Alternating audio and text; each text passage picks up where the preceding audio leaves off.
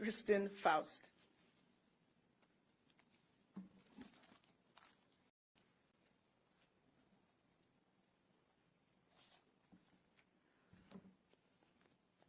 Thank you, Dr. Ezike. Perhaps my remarks will be a bit of a bright spot on this Friday the 13th. On behalf of the board and staff of the Illinois Housing Development Authority, thank you, Governor J.B. Pritzker, and thank you to the General Assembly for creating the nation's largest emergency housing relief program.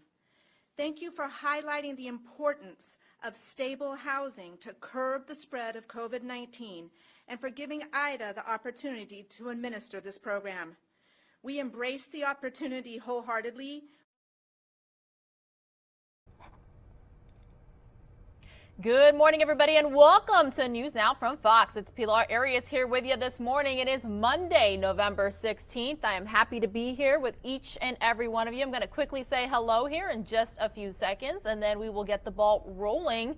As you can see this morning, we had a little bit of technical difficulties, but thank you so much for your patience and understanding. We launched about 15 minutes later than we were hoping to, but I am live in Orlando, Florida, so it is such a pleasure to be here with you this morning. Lots of news happened over the weekend. We had a historic NASA and SpaceX launch. We had a lot of COVID-19 updates, and we had a lot of election updates as well. So we're going to get to that for you all here on News Now from Fox this morning. So you're probably wondering, hey, it's 6 o'clock in the morning. It's not 9 o'clock like when you guys normally launch. This is our first official News Now from Fox East Coast Hub 6 a.m. launch. That's what we're hoping to do each and every day for you. Well, at least Monday through Friday. You got myself and News Now from Fox host as well, Regina Gonzalez, this morning. We will be with you all the way until 11 Eastern when we pass it off to our good old friends and colleagues over in Phoenix, Arizona. So again, thank you so much for your patience and understanding. It takes a lot of work, and it's a huge team effort here to bring you this show all day, every day, and yes, even the weekend's going to be upcoming as well. So exciting times here at News Now from Fox. But okay, I do want to show you, we've got a couple different live pictures right now just to show you exactly what we are working with, right? So let's get straight to it. This is a live look at the White House in our nation's capital, Washington, D.C. We also have a live picture coming from New York. This is Times Square. Wanted to show you that as well. Not quite as busy as it's been in recent days, but yes, we also have a live look at the U.S. Capitol, also in our nation's capital. We're going to stay on top of all things politics and everything for you right here on News Now from Fox. But right now I'm going to take you out to New York, where Senator Chuck Schumer spoke just yesterday about COVID-19 relief. So we're going to listen in on these latest remarks. Like I said, lots of news broke over the weekend, and we've got tons of updates for you right here on News Now from Fox. So again, good morning. My name is Pilar Arias. Thank you so much for being here. Okay, good afternoon. Nope, still morning. Good morning, Senator. Whoa. They're stapled. Okay. Okay, good morning, everybody. Thank you for coming. Again, we'll try to be as quick as we can within the guidelines and the big crowd. So, yesterday, we saw a continued climb of COVID cases across the country and here in New York. And President Trump was off tweeting instead of leading again. But at least he talked about COVID. He just spelled one thing wrong. Here's what he said. Congress must now do a COVID relief bill. The word he spelled wrong was Congress. It should say McConnell. McConnell should do this, because he's who's holding it all up. The Republican Senate refuses. The Republican Senate refuses to move forward on any kind of COVID bill that has any kind of relief for the American people. And now, with even President Trump saying we need a big bill, we are urging McConnell to re-examine his position and work in a bipartisan way with Democrats and support the kind of COVID bill that meets the needs of New York and the needs of the American people. Again, he spelled it wrong. Not Congress, McConnell. Because Democrats in the House and Senate want to move forward, and we want to move forward quickly. Okay, so the bottom line is very simple. We need a large, strong COVID bill to deal with our problems. We have heard for months, every time we get close to a deal, Senator McConnell says no. He has become the Dr. No of COVID, just like he has been the Dr. No of all the bills in the Senate over the last several years. But with President Trump tweeting, that is a push directed to Senator McConnell to get a bill done. So Senator Gillibrand and I are here today to say to Leader McConnell, get a bill done. Work with us. There are lots of different needs that we have. Mr. Leader McConnell, come to terms with the mandate of this election. Joe Biden campaigned on strong COVID relief. He won. That's what the American people want, not just here in New York, but across the country. He got more votes than any other, and one of the main reasons, there were a bunch, was that he was for strong COVID relief. So, we need it. We need help for our state and local governments, which will have to lay off thousands and thousands of essential workers, whether they be bus drivers or firefighters or healthcare workers or people who just make the state government go. We need help for renters, who more and more of whom will be evicted out of their homes. We need help for small business, and we also need help for our restaurants and our independent venues, all of which are in the HEROES bill, which passed the House. Speaker Pelosi and I, in an effort to compromise, took $1 trillion off that HEROES bill and said we're willing to compromise. But Leader McConnell has not done that. He said he has 20 members of his caucus who want no money, despite the greatest economic crisis since the Depression, the greatest health care crisis since the Spanish pandemic flu. 20 in his caucus want no money. Leader McConnell should say, the heck with you. You're out of touch with America's great needs, particularly as COVID is increasing. We need money for the MTA. We were able to get $4 billion for them in the last bill. I worked very hard on that, but now we need more. So, instead, here, give me the chart again, because Angelo is very good at this. Instead of sending out this tweet, President Trump would have more success. Give me my phone. Well, that's not my phone. I use my phone. Well, where are you, Mike? Here. Everyone knows my phone, or many people do. Instead of doing this tweet, President Trump, pick up this phone and call Leader McConnell and say, let's sit down and get a bill done ASAP. Okay? That is the bottom line, folks. We need all these things. The Republicans should start spending all their time saying the election wasn't legitimate. We know it's legitimate. Republicans, Joe Biden won, Donald Trump lost. Now work with us to get a COVID bill done, because that's the agenda that's the item that's on the agenda that the American people want, and want badly. It's time to move on. The election's over. There wasn't fraud. There wasn't anything else. 6 states, swing states, flipped from Trump to Biden.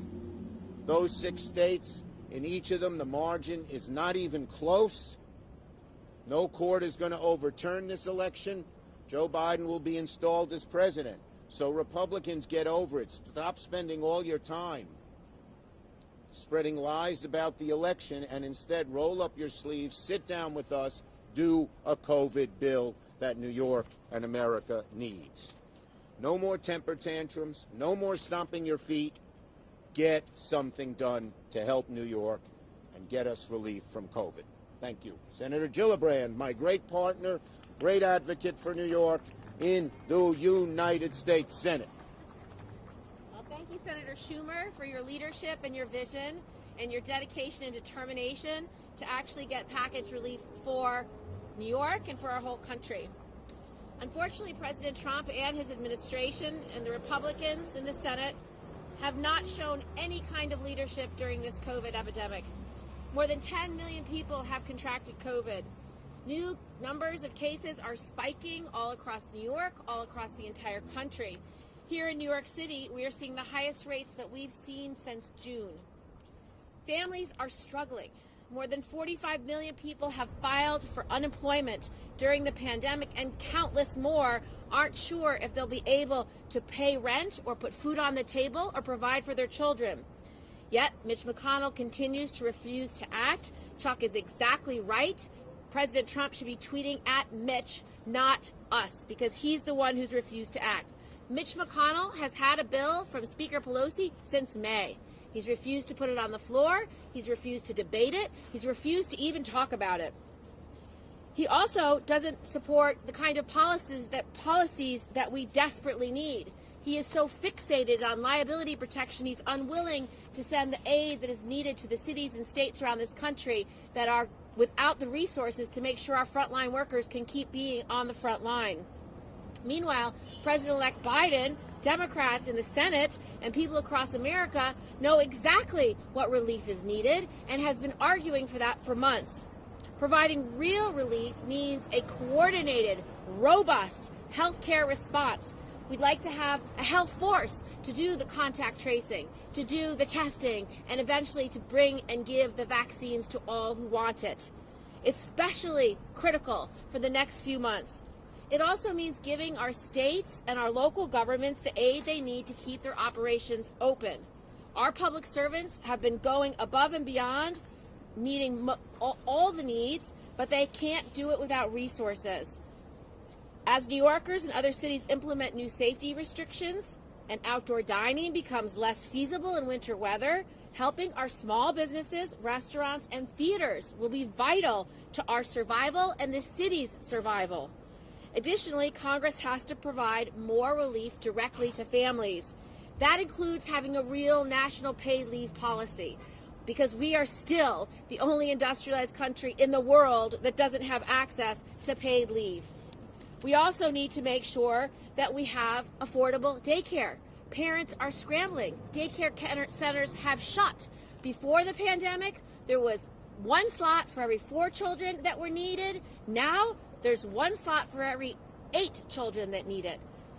We also have to make sure the economic assistance programs that we established at the beginning of the pandemic that expired over the summer are renewed. We need to make sure that people get their unemployment insurance, and they need to get the extra supplemental insurance. It's critical that the next relief package has both direct cash payments and enhanced unemployment assistance so people can stay afloat during this crisis. And we have to go beyond that. Every month someone goes without work is another month they struggle to make their rent or put food on the table. Rental assistance is necessary to stave off the wave of evictions that we expect to happen. So we have to make sure partial federal eviction moratorium is scheduled well into the future, not just to the end of the year. That will be necessary to keep our families protected and safe. And last but not least, I have visited food banks all across this state, and I can tell you the lines go around the block, whether you're in the Bronx or whether you're in Brooklyn or whether you're in Queens, Manhattan, or in Staten Island. So it is necessary that we make sure food relief is part of this next package. In upstate New York, the car lines go on for miles. So people are struggling. So we need to expand the SNAP benefits and the pandemic EBT. As we confront the reality of this ever-growing challenge of COVID, we need to get back to the negotiation table, start where the HEROES Act left off, and put our families and not politics first. Thank you, Senator Gillibrand. Now, one other thing I forgot to mention, I am wearing this FEMA jacket. I got it during Sandy. Sandy was an example of a national crisis, and certainly a New York crisis, where both parties pulled together and got something done. And now many of the areas, almost just about all the areas that were so hard hit by Sandy, are in full recovery. The same thing can happen as long as, again, I like this very much. Here. As long as instead of we need Donald Trump to tell McConnell, not Congress, what is needed. That's what we need. Mitch McConnell to put the bill, as Kirsten Gillibrand said, Mitch McConnell, to put the bill on the floor, and I believe it will pass. And it will have not everything we want, but the relief we need. Questions on this subject? This subject.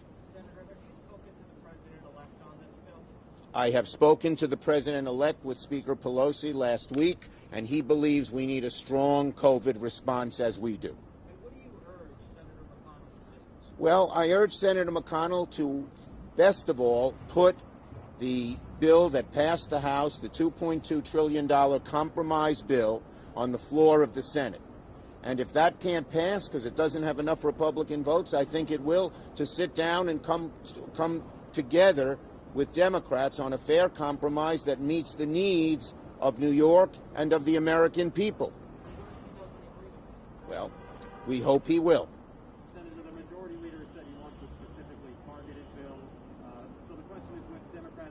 The bill is specifically targeted, but he leaves out there's no aid for state and localities. There's no aid for food banks. There's no aid for renters. There's no aid for the MTA. We want it specific. He has virtually no specifics. Would Democrats look at this as an all-or-nothing proposal, or would you want to do something sooner? Well, certainly we are willing to sit down and talk with Leader McConnell in terms of a bill that meets the needs. But we came down $1 trillion already, but we're certainly willing to sit down and talk with him. So far, he said it's his bill, which does virtually nothing or nothing at all. And also, Go ahead. Mitch McConnell has not even tried to negotiate in good faith. In fact, he has put poison pills in every bill that he's put forward. We don't believe that you should have blanket liability protection for all employers, no matter how they act. We saw what bad employers do. In meatpacking facilities across this country, they packed workers shoulder to shoulder with no face masks, no personal protective equipment, and COVID spread in those meatpacking facilities like wildfire. Having universal liability protection is a poison pill intended to stop negotiations. And So he needs to negotiate in good faith. The other thing he did in his bill, he put in a provision that if you're a wealthy person sending your child to private school, it wouldn't cost you anything. Because if it costs $100,000 for private school, you'd get a $100,000 tax credit. That was done to get Ted Cruz and a few of the other right-wingers who wanted no money to vote for that bill. But that bill can't pass. Other questions? No, from the press.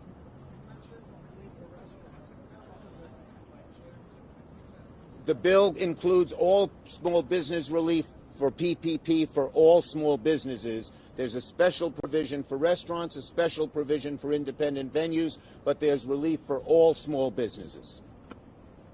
Senator, you mentioned that this was... Well, wait, anyone else before he gets a second, third question? Yes, yes, yes, and then we'll finish. Do you have any fears that Senator McConnell won't be able to work with President-elect Biden to work on... Well, I hope Senator McConnell, who has been Dr. No, he has put in his legislative trash can over 250 bills that the House passed, many of them bipartisan, to make America move in a better direction. We hope he will change. On that note, do you have any concerns that if the Republicans hold the Senate majority, that the Biden administration would have problems getting cabinet assistance? Well, I would hope that they would allow President Biden to choose his cabinet. That would be very, very important and the right thing to do. America does not want paralysis and blockade. Last one. Given what's about to happen in Georgia, how important is it to you that this gets done during lame duck, or is that not really... The sooner the better, because people are suffering. Thank you, everybody. Have a great day. Thank you. All right, everybody, that was Senator Chuck Schumer and other Democrats there speaking on COVID-19 relief. Again, happy Monday. My name is Pilar Arias. I am so happy to be here with you. The sun is rising here on the East Coast, but in Chicago, Illinois, it might still be a little bit dark over there. We're going to head on over to our sister station, Fox 32, to talk about the latest COVID-19 restrictions there. And some just aren't quite happy about this. And Chicago Mayor Lori Lightfoot is taking the heat as well. So let's get the latest from our sister station, Fox 32 in Chicago.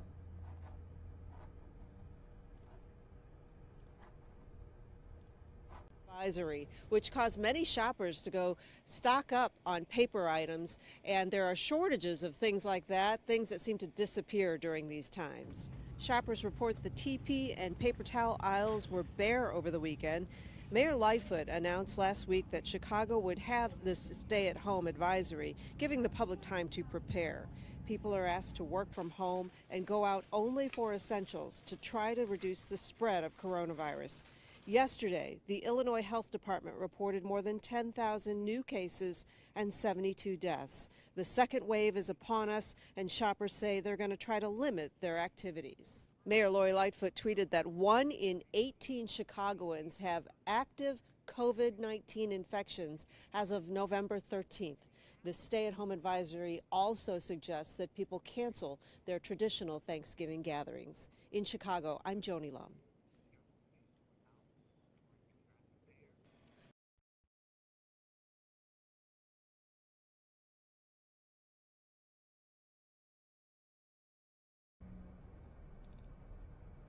All right, Joni, thanks so much for that report there. Some of you are going to see a very quick commercial break here on News Now from Fox. For the rest of you, I would like to give you a quick update as to what happened in Washington, D.C. over the weekend, in particular right next to the White House. This video probably does have some audio. Let me see if I can turn it up for you.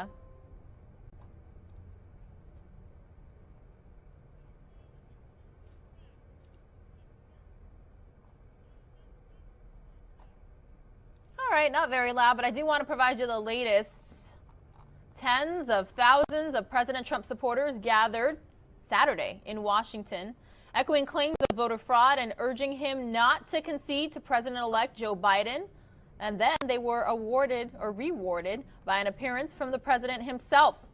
President Trump and his motorcade drove past the supporters, some of them waving Trump flags and holding signs saying "Stop the Fraud" and "Best Prez Ever." The crowd chanted 4 more years as Trump gave a thumbs up. Again, this all happened on Saturday morning. The president hinting on Twitter on Friday that he may attend the rally, calling the support heartwarming, but his motorcade was headed to his Virginia golf course instead. As he returned to the White House shortly after 3 in the afternoon, he drove by to more cheers and whoops from flag-waving supporters. President retweeting images and videos of the sea of Trump supporters and reiterated that he has no intention of conceding anytime soon. Hundreds of thousands of people showing their support in D.C. Trump wrote they will not stand for a rigged and corrupt election. Twitter labeled the tweet with a warning that Trump's fraud claims are disputed. His campaign has yet to provide evidence of the systemic fraud he has alleged. Trump adding, "We will win." The latest vote tallies from the November 3rd election show massive turnout and influx of mail-in voting due to the coronavirus pandemic. Biden has garnered more than 78 million votes, a record, compared to Trump's more than 72 million. The former vice president is on track for more than 290 electoral votes compared to Trump's 232. Georgia is the one state Fox News has not called, but Biden is winning in the Peach State as a hand recount is underway. So that is the latest there. I definitely wanted to show you the situation that happened in D.C. over the weekend to provide you with the latest update. Again, you're watching News Now from Fox. It is Monday, November 16th. Believe it or not, we are getting extremely close to Thanksgiving. A lot of states and cities across the country calling for people to not gather. So if you're watching on the platform that has a chat feature, feel free to let me know what your plans are. I do want to show you a live picture outside of the Fox News headquarters in New York City. Like I said, the sun is coming up here on the East Coast, and this is right across from Radio City Music Hall. I love New York City. It's a great city if you've never been there, but now is not the best time to travel according to some, so feel free to let me know what your holiday plans are. All right, everyone, I'm going to take you out to our sister station, Fox 5, right there in New York City, WNYW. They actually spoke with former Mayor Rudy Giuliani, likely about this, what is going to be going on there with the legal battle, because Giuliani is representing President Donald Trump. So let's listen in here on News Now from Fox. For President-elect Joe Biden, the transition to the White House is moving forward. But for President Donald Trump, the legal challenges to the election results continue. Despite growing uncertainty, they can overturn the results of the election. Joining us right now by phone is President Trump's personal attorney, former New York City Mayor Rudy Giuliani, who happens to be in D.C., just seeing the President of the United States. Mayor Giuliani, tell us about how, what kind of mood is the President in? Because I know you see him at least once a day. No, the President is in a very good mood. He's not the kind of person that gets himself thrown off by anything. Every day he was president, he was attacked viciously So he had to handle it. He learned how to handle 2 phony impeachments. And so he's a very balanced guy, and he stays on target. And he's running the country, as he should be. And at the same time, he's paying attention to the lawyers who are involved in different lawsuits. And the shame of it is that people are saying, oh, these lawsuits don't show anything. They haven't gone to court yet. They're just allegations at this point. So if the allegations were true, if the allegations of the lawsuit were true, he'd be president now. All right, so give us some specifics. What Sure, have you got? You've gotten say, affidavits. Like what kind of evidence is it? How about 500? It doesn't get covered by the main media. Let me tell you about Detroit. Okay. In Detroit, we have 40 affidavits, including from Democrats, who say that the center at the Cobo Arena Hall was a disaster. Basically, no Republican was allowed to oversee any counting. So we have no idea if the mail-in ballots are legitimate or illegitimate. The law requires that you have a Republican overseer as well as a Democrat. Both of them get a chance to see the ballot. It's the only way you can tell if a mail-in ballot is legal. And the law required it because this is a very strange thing to do, and they completely threw the Republicans out. We have 29 affidavits from the 29 people who were thrown out. The person who was in charge is a lawyer, very distinguished lawyer. Nobody's lying. They're all telling the truth. We even have pictures of them. That alone would disqualify about 300,000 to 400,000 votes in the state of Michigan.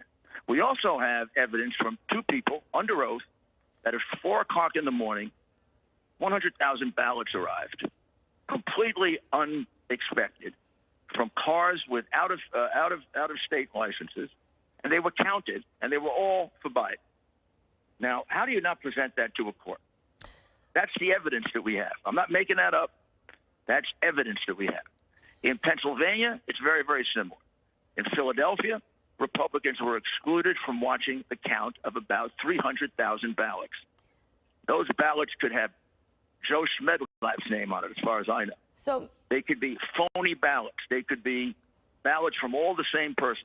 The reason you have a review process is to avoid that. According to the law in Pennsylvania and in Michigan, a ballot like that is null and void. It's an invalid ballot. Also, in Michigan, it's a felony to do that. So, Mayor, I know, listen, you have to work hard for your client. We understand that. No, I don't. No. I don't have to. Yes, I have to work hard for all clients. I just told you what the lawsuit said. Okay, can I ask? So, also with Homeland Security, they have said that this was the most secure American election in history. There are some courts that have tossed the cases saying that it was hearsay. A postal worker in Pennsylvania also said that he was recanting what he said. So I know you've had some victories, okay. But my question to you, sir. Okay, go ahead. Because it's misleading. Okay. First of all, the postal worker in Pennsylvania who recanted actually recorded the 2-hour, I would say, browbeating session he had with a postal inspector who threatened him. And that's been put out, but not reported by the mainstream media. And he has said that his recantation was done only because he was threatened by a postal inspector, and it's tape recorded. That's number one. Nobody's thrown out any case based on hearsay. We haven't presented the case yet based on fraud. We've won some process victories, and we've lost some process victories, meaning how many days do we have to do this and how many days. No court has yet ruled on the things I just said to you. There also happen to be similar allegations like that in Georgia, in Nevada, and in Phoenix, Arizona, that are probably going to be brought in lawsuits or other kinds of proceedings.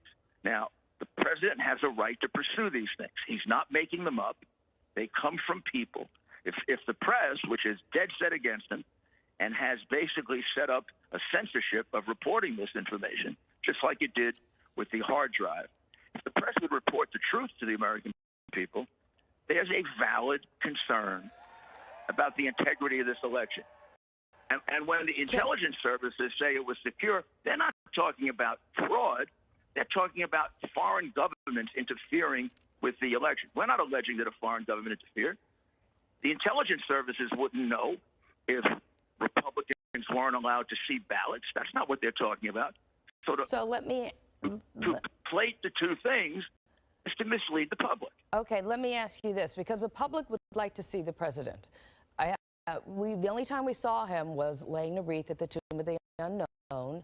Other than that, we've seen his tweets, of course, talking about various cable ratings and the election. But for whatever amount of time he has, 60-plus days or 4 years, the American people need to see him. Well, the American people didn't see Barack Obama once for about 3 weeks, and they didn't have a press conference for 13 months. I mean, the president has kind of created the problem for himself by being available every single day, sometimes 2 press conferences a day. Honestly, I don't know the reason why he is. That's not something I asked him about. And until he said it to me, I wasn't even aware of it, that he wasn't doing his normal thing. Will you talk to him? I'm just curious. Lots of people talking about the transition of power. And I have not talked to him about that. Will you talk to him about maybe giving Joe Biden some of the information? Oops. That's your answer. I don't know if that was intentional or not, but we have been having problems with timing is everything. Rudy Giuliani's telephone interview all morning. Okay, well, we appreciate the former mayor spending a little time with us and letting us know about the progress. Again, everybody, you are watching News Now from Fox. Some of you are going to see a very quick commercial break. Big thanks to our sister station, Fox 5 New York, for speaking with former Mayor Rudy Giuliani, who is now representing the president in his legal battle for the White House. Again, we are taking another live look outside of the Fox News headquarters. My name is Pilar Arias. I'm going to say hello to some of you really quickly because our viewership is rapidly growing this morning. So again, hello, my name is Pilar Arias. I am in Orlando, Florida, our new News Now from Fox East Coast hub. We also have our main hub in Phoenix, Arizona as well. They will be picking up the stream at 11 a.m. Eastern this morning, 9 o'clock Arizona time. So again, I hope you all had a fabulous weekend. It was pretty great out here on the East Coast. Right now, I'm going to take you out to next. It was a historic manned spacecraft launch, and guess what? It happened right here in Port Canaveral, Florida. Extremely exciting times. I do want to show you the launch right now on News Now from Fox. Happy Monday, everybody. Thank you so much for tuning in. I've got my coffee. It is the earliest shift that I've worked since I've moved here, since I started in September, so bear with me. I really appreciate it, everyone. About 2.5 minutes into flight, we have a series of 3 events that will happen in rapid succession. First is MECO, or main engine cutoff. This is where all 9 Merlin N1D engines shut off in preparation for stage separation, which is our second event. This is where the first stage detaches from the second stage, with the first stage making its way back to Earth for landing as the second stage continues on its journey with the third event. SES, or second stage engine start 1, is where the MVAC engine lights up and propels the second stage along with our Crew 1 astronauts to orbit. As Stage 2 heads towards its targeted drop-off orbit, Stage 1 will execute 2 burns in order to make its way back to Earth. The first is the entry burn, where 3 of the M1D engines will reignite and then shut down. This helps to slow the stage down in preparation for entry back into the Earth's atmosphere.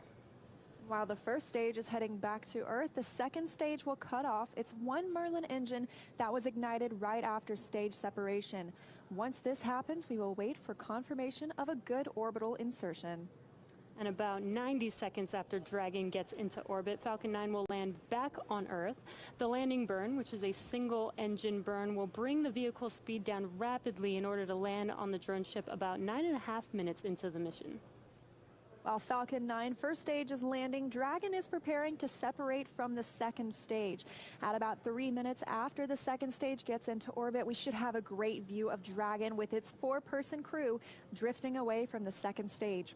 Once Dragon is a short distance away, it will begin checking out its Draco maneuvering thrusters to make sure Dragon continues to increase separation distance from the second stage. It's worth noting that these are not the Super Draco engines that would be used during an abort scenario.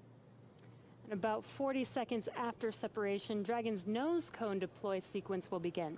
It will take roughly 4 minutes for the nose cone hooks to unlatch and open, exposing its guidance navigation controls, or GNC, that will help Dragon autonomously fly to the space station. And lastly, once the nose cone is deployed, the remaining Draco thrusters on the forward bulkhead will be checked. From there, over the next 27.5 hours, Dragon will begin its approach phase, undergoing a number of phasing burns as it makes its way to station. All of that will be coming up soon. Stage 2 cryo-helium load. And confirmation, stage 2 cryo-helium being loaded now. But for now, let's check back in with Marie at Kennedy Space Center. Marie? All right, thank you, Leah. If you're just joining us, we are now at T-minus 25 minutes, 5 seconds and counting from the second astronaut launch from U.S. soil this year, and the first with 4 astronauts aboard Crew Dragon. We want to go over to NASA's Garvey McIntosh. She is standing by in Japan to speak live with the president of JAXA. Garvey, are you with us? Yes, I am. Thank you, Marie. Hello, I'm here in Tokyo, Japan. This is Garvey McIntosh, and I'm going to interview JAXA President, Dr. Hiroshi Yamakawa. Dr. Yamakawa, konnichiwa. Konnichiwa. Could you tell us about the partnership between JAXA and NASA? Oh, thank you very much for your question. The U.S. and Japan have built a close relationship in the aerospace field for more than 50 years. And NASA and JAXA have been collaborating in many fields, including earth science, space exploration, human space activities, and aeronautics. Astronaut Noguchi participates in the Crew 1 mission as the first foreign astronaut on board a U.S. commercial spacecraft. This shows a trust relationship between the two countries. We recognize that this mission is an important milestone toward future international space exploration, and we will firmly support him from the ground. Thank you very much. Could you tell us a little bit more about today's mission and what the mission represents for Noguchi-san? Well, as the first Japanese astronaut on board 3 different spacecraft, Space Shuttle, Soyuz, and Crew Dragon, I'm sure he will play an outstanding role based on past experiences. Experiments on the ISS are expected to contribute to the advancement of people's lives on Earth. Protein crystal growth experiments in microgravity environment may lead to the development of new medicine. Japanese private companies are also getting to use the experiment module Kibo for the initiatives. We expect that will the utilization of Kibo. Thank you. Thank you. And last question, looking a little bit towards the future, I know recently Japan, along with 7 other countries, including the United States, recently signed the Artemis Accords. Can you tell us a little bit more about the Artemis Accords and what that means for future space exploration? Well, last month in October, the Japanese government signed the Artemis Accords, representing the strong partnership as one of the first countries to join in the future international space exploration. Well, I think Japan has expertise in human and robotic space technologies accumulated through our experiences, TV, and Hayabusa 2. And we will continue to move forward with technical considerations with NASA and other international partners. In addition to the field of human spaceflight, we will continue and deepen our cooperation with NASA and our international partners in order to explore the new era of space and contribution to our society on Earth. Thank you very much. Well, thank you very much, and arigatou gozaimashita. Thank you for your time this morning, and I'll pass it back to you, Tamira. Thank you, and back. All right, so we just took a look at numbers across all of our social channels, and there are over 500,000 people tuning into this broadcast right now. And the hashtag Launch America is trending at number 20 on Twitter, last time we checked. And Marie, Kate, Nicole, I've got some great photos rolling in, and I have a few that I just have to share right now. So take a look at this first one. We've got this little explorer asking if there's room for one more on the mission. Aww. I love it. I know. Let's go to the next one. We've seen so many cute space pups today, and this corgi and its little NASA onesie is just the icing on the cake. Yes. I can't get enough space dogs, so. Okay, let's go next. How incredible is this little patriotic astronaut holding the flag? Now, y'all, this one definitely made me pretty emotional in the first time I saw. Yeah. Okay, last one. Check out how awesome Kiana looks in her blue flight suit, and, I mean, wishing her hero, Victor Glover, well on his Launch America mission. So you've seen it there, and for those of you at home, thank you for sharing a piece of what this mission means to you with us. And in these final moments, let's check in with Shaniqua at Mission Control in Houston. Shaniqua, what's the latest? Thanks, Tahira. The space station team here in Houston is focused, and critical systems on the station continue to function normally. The teams have verified the command path from the ground up through the constellation of communication satellites to the station. Everything is nominal, and the station will be ready to receive Dragon tomorrow. NASA Flight Director Anthony Varia has been leading the operations planning between the joint NASA and SpaceX teams for the Crew 1 mission, and with the mission about to begin, he passed along this to the teams. No matter the spacecraft, our jobs remain the same. We will protect the crew, we will protect the vehicle, and we will perform our mission. We remain tough and competent. We operate with resilience. Anthony and team are on console here in Mission Control for launch and will be back tomorrow for docking. A reminder that a launch today will take about 27.5 hours to get to station, docking Monday to the Node 2 forward port scheduled at 10 p.m. Central Time, 4 a.m. GMT. Once Dragon is fully docked to the station, the team here in Houston will assist the Dragon and space station astronauts with leak checks as they work to open hatches on both Dragon and inside the station's pressurized mating adapter. We expect hatch open to take approximately 2 hours after docking. That's it for us here in Mission Control Houston. I'll send it back over to the team in Florida. Marie? All right, thank you so much, Shaniqua. We are inside of T-minus 19 minutes until launch. So exciting. We started the day with 50% probability of launch, and now we're up to 80% chance of the weather cooperating. So we are so excited. I know we're going to be turning our attention solely to the pad and going over to Hawthorne to take us through the final count. But one thing that really stuck out to me earlier, and I wanted to mention, when Shannon was talking about her path to becoming an astronaut, she talked about how she was 4 years old when she decided that that's what I want to do. And it really stuck out to me because my 4-year-old daughter is watching and she's dreaming about becoming an astronaut. And it's so special for, I think, especially for little girls, maybe I'm biased, but to be able to have a role model like Shannon and like you, Nicole, because at the time when Shannon was 4 years old, women weren't astronauts. And what an amazing time to be in when little girls have women to look up to, and African-American children have Victor Glover to look up to and see that, you know, they're represented and they can do this too. Yeah, and I think NASA and the world of space exploration, you know, from the human spaceflight side for sure, has been, you know, over the years just so progressive in understanding how this diversity is so important. And I love thinking about your 4-year-old daughter watching launch tonight and being excited about this. And I'm thankful to be here tonight with you two ladies kind of representing. I'm super excited. I have seen SpaceX launches before. I've seen shuttle launches before, but I've never been this close to the launch pad. And my palms are sweaty with excitement. And it's going to be incredible. You know, night launches here, they just light up the sky. And so I'm super excited, and I can't even imagine, you know, I think a lot about Victor Glover this evening because, as we said before, this is his first time going to space. He has thousands of hours as a test pilot, like a super impressive resume. And this is his first time going to space. And I'm so excited for him to be part of this mission and get to go to the ISS after a long wait. Yeah, and that is a beautiful destination. Let me just tell you that they, the four of them are going to, do amazing work there. And it's been mentioned a couple times before, this partnership that we have that's allowing us to do such incredible things that are just ultimately about improving life on Earth.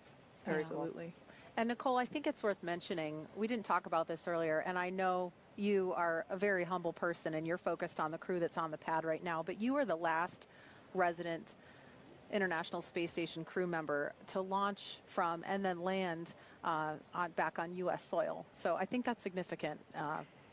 Yeah, as a shuttle crew member, and it's kind of weird to think that was that long ago, but I don't think any crew members goes into it thinking about what. We are going to continue listening in to this historic spacecraft launch from over the weekend in just moments. A mission like that and be here watching this tonight, really historic event. This is the place where we learn, that there is a solution to every challenging problem. And in the words of a person I mentioned earlier, Mr. Honeycutt, here's how we can, not why we can't. And that's what we saw go on tonight as well. Absolutely. And with T-minus 15 minutes, 10 seconds and counting to liftoff, we want to focus in on the pad as we proceed through the final stretch of the countdown. We will turn it over to Hawthorne to take us through launch at 7:27 this evening, Eastern Time. John? Thanks, Marie. As Marie mentioned, everything is looking good for launch of Falcon 9 and Dragon. It's going to come at 27 minutes and 17 seconds after the hour, just a little under 15 minutes from now. We began propellant loading on Falcon 9 on time at T-minus 35 minutes. You may have heard earlier the call out. The fuel is completely loaded on the second stage, so the RP-1 kerosene fuel is complete. We also got the start right on time 2 minutes ago of liquid oxygen loading onto the second stage. Now on the first stage that you can see with the white plumes coming off of it, fuel loading is continuing. We're about half complete with fuel load. That'll finish in 8 minutes at T-minus 6. Now densified oxygen, the liquid oxygen, continues to load on the first stage. That'll come down and finish about T-minus 3 minutes. And then, as I mentioned, the second stage has just begun liquid oxygen loading just 2.5 minutes ago. That will continue all the way down to T-minus 2 minutes. Now, currently, eastern range is go. Everything continues to look good. And the weather, as we said, has continued to cooperate. You can talk about it. You can't do much about it. But tonight, it looks like all conditions are good on the weather. Then finally, Dragon. The Dragon mission director and team, they are reporting no issues. They've completed the communication checkouts earlier in the countdown. You can see the crew access arm is retracted away. What you have left now is just the strong back alongside of Dragon you can see on your monitors. We have armed the launch escape system. The crew is strapped in and they are ready to go. Their next major event's coming up at T-minus 10 minutes. They're going to get final instructions relayed to them. The crew displays will be configured for launch, and that allows the crew to get insight into how launch is proceeding and provides constant updates on vehicle health to the crew that you can see on the right-hand side of the monitor. The crew will also at that time close their visors in preparation for launch. Now at T-minus 5 minutes, we'll be in terminal count, and Dragon will transition to its internal battery power. We'll hear continued call-outs on the countdown net as we get close to 0 and to liftoff. But right now, 12.5 minutes to go, everything looking good. Leah and I will be commenting, but we're going to let you listen into a lot of the discussion and just enjoy the last 12 minutes of the countdown as we head for liftoff again. 27 minutes, 17 seconds after the hour. That's right, John. It's so exciting. Only 12 minutes, 13 seconds until liftoff now. And just some things that you can look for, especially upon ascent. You'll be hearing some performance calls as we get into the final countdown and then after liftoff. These are SpaceX flight controllers. They're reporting the trajectory, the speed, the booster performance, and some of the key milestones for Falcon 9 and Crew Dragon on the way uphill. It's about a 9-minute ride to orbit, and a few minutes after that is when we'll see Crew Dragon separate from the second stage. and begin flying free on its own. Some of those other calls you'll hear upon liftoff are number and letter combinations. These mark different abort zones throughout the flight. The first two are 1A and 1B. This signifies they're in the first stage, and that will last until they're up to the very north of North Carolina. The next are 2A through 2E or 2 Echo. Those will come into play once the second stage kicks in. That lasts from the top of North Carolina all the way to the tip of Newfoundland in the northern Atlantic. There's also a spot we want to avoid in the northern Atlantic, and so you might hear the call Shannon or forward to Shannon. Of course, that's not to be confused with our crew member Shannon Walker today, but that actually refers to Shannon, Ireland. It means they would target off the coast of Ireland if they were later in that second stage and needed to abort. But that next call out we're listening for to the crew should come up at T-minus 10 minutes that the crew displays. Those 3 panels in front of our astronauts will be configured for launch. Now just 10 minutes and 35 seconds to go until liftoff.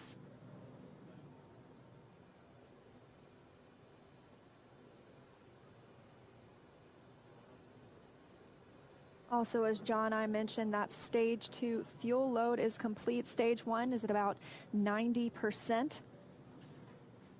Liquid oxygen load on the second stage is about 40%, and on the first stage about 85%.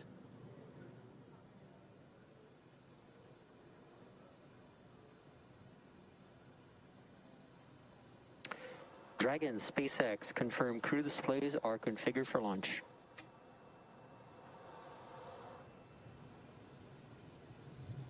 And SpaceX, this is Dragon. Displays are configured for launch. Copy, Resilience. We're honored to have you as our crew as we begin operational missions to the ISS. Have an amazing trip and know that we are all for one. Thanks, Jay.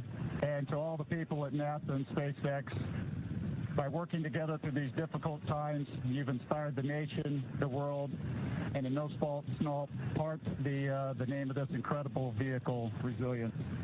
And now it's time for us to do our part, Crew One for All.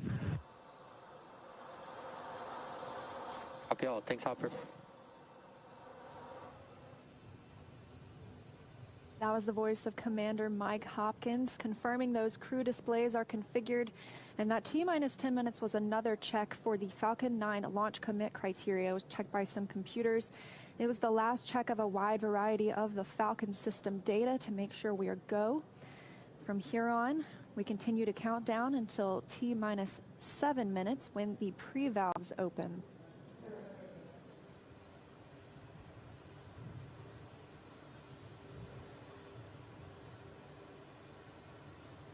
T-minus 8 minutes, 30 seconds and counting. As Liam mentioned, the next major event at T-minus 7 minutes, we will open the pre-valves. Currently, the Merlin engines on the first stage are isolated by valves that are between the propellant tanks and with the Merlin engines. We'll open the pre-valves. That'll allow us to begin passing a small amount of liquid oxygen through the inlet of the turbo pumps. That'll chill them down to get them ready for when we bring the pumps up to full speed at T-minus 2 seconds. We want to make sure that the pumps are chilled so that there's not any opportunity for the liquid oxygen to possibly get in contact with a warm pump and turn into gas, something you want to avoid on a turbo pump. 7 minutes and 40 seconds now to liftoff. We're still watching those fuel levels tick up, and in the first stage, we're almost at 100% of that densified kerosene. As we mentioned, second stage is full. First stage fueling should be complete for that RP1 at about T-minus 6 minutes.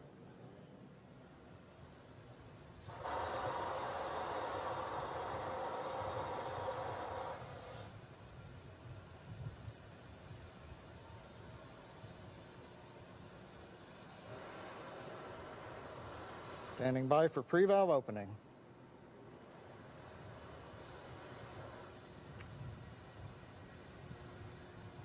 Stage 1 engine chill has started. And there's the call out. Stage 1 engine chill has started. indicates that we are opening the pre-valves, liquid oxygen now beginning to flow slowly through the turbopumps on the Merlin 1D first stage engines. Next call out should be in about 30 seconds from now. We'll be looking for stage 1 RP load complete. That's the densified kerosene, that fuel on the first stage, already full on the second stage, and we'll still be loading liquid oxygen up until about 2 minutes prior to liftoff on the second stage.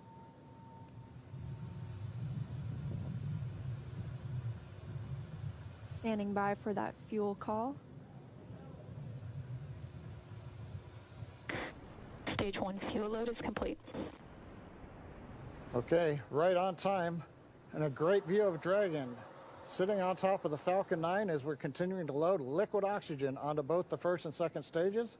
The RP1 kerosene fuel is now completely loaded on both stage 1 and stage 2. All continues to go well, just under 6 minutes to launch.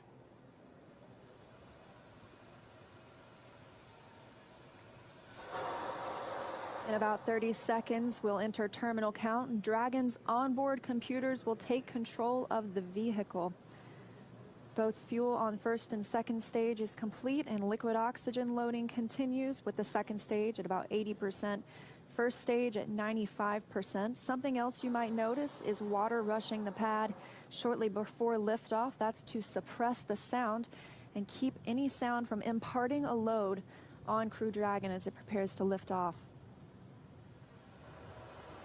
Dragon is in configure for terminal count. Dragon is on internal power. Falcon 9 propellant tanks are pressurizing for strongback retract. Good confirmation that Dragon is on internal power. And now we'll be looking for a major milestone before we launch today. That'll be the strongback retract. John, you want to tell us a little bit more about that? Leah, if we get a close-up of the Dragon at second stage. Strongback is retracting. We've heard the call out, strongback retracting. That's a two-step sequence. First, there are clamp arms around the very top of the second stage. You can see one of them just above the gaseous oxygen vapors coming out of the second stage. Those arms will open up, and then just inside of T-minus 4 minutes, once the arms are released, we'll begin to retract the strongback alongside the vehicle. It'll move back 2 degrees in position, and by about T-minus 3.5 minutes, we ought to be finished with that. The strongback will retract to 45 degrees away from the rocket once we hit T0 as part of the liftoff sequence.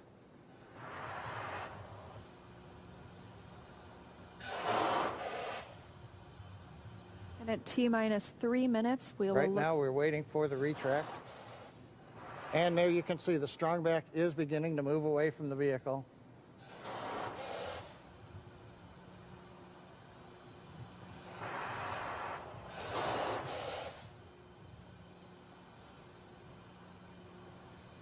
And it looks like we are just about into the required pre-launch position, just a couple degrees away from the Falcon 9 and the Dragon capsule.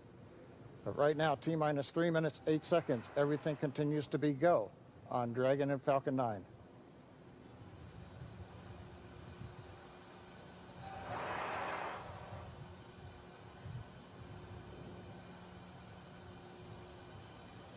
currently standing. Dragon is in terminal count. And Dragon is in terminal count, and we are standing by to hear that stage 1 liquid oxygen loading is complete. Stage 1 LOX load is complete. And there we have it, and stage 2 should finish shortly after at about 2 minutes prior to liftoff. So now the last major event is finished liquid oxygen loading on stage 2. Wraps up at about T-minus 2 minutes. Then at about T-minus a minute and a half, we have to drain back and vent down the liquid line that goes up the strongback alongside the Falcon 9. If you see a large white cloud about midway down around the rocket, that's normal. That's, again, just the gaseous oxygen hitting the warm, moist Florida air.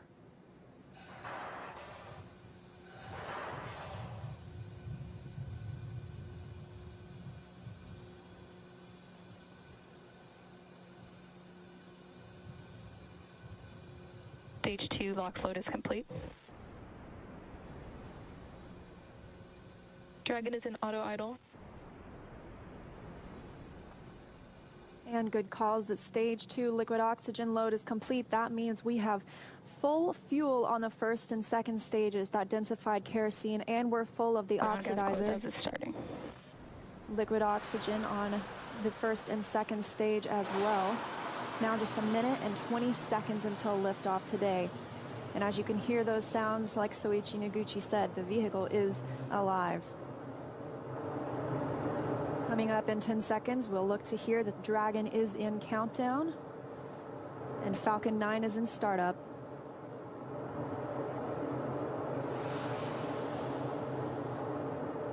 Dragon is in countdown. FTS is armed. Falcon 9 is in startup and is now controlling. 50 seconds now until liftoff. That FTS you heard is flight termination. Dragon, SpaceX, go for launch. SpaceX, this is Resilient. Roger, go. Go for launch, and at 37 seconds, the International Space Station flying over Kennedy Space Center. All for one, Crew 1 for all. Crew Dragon poised to go catch it.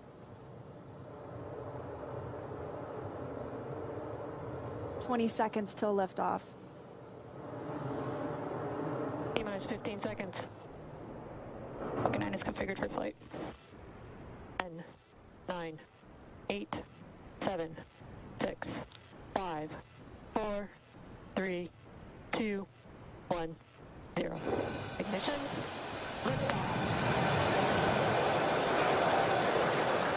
And resilience rises. Not even gravity contains humanity when we explore as one for all.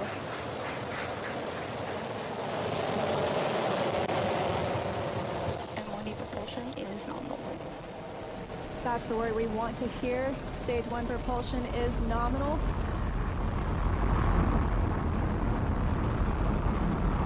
As 30 seconds into this historic mission, flying crew on board Dragon and Falcon 9. Stage 1 is preparing to throttle down. This is in preparation for max Q, which is maximum aerodynamic pressure. Stage 1, throttle down. There's that call out for throttle down. Power and telemetry continue to be nominal for the vehicle, now traveling at 262 meters per second. Falcon 9 is supersonic. There's that call out. The Falcon 9 is supersonic, and we will be passing through max Q here shortly, the largest structural load during ascent. Max Q. There's that call out. That Falcon has passed through max Q. 1 Bravo.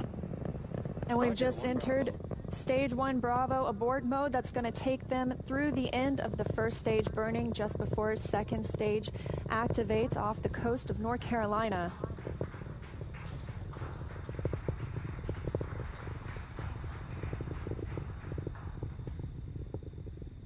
T+1 minute and 40 seconds into flight. Dragon and Falcon 9 traveling 709 meters per second. Some of you are going to see a very quick commercial break.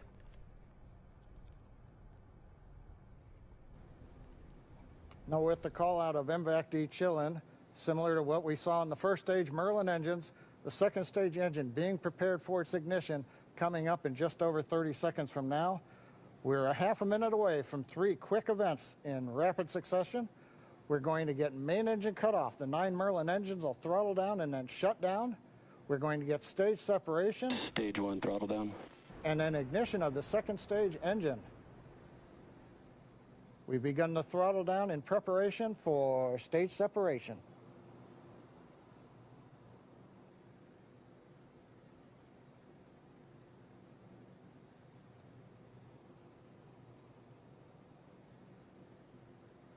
And we have 2 Alpha. stage separation confirmed.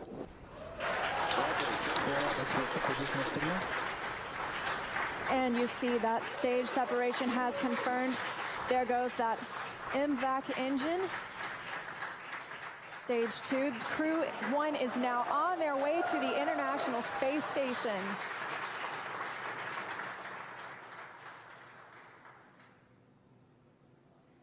On the right side of your screen, you see stage 2 continuing to burn. Over on the left-hand side is stage 1 preparing for its return to Earth. Currently on the left side, you can't make out much. It's a couple hours after sunset in Florida, but the grid fins have deployed on the first stage. The first stage is now unpowered, but with the velocity it had, it continues to coast up to an apogee before it begins to descend back into Earth's atmosphere. Now, as we watch, maybe we'll see the lights of Florida or the eastern seaboard in the background, but otherwise there's not going to be much to see. On the right-hand side, Dragon, SpaceX, trajectory nominal. You can hear the call out. Trajectory is nominal. Nominal trajectory. And we've heard the call out Bermuda. That means Bermuda ground station has the signals from the second stage of the Dragon and Falcon 9. We're still continuing as stage 2 burns to listen for those abort zones. We are now in 2A through 2E to Echo, taking us up over the northern Atlantic.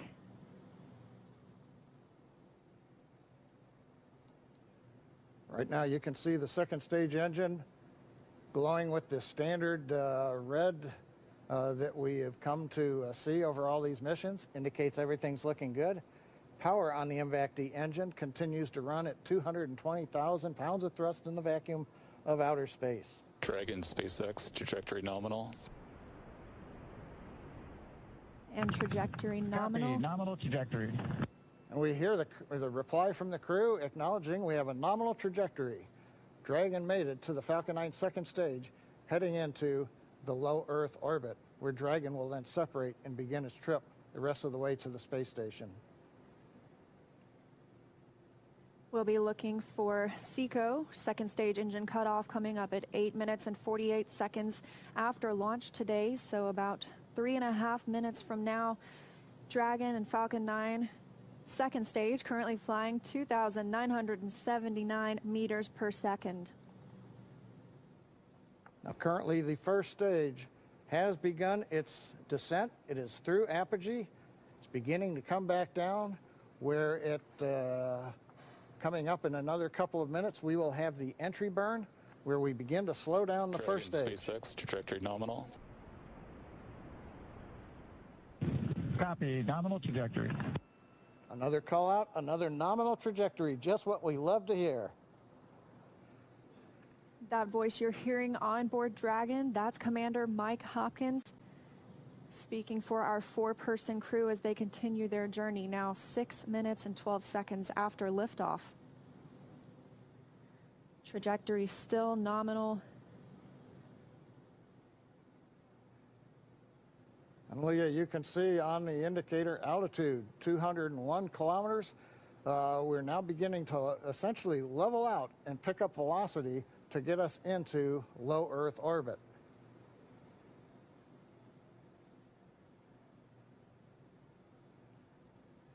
We're a little under 1 minute from the ignition for the entry burn on first stage. And we're about 2 minutes away. Dragon, SpaceX, trajectory nominal. Copy, nominal trajectory. Great news, now 7 minutes after launch. Second stage engine continues to burn, everything looking good. And we'll see that continue to burn for another 1 minute and about 38 seconds. Right now on stage 2, the crew's getting about a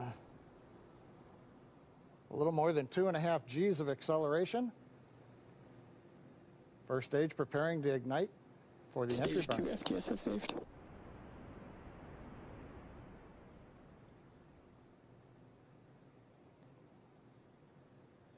And we've got ignition of the entry burn, center engine, followed by the other 2 restart engines. First stage now getting ready to re-enter the Earth's atmosphere. This is about a 29-second burn, and it's designed to slow the vehicle way down. We're going to shed about 70% of the velocity of that dropping first stage by the time this landing burn completes. I should say by the time the entry burn completes, which is now over. First stage on target for the drone ship in the Atlantic Ocean. Meanwhile, we're watching second stage getting close to getting into orbit. That's right. We've got about 30 Stage seconds 2 internal more. guidance. And now just about 20 seconds more of stage 2 continuing to burn until we see second stage engine cutoff, or SECO. We'll coast for a few minutes afterward to allow the rates in motion to... Roger, Shannon. There's that call for Shannon. That's Shannon, Ireland, an abort zone, but it looks like we continue smoothly to orbit today.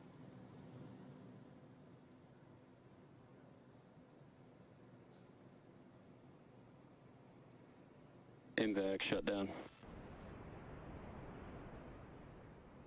And we've got shutdown of the second stage engine on time. Dragon SpaceX, nominal orbit insertion. Launch escape system is disarmed. And SpaceX copies. And Leah, the words we like to hear, a nominal orbit insertion. That's right, John. Nominal orbit insertion, as we mentioned, stage 2. Oh, looks like some action on stage 1.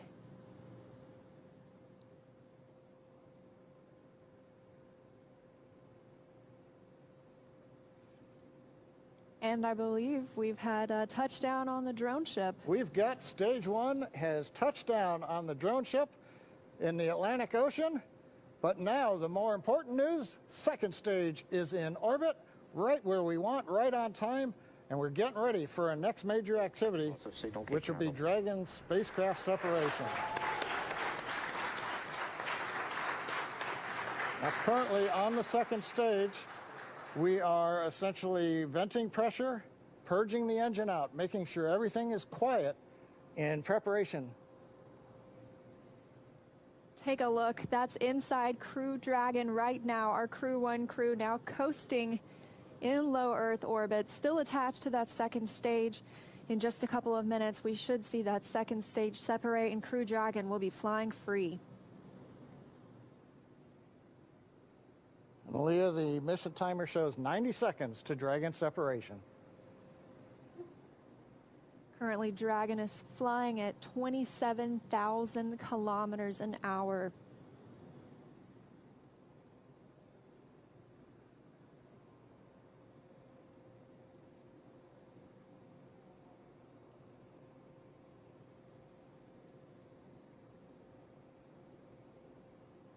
And we're T plus 11 minutes since liftoff today, waiting on that second stage separation. But as you can see, our astronauts from left to right, Shannon Walker, Victor Glover, Mike Hopkins, and Soichi Noguchi, now on their way to the International Space Station. First trip to space for Victor Glover. Acquisition of signal in Newfoundland.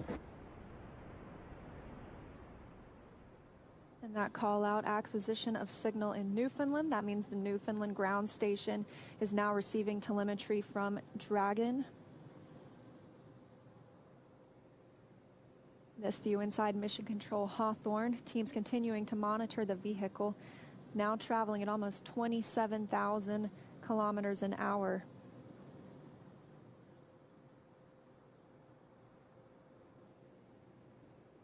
Ten seconds to Dragon separation.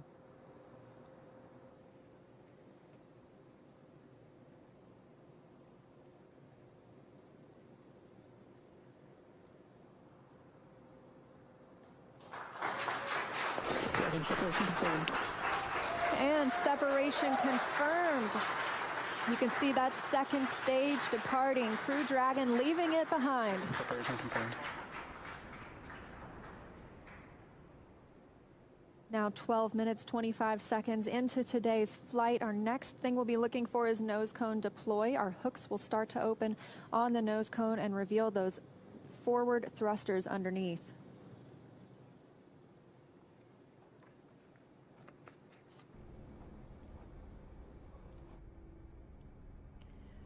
Such a historic manned spacecraft launch, and guess what, everybody? We are getting word that the SpaceX shuttle docking at the ISS, the International Space Station, is going to be at 2300 Eastern Time. That's 11 o'clock Eastern Time tonight, 9 p.m. Arizona time.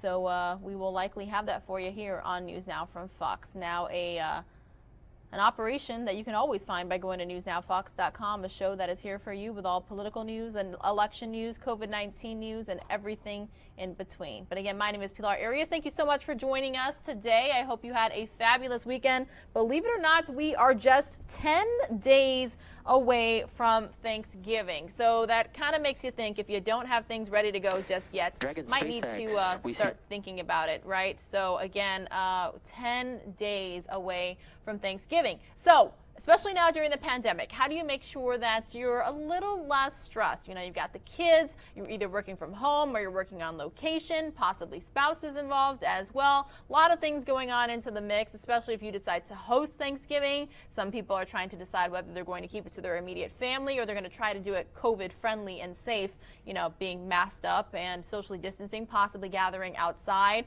Some people are even saying, hey, we can test ahead of time, we can quarantine, we can figure this thing out. So essentially, it's a much different Thanksgiving, and it's going to be a much different holiday season than in years past. So our sister station, KTVU, Fox 2, did this next segment about a stress-free holiday, speaking to a parenting expert. Again, you're watching News Now from Fox. My name is Pilar Arias. Thank you so much for being here. Oh, and some of you are going to see a very quick commercial break.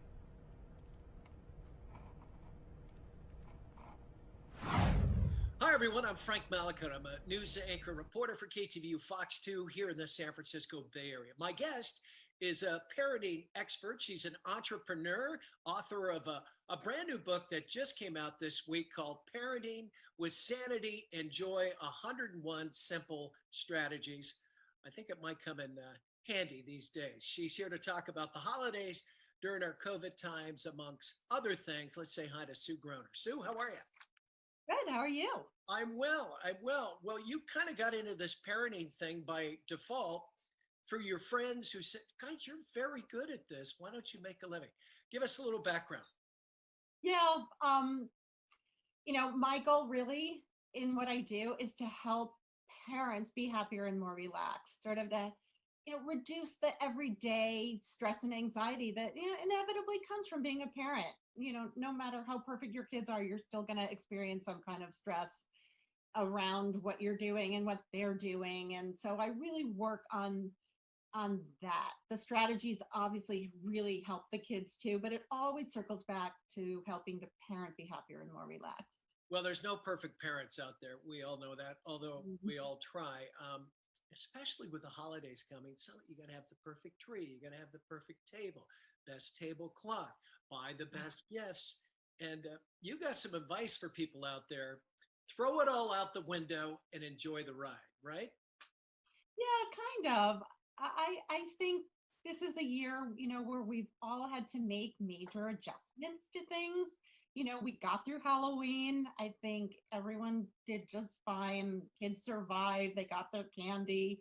And now we're on to the next holidays. And yeah, you know what? We need to change our mindset a little bit and say, hey, it's just going to look different. It doesn't mean it's going to be worse. It's just going to be different. And when we do that, all of a sudden we take a lot of the pressure off ourselves. And who needs it to be so perfect? Really, you know, what does that even mean? Like, most of the time, I think if I took a poll, most families will say it's such an incredibly stressful time, the holidays.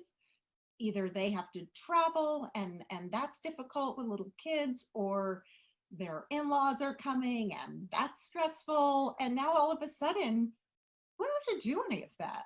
You know, everything is scaled down, and how great, you know, so you're cooking smaller dishes and, you know, you don't have to worry about the arrangement of where people are sitting at the table so you don't insult somebody and, you know, all those little issues. Who's more worried about having the perfect holidays, the kids or the parents? The parents, for sure. Oh, the parents, for sure. Yeah. Right? Yeah, you know what? Kids are resilient. They're easy. Give them something fun. You know, even if you sit down with them and say, hey, you know, holidays are going to look different this year. But let's come up with some really fun things that we can do together. Right. You know, it doesn't have to, say, maybe there's something that they've done every year and they go to visit grandma and grandpa in warm weather or someplace special and they don't get to do that year. And yeah, that's disappointing. Acknowledge that. Don't say, don't worry, well, just we get to do this instead. It's like, yeah, you know what? We've had a lot of disappointments this year and we keep getting through them, and good for us. And yeah, I get that. You're disappointed. I am too. So traditions that, like you said, grandma's, or maybe I don't know, maybe you go someplace tropical on a vacation or whatever the case may be. Maybe you start some new ones, right? Absolutely. There's so many traditions that you can start that are your own special ones for your family. They don't have to, you don't have to look for a list of these are the traditions you need to start. Sit down, talk to your kids, say, what would be fun? What don't you ever get to do? Maybe, on Christmas Day, you spend the whole day in your pajamas. You don't have to get dressed up for anything. You don't have to wear that uncomfortable, tie for the little kid that you don't want to wear. And so, they could be silly. Have a movie marathon, make special dishes. I don't know. There's so many fun things that are available at home. Yeah, break the mold. Well, the one kind of bonus of all this that I've noticed, I think others too, there's certainly an abundance of family time because you got mom and dad working from home in some cases, you got kids homeschooling, and it's like, but yet you're having dinner together. You're probably communicating. You might be off these silly devices a little bit more. And maybe over the holidays, that's a good thing. I think it's a good thing all the time, frankly. I was very lucky. My kids both came home from college and grad school for about 4 months, and we had family dinner every night, and it was great. We all went to corners of the house and did our work and did what we needed to do otherwise, but we would gather together and cook together. In fact, they cooked a lot for us, which was even better. But yeah, it's a really good thing. I think that said, family is really important around the holidays. And so it doesn't, even though you may not be sitting next to your loved ones or your dear friends that you usually celebrate these holidays with, it doesn't mean you still can't have a special little cocktail party online. I have Zoom calls with my friends all the time, and it's actually really fun. And I almost forget that we're not together. I know, we've done it as well. It's fun with old fraternity brothers and my wife with some of her sorority gals, and and I can hear her cackling in the other room. Like, and that's good because a year ago you weren't doing that. Right. Even if you traditionally have a Christmas caroling party, you can do that online. It's still fun. You still can all be singing together. You can share, the special cookies that you made with each other, have a contest maybe of the favorite cookie. How about gifts? Some people don't want to go out. A lot of people buying online. Some people have lost their jobs. Certainly money's a little bit tighter these days. People are a little depressed, especially as we dive deeper into COVID. It looks like here in the winter. What's your recommendation there? Just keep it simple. Some people buy too much. Yeah, I think that, sit down and figure out really what you're capable of and comfortable doing in terms of budget. And if you're asking your kids, for instance, for a list of the things that they want, give them the parameters. It's okay to do that. But once you do and they fit into those parameters, those gifts, don't judge them. A lot of times we'll say, well, what do you need that for? I'm not getting you that. You'll never use it. We don't get to do that. We've asked them, what do you want within these parameters? Now, and that's really what a gift is. It doesn't have to be useful. It doesn't have to be used, in fact. If you have expectations that it's going to be used and it's not, then maybe you shouldn't even get it, or you talk to your child about it, but it's a gift. And let them do what they wish. I think it's also a great time to do some experiential things as gifts. even things that don't cost any money. Now, create some coupons of things that your child loves to do with you, and give those. Say, you get to spend an afternoon with mom, playing beauty shop, or we get to play video games together for an hour, or even things like you get an extra half hour of screen time and you can turn it in when you want. Those are great gifts for kids. I need advice because I'm into Christmas cards, being the old guy here, and I'm one of those, I write like a crazy man. I send a picture, and when you get a card and it doesn't say anything, it's like Merry Christmas. It's like, why bother? I always write a personal note in mine, but I'll go to the mailbox and I go, oh geez, I forgot them. Oh geez, and I'm writing until 2 days before Christmas, when a lot of people just want to be done with it. Even if people send them out this year, I don't know. What's your advice there? On holiday cards? Yeah. Again, it's like it's a lovely thing to get in the mail, but I find that getting an email with a picture and a note is really just as nice. I want to hear what's going on with your family. I want to know that you thought about me. I'd like to see the pictures, but you know what? An email, or even like just, I guess, Evite, and there's some online services now that you can send your holiday cards through. You can really do so much more, and it's great for the environment, obviously. Right. More sustainable. Or pick up the phone. Yeah, and pick up the phone too. And Zoom. Hey, Merry Christmas. Haven't chatted for you a while. I know you have a book. It just came out this week. Let's talk about parenting with sanity and joy, 101 sample strategies. Tell us about simple strategies. Simple. I'm sorry. Can't read my own writing. I knew that. Go ahead. Yeah, so I like to call it the parenting book for parents that don't have time to read parenting books, or don't necessarily want to because you find them very judgmental and overwhelming, and which I did as a young parent. And so I wanted this to be something that you could pick up every now and then, read a tip or two. If it resonates, you try it. If not, you don't. You feel good when you read it. It's like, oh yeah, I used to do that. I would start doing that again. Or that makes sense. I can do that. It's not an overwhelming book. It's cute too, makes a great gift. And there literally is a tip on every page. There's some little journaling options as well. So yeah, I think it's great. All right. And doing well, I might add, just a few days after the date, right? Absolutely. It's #1 on Amazon's new releases in the parenting and family resource section. So, and a lot of people would like to write a book, and you got to sit down at your computer. How long did it take you? Was it a bit of a task, or was it? Yeah, it was a task. I think the hardest part was taking all the tips that I had and then giving them some structure. And I went real old school, and I took all the little tips on pieces of paper, and I have a big long kitchen table, and I started putting them into different sections of what I thought would be the chapters, and then playing this little game of, well, this one has 10 and this one only has 3, so we have to move them around and maybe change the sections. So that was hard, but otherwise, I just kept a list going of the ideas that I had.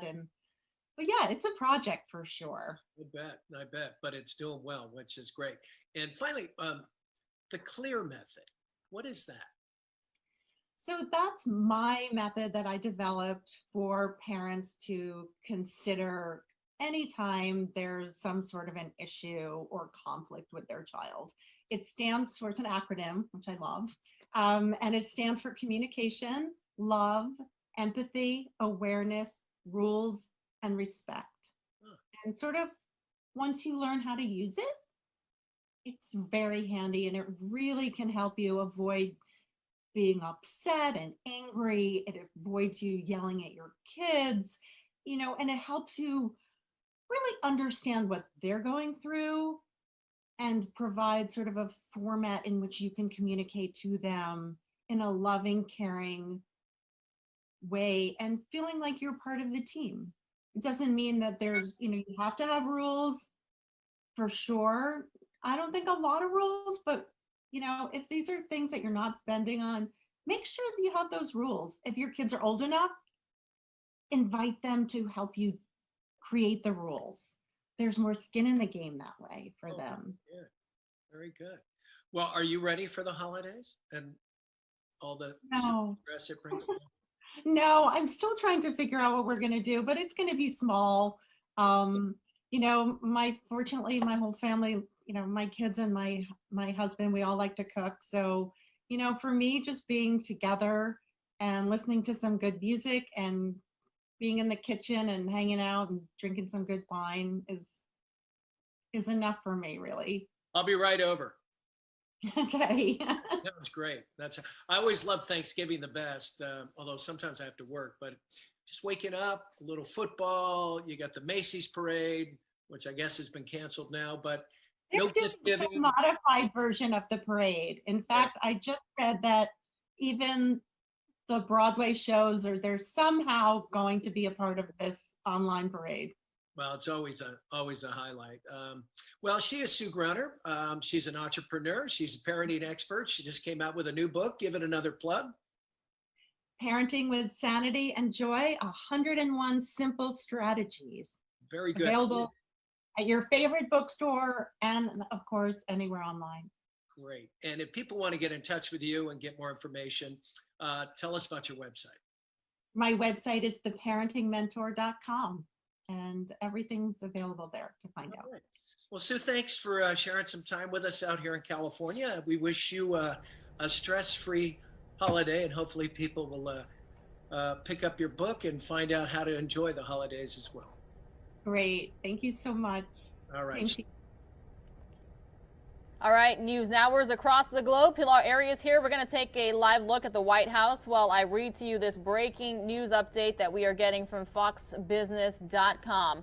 Moderna Inc. saying today its experimental vaccine is 94.5% effective in preventing COVID-19 based on interim data from a late-stage clinical trial, becoming the second U.S. company in a week to report results that far exceed expectations. Together with Pfizer Inc.'s vaccine, also shown to be more than 90% effective, and pending more safety data and regulatory review, the United States could have 2 vaccines authorized for emergency use this December. Think of it, everyone, just next month, with as many as 60 million doses of vaccine available by the year's end. Next year, the U.S. government could have access to more than 1 billion doses just from the 2 vaccine makers, more than needed for the country's 330 million residents. The vaccines, both built using new technology known as messenger RNA or mRNA, represent powerful new tools to fight a pandemic that has infected 54 million people worldwide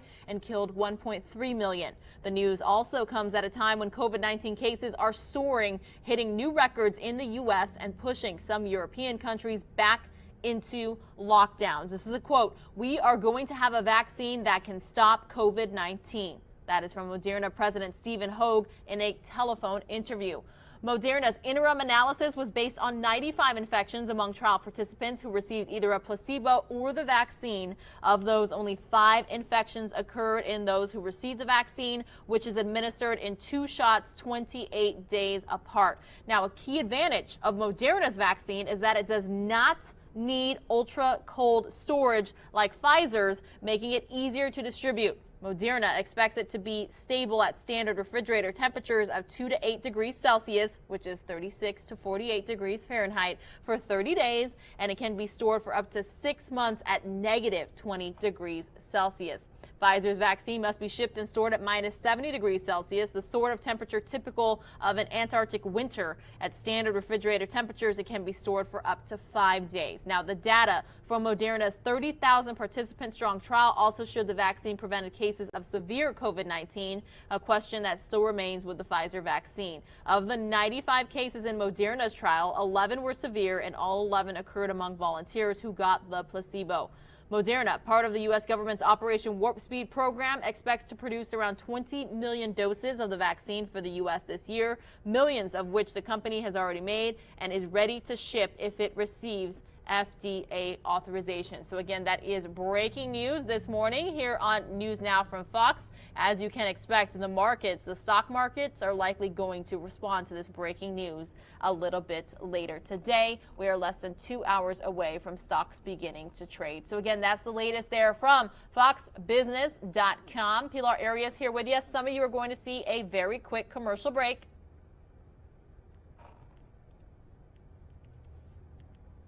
And for the rest of you, I'm going to take you out to New York, where Governor Andrew Cuomo actually spoke at a church in regards to COVID-19. So we're going to listen in. Again, breaking news this morning here on News Now from Fox. My name is Pilar Arias. Regina Gonzalez is going to be joining you in about 10 minutes, and then I will rejoin you at 9 o'clock Eastern. Keeping tabs of everything election, COVID-19, breaking news for you right here on News Now from Fox. If anything happens live, you know we'll have you covered.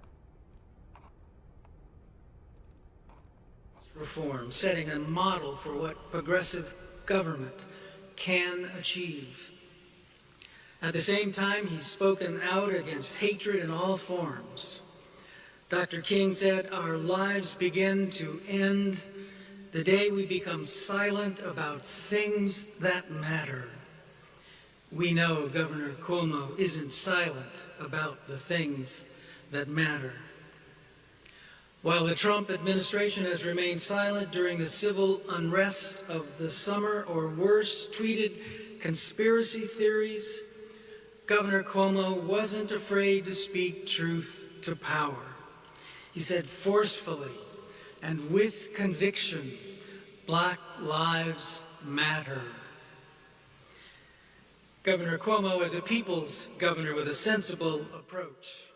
We're regularly in touch with his office on issues affecting our community. We talked about the importance of Juneteenth, and I was thrilled that he made this an official state holiday. Many of us have tuned in to watch his COVID briefings over the last 260 days, but who's counting? He showed the nation what true leadership looks like by delivering the facts, but also in advocating for compassion, equality, and unity. He's been a great leader, and we're honored to have him here today.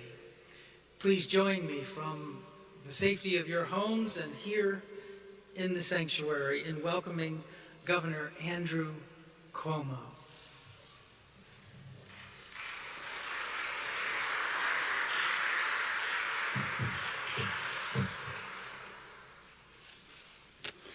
Well, thank you very much. It's truly my pleasure and honor to be here. And first, to the Reverend Michael Livingston in Riverside Church. This church is such a great part of history, but it is not resting on its laurels. It is shaping a better future for all of us. And Reverend, we are all grateful for your leadership, and we thank you for what you're doing. Let's give the Reverend a round of applause. I'm joined by my colleagues in government here today. We have Speaker Carl Heastie and members of the Senate and the Assembly delegation. It's great to be with you, Mr. Speaker, and my friends.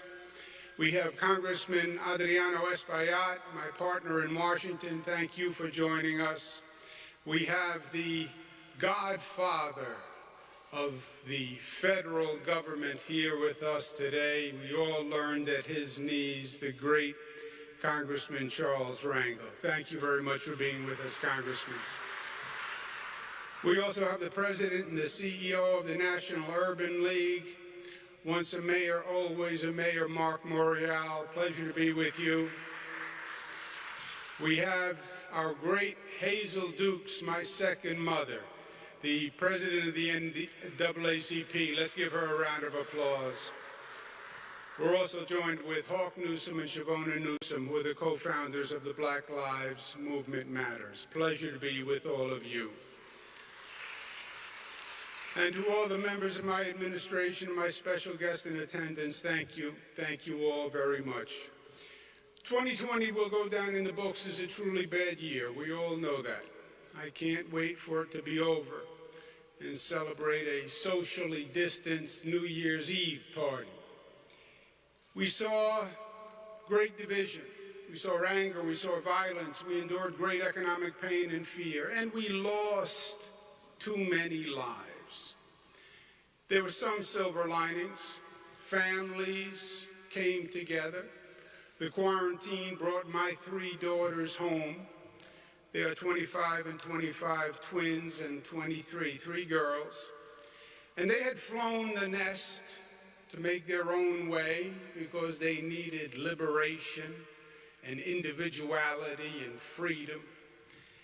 And because Dad just didn't get it. So they flew the nest. But then COVID happened and they all flew back to the safety of the nest. And apparently Dad had gotten a little bit smarter while they were gone. We spent quality time together, and one of the issues we talked about was the reality that we will make mistakes in life.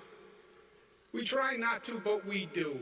The key is to be strong and secure enough to admit your mistakes and admit your shortcomings. Don't get defensive.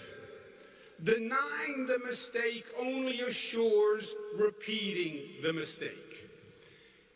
We've made mistakes during COVID. I wrote a book on the lessons to be learned from the COVID crisis. I think of COVID as low tide for America. Do you know how when you stand on the beach and you look out at the water and the tide is high and all you see is the surface of the water and the waves and everything looks nice and beautiful? But you stand at the same point at low tide when the water goes out and the sea bottom is revealed and you see rocks and you see debris and you see the ugliness that the water was covering. COVID was low tide in America, and it showed us the ugliness and flaws deep down in our society. And if we are smart and if we are secure, we must now acknowledge the ugliness and correct it as we go forward. COVID low tide showed the lack of trust in the federal government.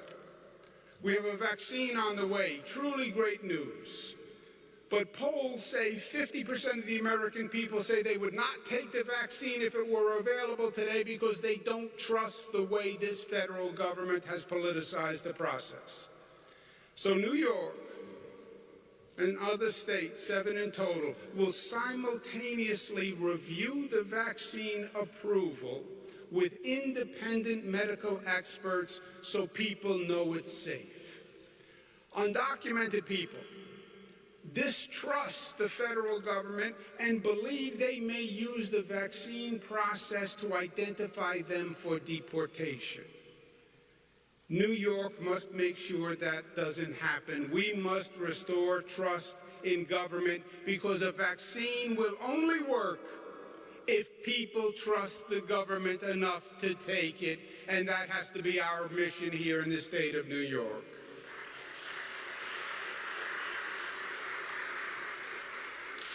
COVID low tide in America showed us the federal government's incompetence. We needed to test people for COVID. Remember, COVID tests. But we didn't have enough nasal swabs. Nurses and doctors battled brilliantly in emergency rooms, but we didn't have enough masks and gowns. Now we have to vaccinate 330 million Americans. This is a massive operation, and by far the most challenging to date. For scale, just think about this. Over the past 8 months in this nation, with everyone doing COVID tests, hospitals, doctors' offices, government, we've done 120 million COVID tests. How long will it take us to administer 330 million vaccines? The federal government must learn from its mistakes and dedicate the resources and supplies to get the job done right this time. Rhetoric only goes so far. We don't want to hear anymore. We want actions because it is results that matter at the end of the day. COVID low tide in America also showed us the deep inequality in our country and the systemic discrimination in this nation. That is the sad reality. And we must have the courage to face it and to admit it, because you will never solve a problem that you are unwilling to admit. The truth is, COVID killed black people in this country at twice the rate of white people. The truth is, COVID killed Hispanic people at 1.5 times the rate of white people. Those are ugly facts. The COVID infection rate was 2.5 times higher among black and Hispanic people. And the hospitalization rate for black and Hispanic patients was over 3 times higher compared to white patients. Those are ugly facts. COVID low tide showed that the existing health disparities in this country made it more likely that blacks would die from the virus. Black populations are 1.7 times more likely to have diabetes, 1.4 times more likely to have hypertension, 1.3 times more likely to face obesity, and 3 times more likely to have asthma.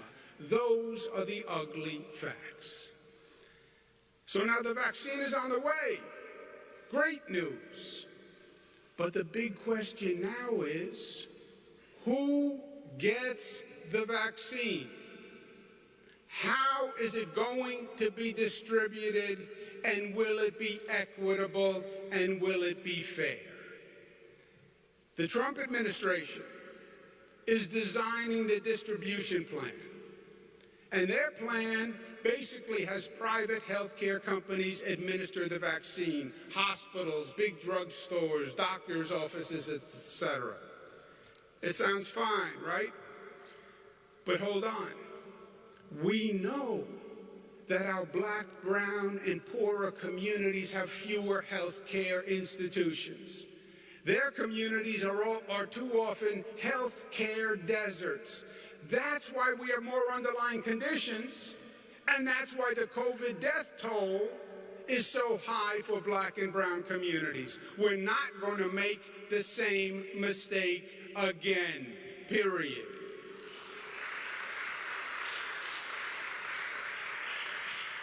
Majority black zip codes are 67% more likely to face a shortage of primary care doctors. The President talks about CVS and Walgreens and national chains. Sure. But they are mainly located in rich communities, not in poor communities. My friends, we can't compound the racial injustice that COVID already created. And let me be clear, the black and brown communities that were first on the list of who died cannot be last on the list of who receives the vaccine, period. We cannot and we will not let that happen. The Reverend Dr. King, who spoke in this magnificent church, said of all the forms of inequality, injustice in health is the most shocking and the most inhumane because it often results in physical death. COVID proved Dr. King right. We need to make special efforts for the vaccine to reach the underserved black, brown, and poor communities. The private market alone will not do it. We need to enlist community groups to distribute the vaccine in their community. We need faith-based groups that the community trusts to distribute the vaccine. We need medical teams and outreach teams going into public housing projects and low-income communities. New York State will mobilize an army to vaccinate all New Yorkers fairly, equitably. No state will do it better. Speaker Carl Heastie is here, the Assembly is here, the Senate is here, we've discussed it. We will do a better job than any state in the nation. That is our promise. But But we need the federal resources to do it. New York State already has a $15 billion deficit.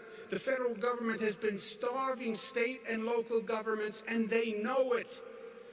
Their own federal government, CDC, says it will cost $6.6 billion to do a fair distribution program. They've only provided $140 million. All this federal government does is point fingers. It's about time they look in the mirror. Don't tell us it's a state's responsibility without giving the state the resources to do the job. You fool no one. We call that in New York passing the buck without passing the bucks, and you're not going to get away with it anymore. President Trump must learn the lesson. Stop the abuse. Stop the division. Stop the anger. Stop the hatred. Stop the narcissism. And spend your last months actually trying to help people and repairing the damage you have done. Who gets the vaccine and who doesn't get the vaccine is not just a question of morality and principle. It's a legal question. I've tried to work with the Trump administration and argue morality and principle for 4 years. You're better off trying to argue with a rock. But it's not just about morality. I hope the Trump administration opens their eyes, but I'm dubious. I'm not going to allow New Yorkers to be bullied or to be abused. I'm not going to allow the injustice to continue. So let's look at the law. There can be no more fundamental right in this moment than access to the vaccine. Any plan that intentionally burdens communities of color to hinder access to the vaccine deprives those communities of equal protection under the law, and equal protection is enshrined in the Constitution of these United States. The Supreme Court held in Plyer versus Doe, 1982, denial of certain basic rights to, and I quote, an isolated group poses an affront to one of the goals of the Equal Protection Clause. The Trump administration's proposed plan is such an affront. I tell you today, if the Trump administration does not change this plan and does not provide an equitable vaccine process, we will enforce our legal rights. We will bring legal action to protect New Yorkers. The state of New York will join with the Urban League and Mark Morial and Arva Rice and the NAACP, Hazel Dukes and Derek Johnson, and we will fight to make sure every life is protected equally, because enough people have died and enough injustice has been done during COVID. It stops now. It stops with this vaccine. And it's not just right for the black and brown community. It's smart for everyone, because the virus shows us the simple truth. Unless everyone is protected, no one is protected. COVID doesn't discriminate. Neither should we. As Dr. King said, we are caught in an inescapable network of mutuality tied in a single garment of destiny. Whatever affects one directly affects all indirectly. COVID was low tide, and we saw our ugliness. The truth is, COVID is not the only virus attacking us. We are being attacked by other viruses. COVID weakened our immune system. And when your immune system is weakened, then you get attacked by other viruses. And that's what happened to America. We're being attacked by multiple viruses at the same time. and we must fight them all. Because racism is a virus, and sexism is a virus, and discrimination is a virus, and injustice is a virus, and division is a virus, and distrust is a virus, and abuse of power is a virus, and hatred is a virus. And our America is better than this. Our America is strong enough to admit her mistakes and to grow from them. Our America is not a low-tide America. Our America is a high-tide America. Our America rises up and confronts that which diminishes our belief in our America's potential and promise. Remember Langston Hughes. Our America is the dream the dreamers dreamed. Let it be that great, strong land of love. Oh, yes. I say it plain, America never was America to me, and yet I swear this oath, America will be, and New York will lead the way. Thank you, and God bless you. Thank you.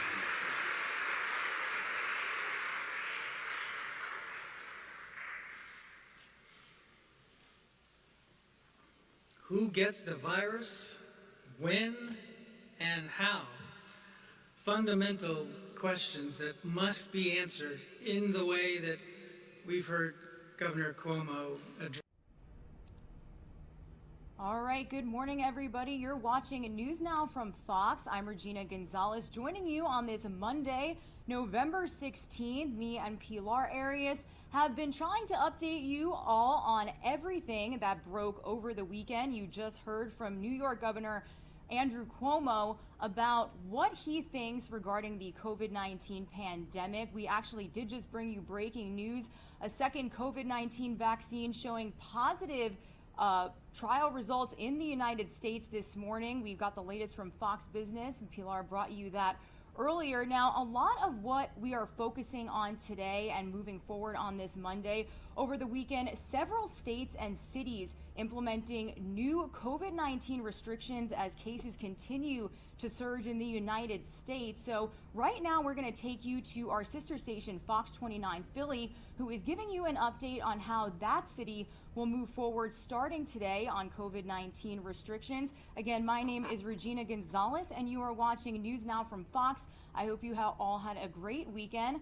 And like Pilar stressed earlier, when we see live events that should be happening within the next hour or two, we will bring them to you live, raw and unedited here on News Now from Fox. Again, you are watching News Now from Fox, and we are bringing you to Philadelphia for an update from our sister station, Fox 29 Philly.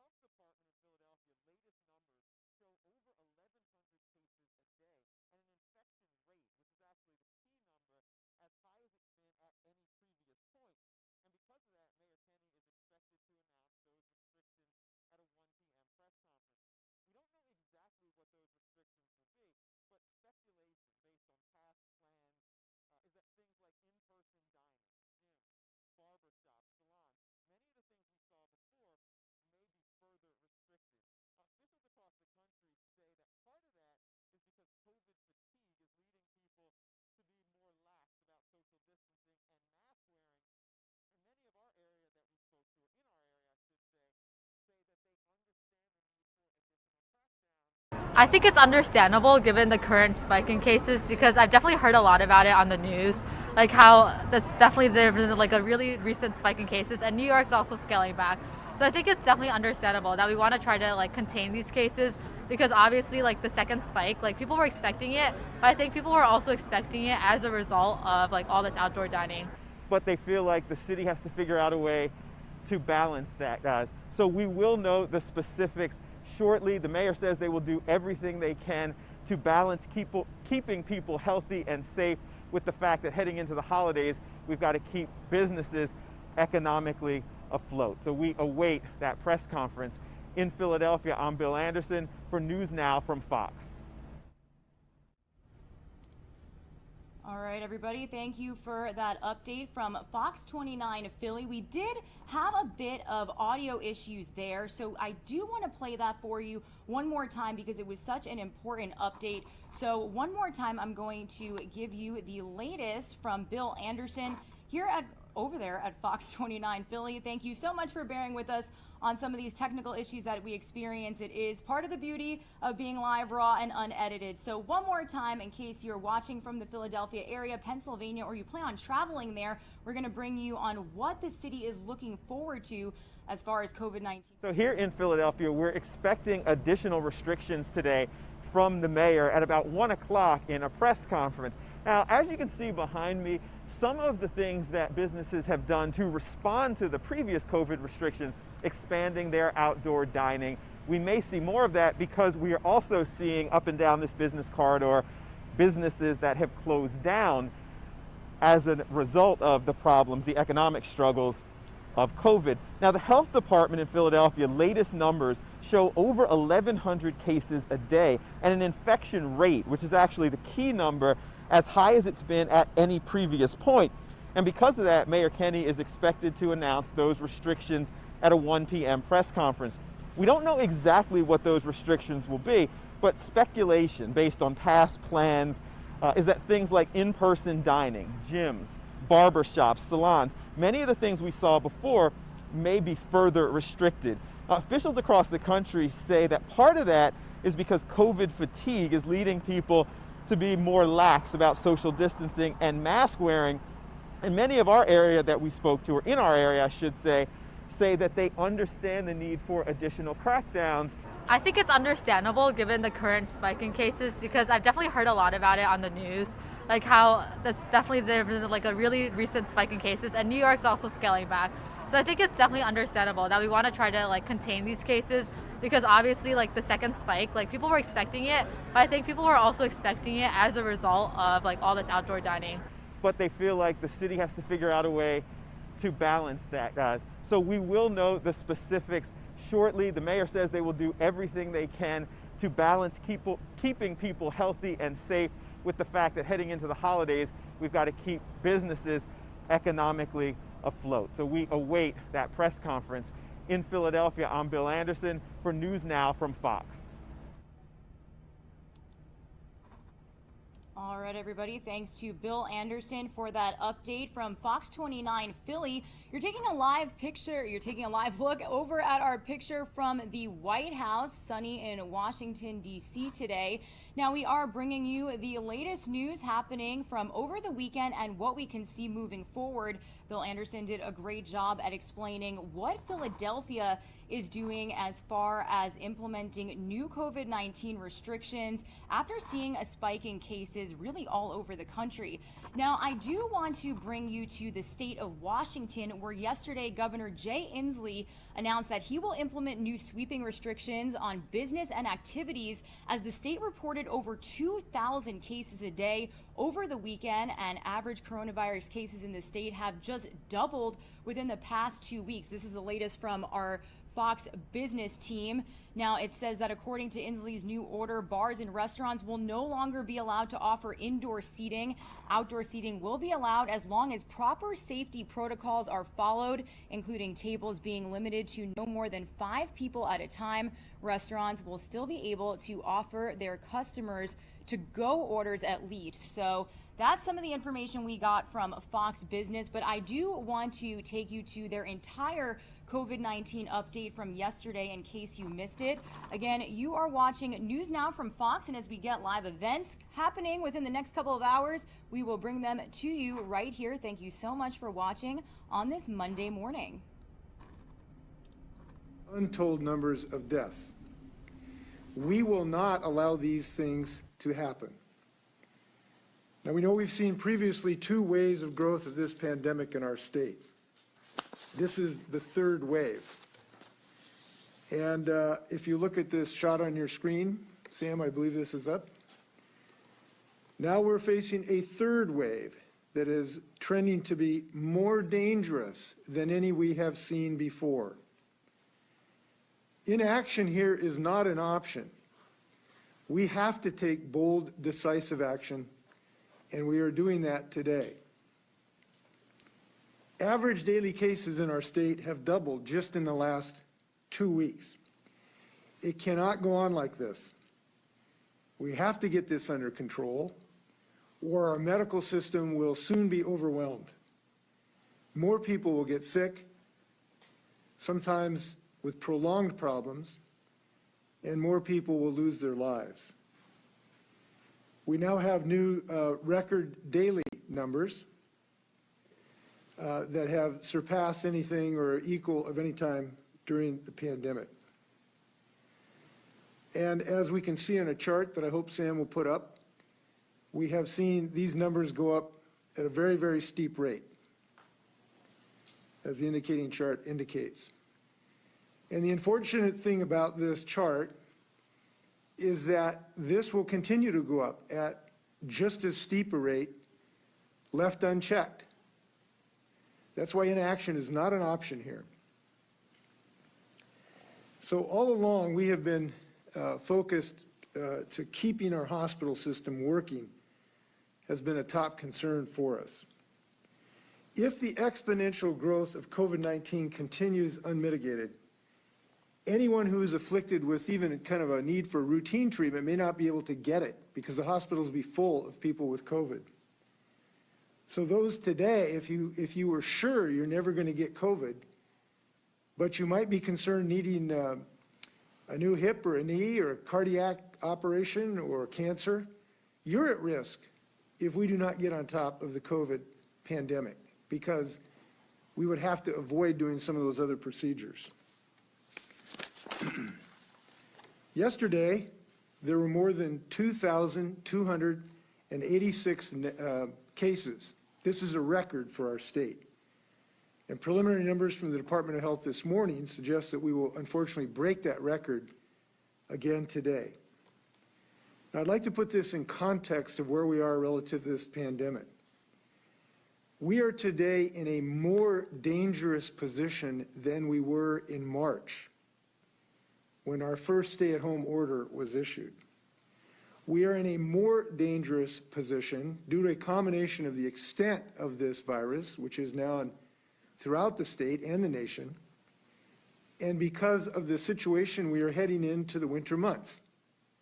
In March, we were heading into the summer months, and we were largely successful relative to other states because of a combination that we acted early, we did not wait. And the one thing about this virus that every epidemiologist and virologist have told us is early action can save the day. We acted early. We also had the benefit we were heading to summer where people could be outside more. But now we're heading inside, and we're heading into the virus's home arena. This is where the virus gets us, inside, where we're heading during the winter. So the time has come to reinstate some of the restrictions on activities statewide to preserve our well-being and to save lives. Now, the choices we were announced today are not easy ones, I can tell you that. But I do believe they are the right choices given the threat that we face. I know it isn't easy. I share your frustration that we are back facing another wave. It would have been wonderful if we could have totally eliminated this. But we know from earlier this year, and I think this should give us confidence, there are things we can do that work. We have done this once or twice before. So we know that if we continue to exercise diligence, that we can continue to knock this down. So today, if I talk about what we will be doing by an executive order today.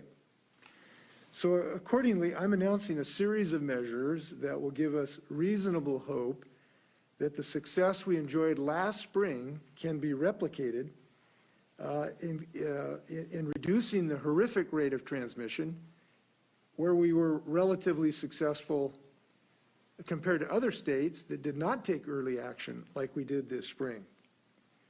As I've said, we know these measures can work. We've showed the country that they can work.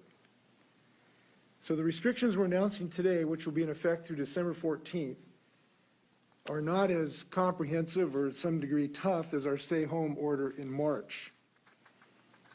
But every part of our state will see rollbacks in some sense.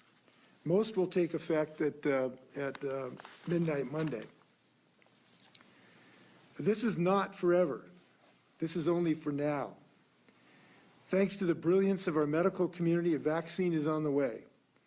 We need to hold this pandemic down until the cavalry arrives.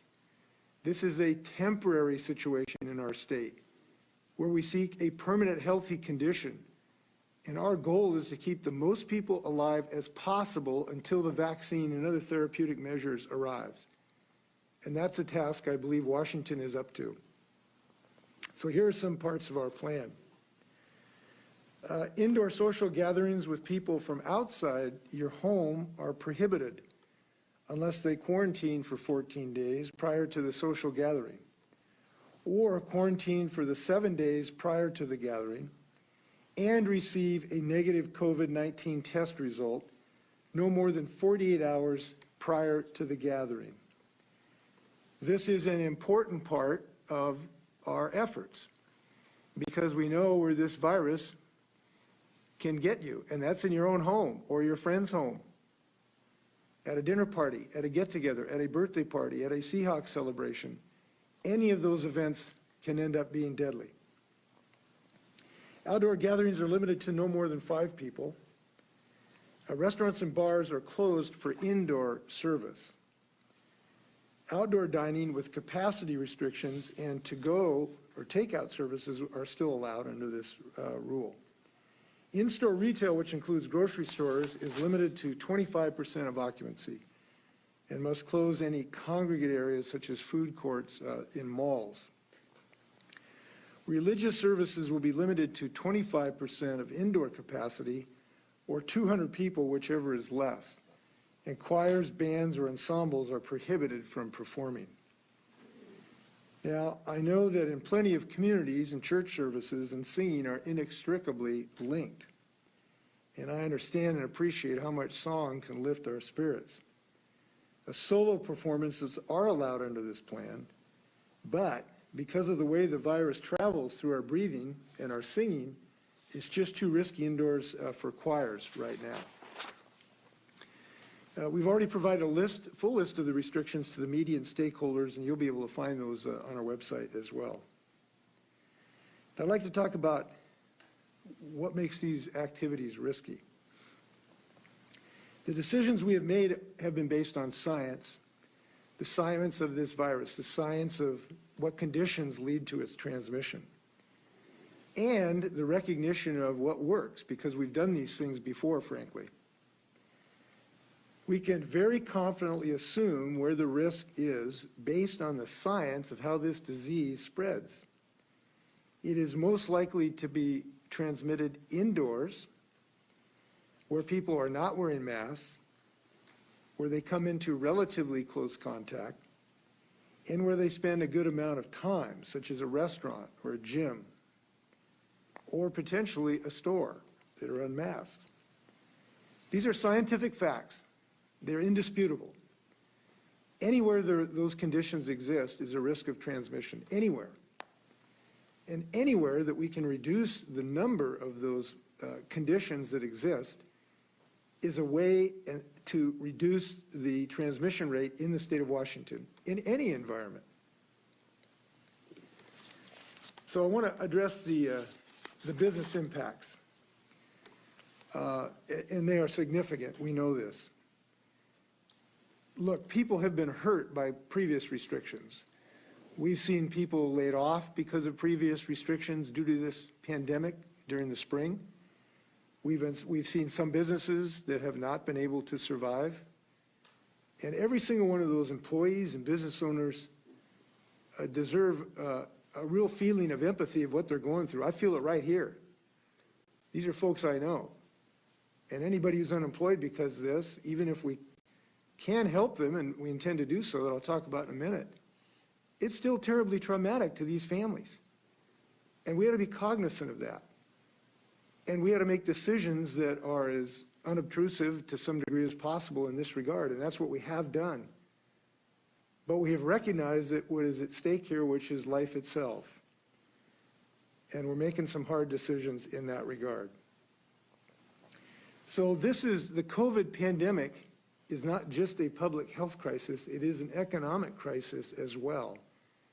And on how we have fashioned a plan needs to recognize both of those things. We cannot take lightly the impact on businesses in this regard. But this is clear. We also cannot enjoy a full economic recovery, which we all desperately want, without knocking down this virus. That is an economic principle we have to realize as well. So to the business owners and the employees right now, I want you to know you're not alone. You have 7 million people. We're going to look for every way to help you through this difficult time. During the pandemic, my office, in partnership with the legislatures and cities and counties, have distributed $25 million in grants to small businesses, and that has saved thousands of jobs. We've also provided $100 million for rental assistance. And today I'm announcing another effort to reduce the hardship of this pandemic that is brought to business and workers. And I'm committing another $50 million to help mitigate impacts on businesses and workers.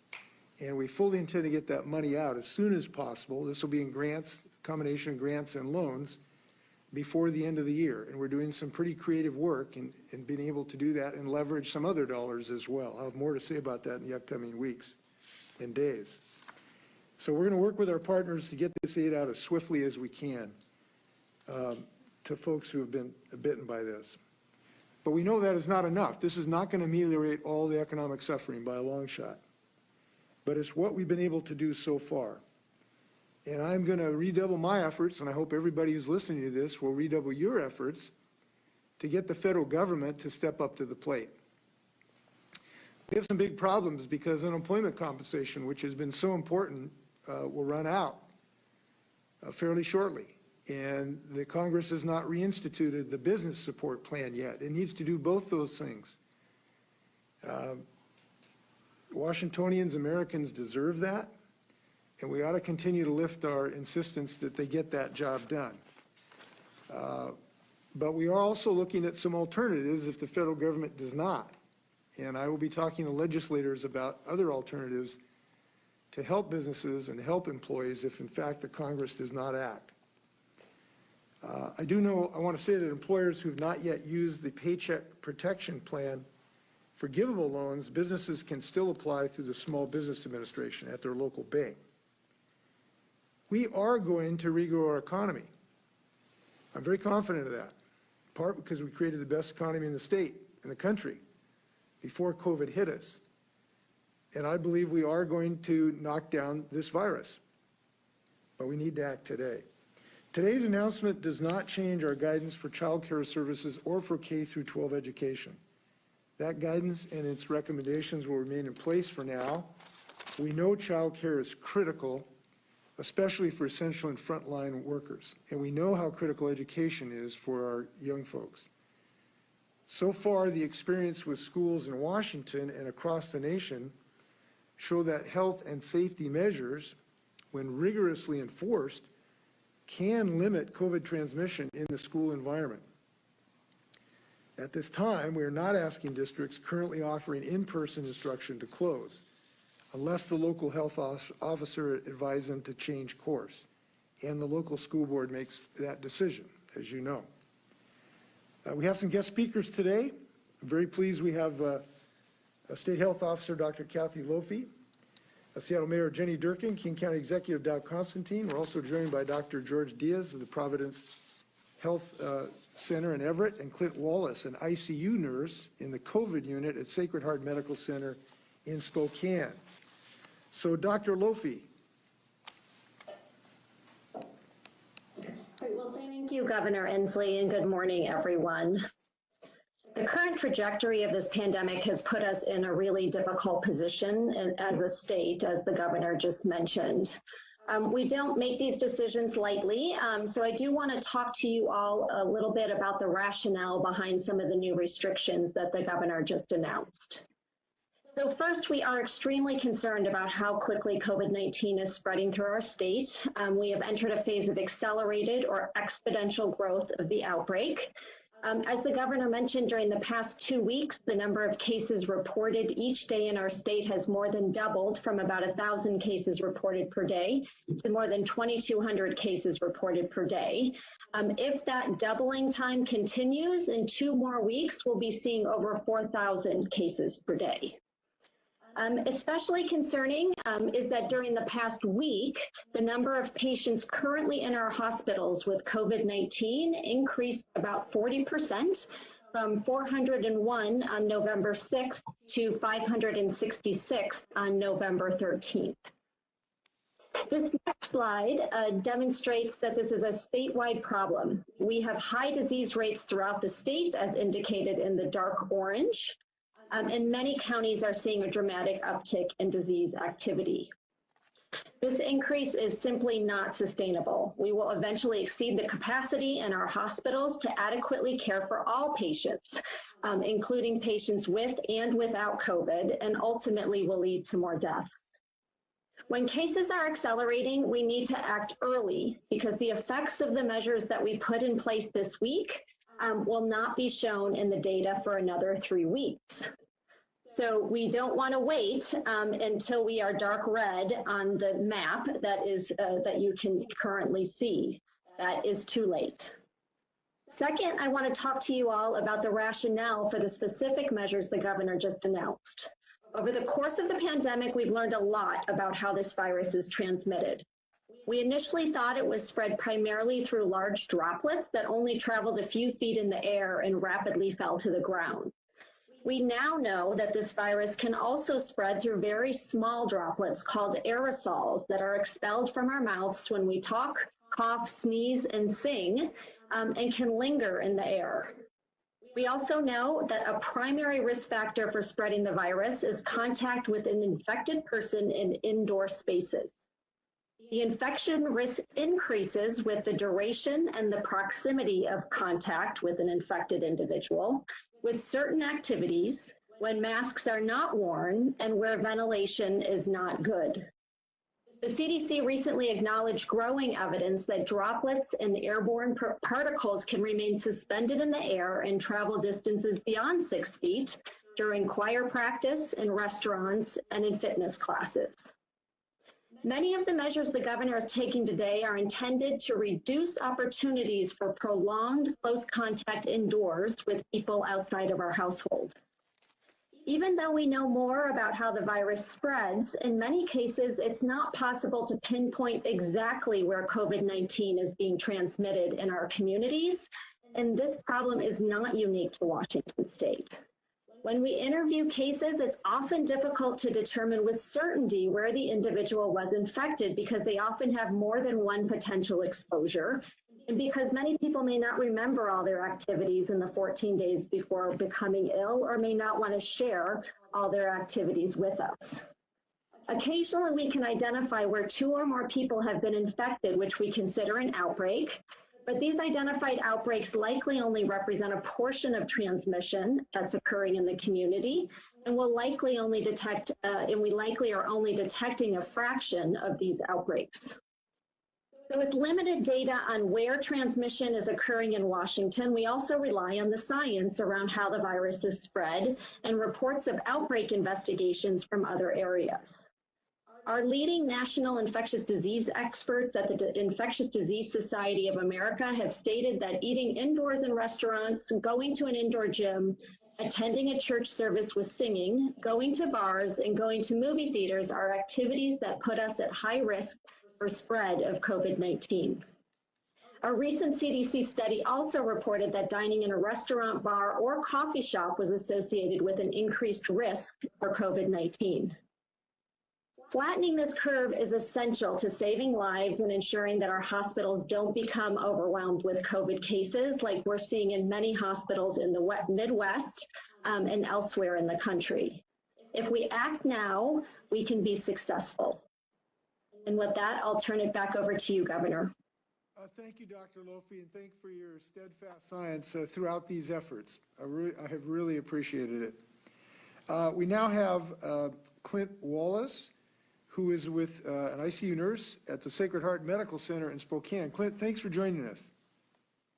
Thank you, Governor. Thanks for having me. I'm just here to speak on behalf of a lot of the nurses and healthcare workers throughout the state. We've been in this pandemic for 8 months now, and we are exhausted. We are tired. Hospital preparedness is more about having beds and ventilators. It's about having adequate staffing and staff that have the energy to take care of these patients. These patients require more than a normal patient. They require continuous monitoring. They require a change of PPE, both entering the room and leaving the room. It's critical that hospitals and the community listen to other healthcare workers and what they need to do to safely care for our patients. We're close as a whole in healthcare workers to being burnt out. And we are pleading with the community of Washington and throughout the world to follow the directions and advice of our healthcare experts. I've been an ICU nurse for close to 20 years now, and this is as busy as I've seen it. Our capacity for staff is exceeding 100%. It's been difficult for staff for so long, and we have used our emotions, our physical abilities, our vacation time for the last 8 months, and we are needing the community to pull together. We're needing everyone to put aside their political and financial motives and follow the directions of our health experts. We need help. We need everybody's help. Thank you, Governor. Well, thank you, Clint. And I know you have about 7 million. Appreciate the heroism of you and your colleagues throughout the medical system. It's been extraordinary to see what you do every day. And I, for one, think that's a fair request to help you out a little bit here. And I hope people will do so, because we know you are, kind of at the end of your rope. So I hope that people will listen to your plea. I think it is a fair one. Please give our thanks to all your colleagues. We have Mayor Durkin of Seattle.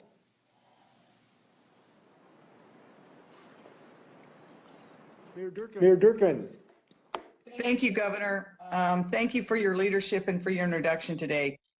I remain grateful that you and our public health officials continue to understand the dangers of COVID-19 for our community.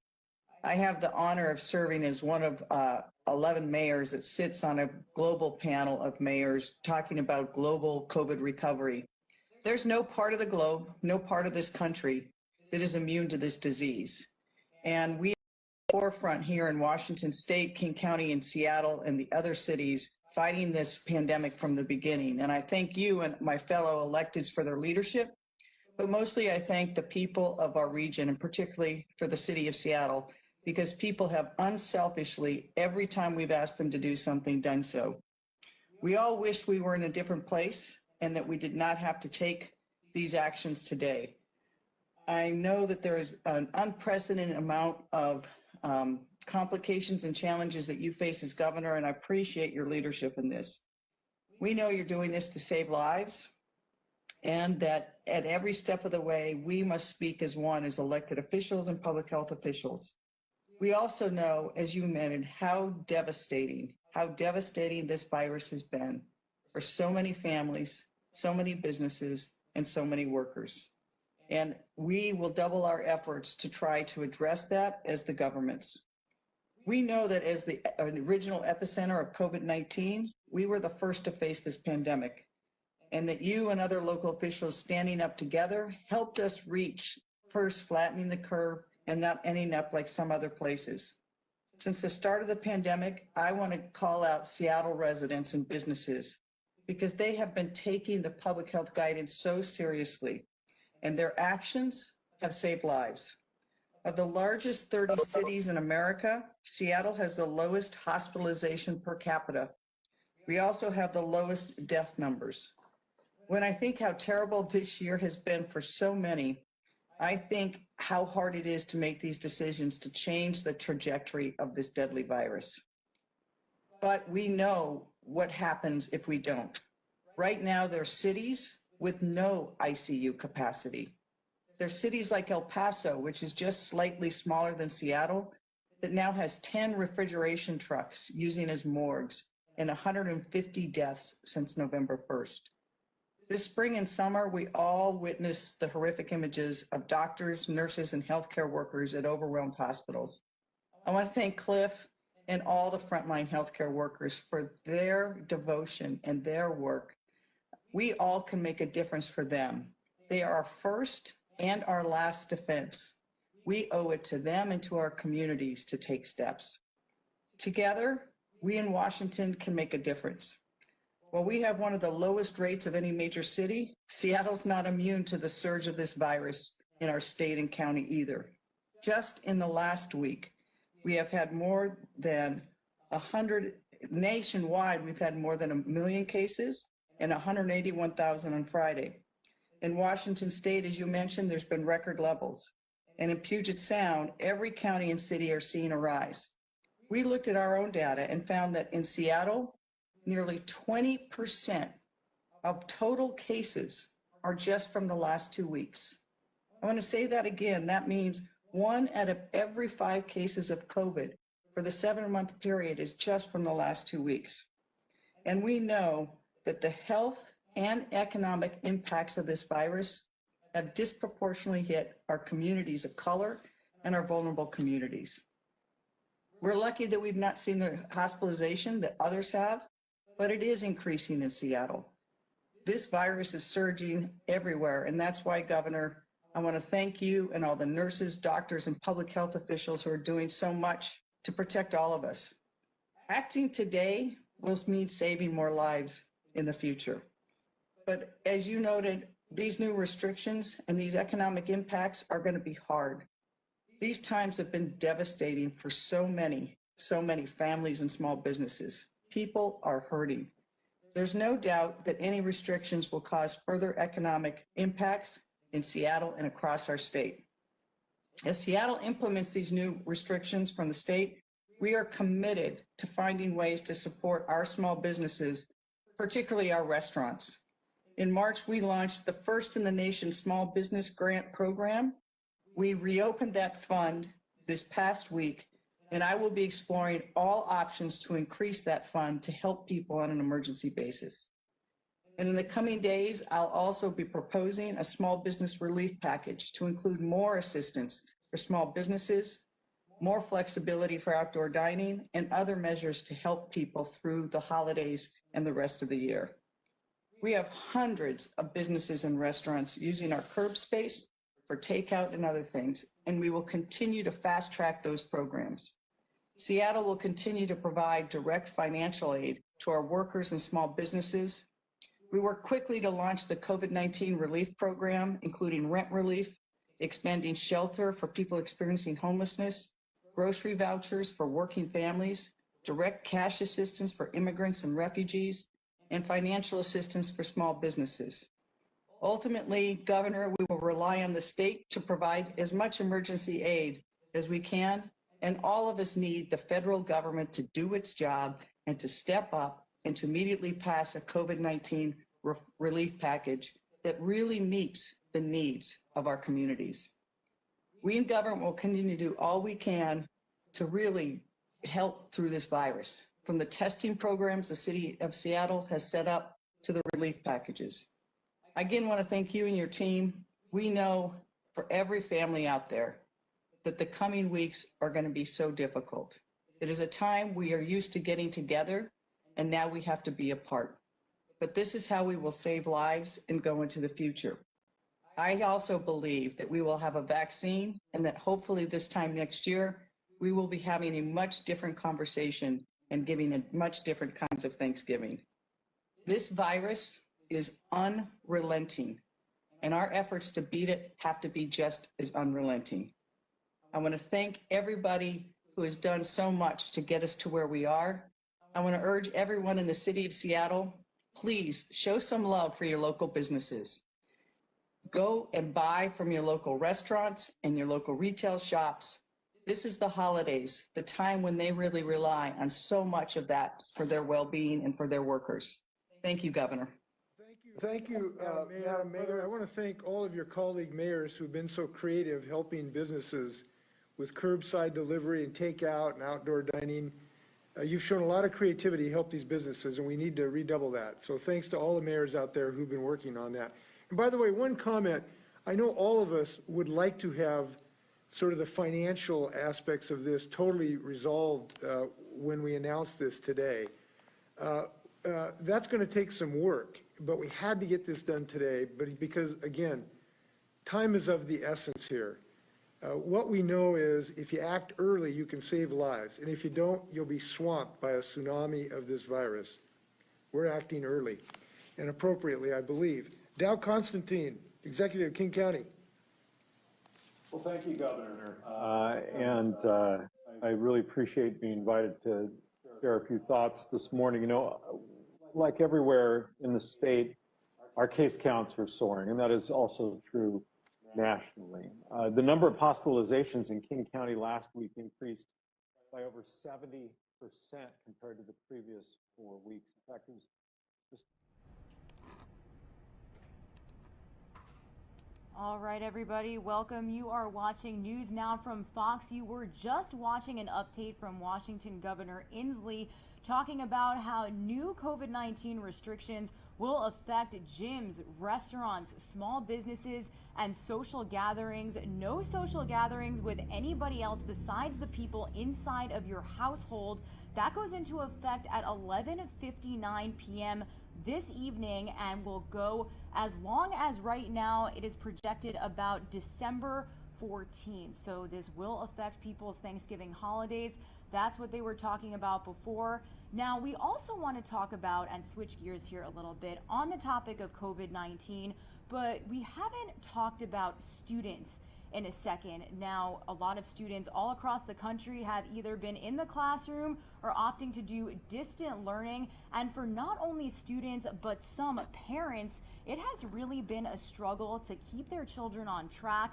A lot of them have been doing classes on Zoom and social platforms. So our own sister station, KTVU Fox 2, actually spoke with parents and parenting experts about how they can kind of get a little more acclimated to distant learning. So we do want to play you that here on News Now from Fox. We do have a schedule of live events coming up within the next hour or two.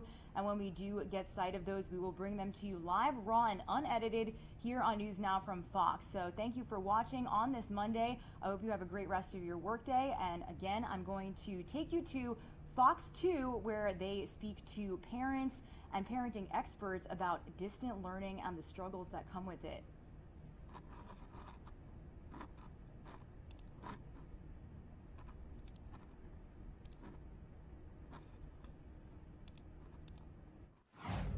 My name is Gassia Mikaelian, and I'm coming to you through KTVU Fox 2 News in the San Francisco Bay Area. Today we are talking about parenting during the pandemic. Thank goodness we have an expert with us. A big welcome to Deborah Ann Davis. You're an author and parenting coach. Thanks for being with us. I'm so glad to be here. A lot of parents are overwhelmed by the fact that they are with their children 24/7. We don't even get that break that would normally come when the children are off at school. I'm sure you're hearing this from people you've helped. Yes, I am. And the thing is that people feel like since now they're in the same building all the time, that they have to be in the same building all the time, and you don't. You know, you've got rooms that you can retire to and separate yourself from the drama and tension of other people. And the reason why that's so important to do that is for, number one, it helps parents keep their sanity. But number two, you're modeling the behavior that your kids should be doing. So if things are getting too heady or tense and you say, I'm going to excuse myself for a couple of minutes and I'm just going to go calm down, then you're teaching your kids to go do that too. Plus, moms never take time for themselves anyway. So now that their kids are plopped on the couch in front of them 24/7, they're not thinking about taking time for themselves anymore. They're, especially now, and they're thinking, oh, I got to take care of the kids. I got to make sure they're entertained. I got to make sure the academics are going. You have to take care of you first. Just like the airlines say, put your mask on first and then the kid. If you don't make the time for yourself, you're going to be a crazy person, and then your kids will be crazy people, which will make you be more crazy. Trust me, it just fuels that cycle. I found, like many people, I'm working from home. Really the only time I leave the house is either when I go on a little walk around the neighborhood or when I go to the grocery store maybe once a week. But I've learned that trip to the grocery store, I kind of tack on a little bonus, and there's like a kind of a cheapy discount clothing store I like to go to that happens to be in the same shopping center as our regular grocery store. So when I say, hey, I'm going to the grocery store, what it really means is that I'm going to take 15 minutes and look through a rack of jeans or, a stack of dresses I'm probably never going to wear, and just that little bit of connecting Me to time. me. Yes. Me time. It is like so invigorating. It's, Yes. I've come to look forward to my little 10 minutes inside that little cheapy clothing store. Yes. So it sounds like that's a good coping mechanism. Oh, it's a wonderful mechanism. And if you are carpooling or picking somebody up from something, go 10 minutes early and sit there. I used to read those little magazines like Prevention Magazine. They have like one-page articles. So I would just sit there and read articles, or I would write articles. I would just sit there and relax. So I'd go 10 minutes early. And then when we got to the house, I'd say to my daughter, you go in, I'll be right there. And I would just mellow out in the car another 5 minutes, as I process the conversations that were going on in the back seat. Right. Oh, I love that. Oh, it's the best position to be in. You're up in the front seat driving, but you've got half an ear on what's happening behind you. Let's talk about the fact, as I mentioned, my two little boys have been home from school since the middle of March. They're 10 and a half and 12 years old. So they're doing school at the dining room table right now. I am learning more about who they are as students than I ever have before. And sometimes I hear and see behavior that just makes me crazy. But you have some ways that parents can look at the child's behavior. I've learned that I shouldn't try to change my child's behavior. I should learn to change how I look at it. Can you help me do that? I can help you do that. So first of all, let's look at it this way. They say that if you take an elementary school and you take all the teachers and you line them up on the playground and then tell the kids to go stand behind their favorite teacher, then every teacher will have somebody behind them, because every person's style matches somebody else's style. And some people will have more people because there's more kids with that particular learning style. So my recommendation is for every parent, whether you're homeschooling or not, is that you go to one of the things. I've got one on my website from the Department of Education for Georgia. It's the Learning Style Inventory. And you go through and you answer all the questions and you identify your learning style. And the reason why it's important is because the way you learn is also the way you take in information. It's the way you share information, and it's the way you process relationships. So for example, if you've got a teacher who's an auditory teacher, they just verbally do things, and you've got a visual learner, they're not going to do as well or feel as comfortable in that class because it's not a way that they can relate. But that teacher is teaching the way that makes sense to them. So what you do is you go do your learning style, and then you probably can do the learning style for your child anyway. But if you've got an older child like you do, you've got a 12-year-old, you can have them do their own learning style inventory.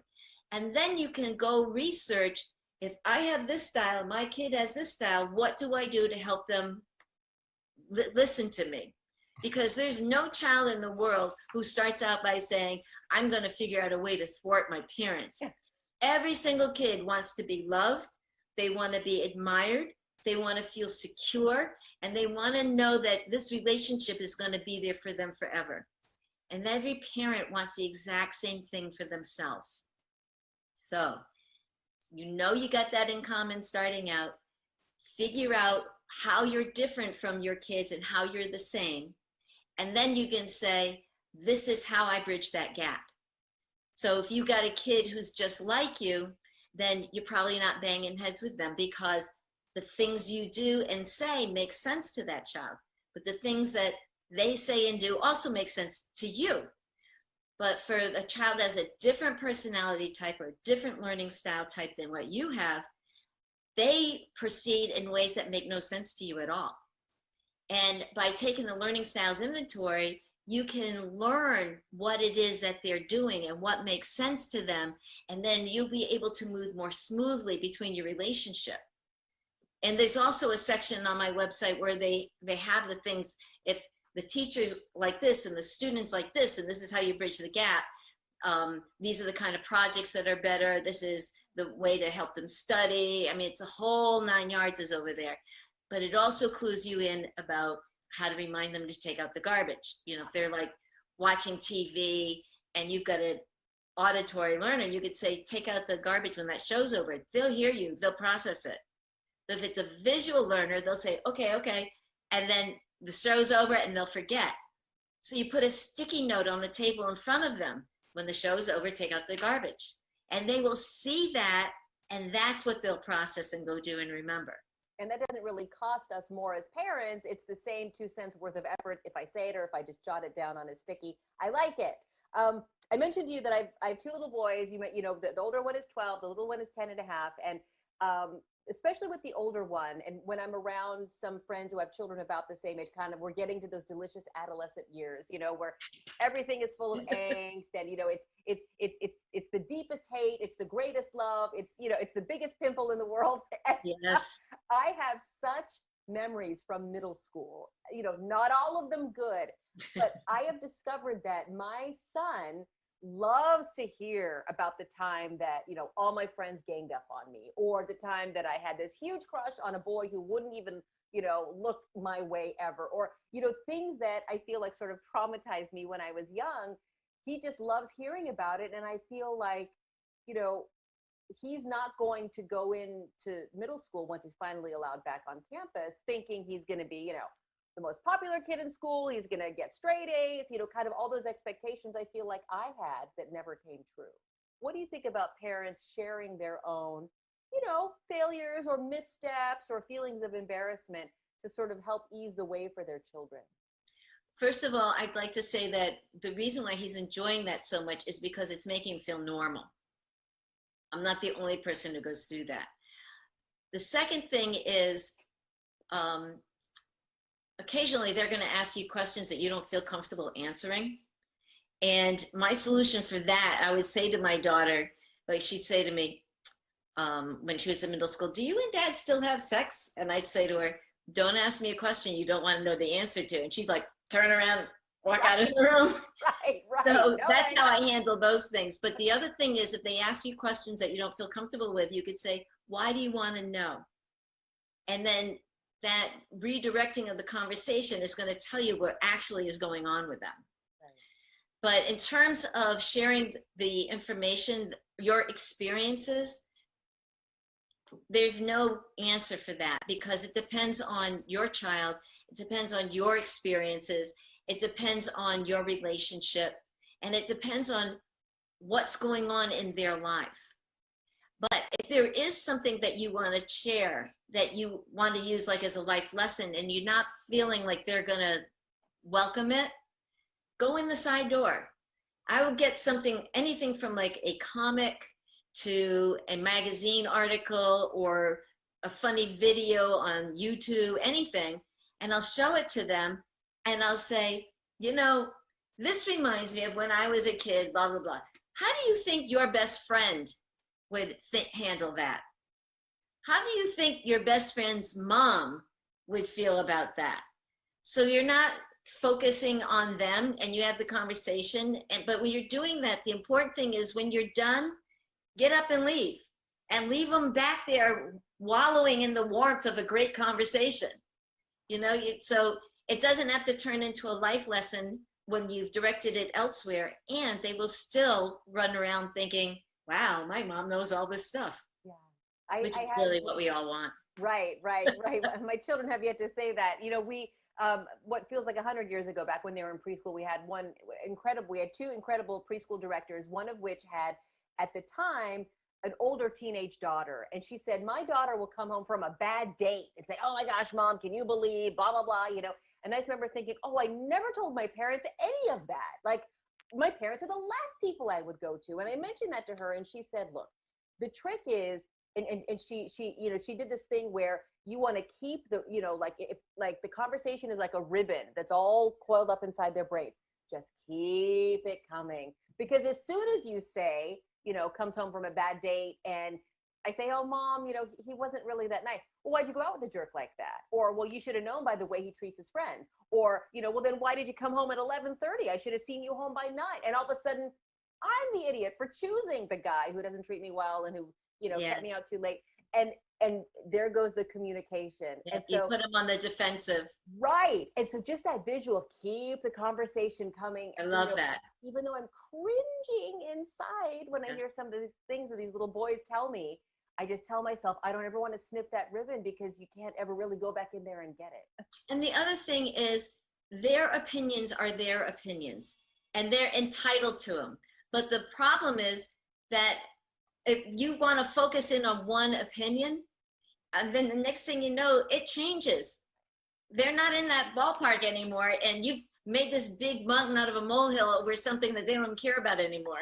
And they change their mind. Right. They're like, oh, I don't even like that friend anymore. Why are you so upset about Lisa? You know, it's like Lisa's gone and done. You know, we want to talk a little bit about how parents can make the most of this time together. Parents are not getting a break. Children are not going to school. They're not going to play dates. They're not having sleepovers. I have a hope to emerge from this pandemic as a little bit of a better parent than I went going into it. What's your advice for parents? Well, first of all, about that sentence you just said, I had that hope every single year, every single school year. I hope this year goes, you know, it's just what we do.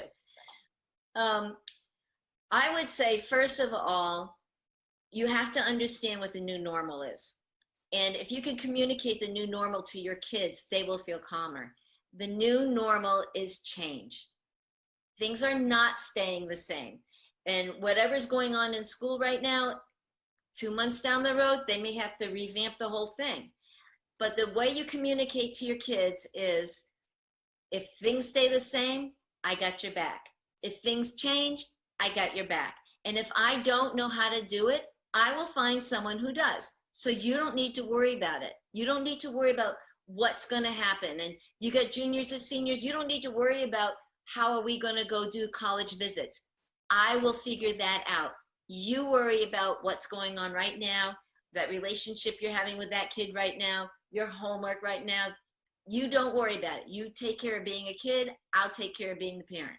I love it. Calm them down. I love it. You know, I feel like so often we try to solve the problem, but it sounds like what you're saying is that children just need to know whatever the problem is, right? Because what if the problem itself moves and changes? It will. Just that security of knowing mom and dad are here for me. You know, you're right. It's like, take that burden off your child and let them be the child, because look, we are the kings and queens of adapting, because look at where I am. Look what we've been doing for the past 6 months. That's a great tip. And it's one I haven't come across before. Do you have another little nugget you want to leave us with for parents? Wow, so many to choose from. So many nuggets, yeah. All right, I will say this about tantrums. Tantrums are not something your child is doing to you. From toddlers to 20-year-olds. A tantrum is something that's happening to them. And you should be really glad that the tantrum's going on, because that's them waving a flag saying, I can't cope, I need help, I can't do this by myself. And if they don't wave that flag, you don't understand that they're at the end of the rope. You know they're stressed, but you don't know where they are in the continuum. So tantrum, first of all, let them have the tantrum, don't bribe them out of it. And then say, when you're done with this, I will help you. but I can't really hear your message right now because I'm distracted by the yelling and the screaming and the waving of the arms and the stomping and the flouncing. But when you calm down, I will be here for you and we will solve this problem together. I love it. It's just that emotional security that helps kind of, glue everything together. I know you have a number of books. I see one behind you, How to Keep Your Teen Daughter from Slamming the Door. Are there any other online resources, Deborah Ann Davis, that you'd like to point our viewers to who might be learning about you for the first time today and are eager to know more? Well, all of my books are wherever you would expect to buy books. My website has a blog called Merry Meddling because that's what I do best. And there's a lot of things on there for parents. And I won't say it's like a particular focus because it's basically whatever catches my attention. I talk about what goes on. Plus, I have a 10th grade sense of humor, so you'll find that in there too. There are lots of resources in the back of all my books. All my books have bibliographies and a list of resources that you can use. And I guess that I also am doing parenting coaching. Oh, I should mention that for the month of October, I'm taking new clients. So until my spots fill up. So anybody can go to my website, DeborahAnnDavis.com, and find out about the books or working with me or read the blog. Perfect. And that's Deborah with an H, Deborah Ann Davis, author and parenting coach.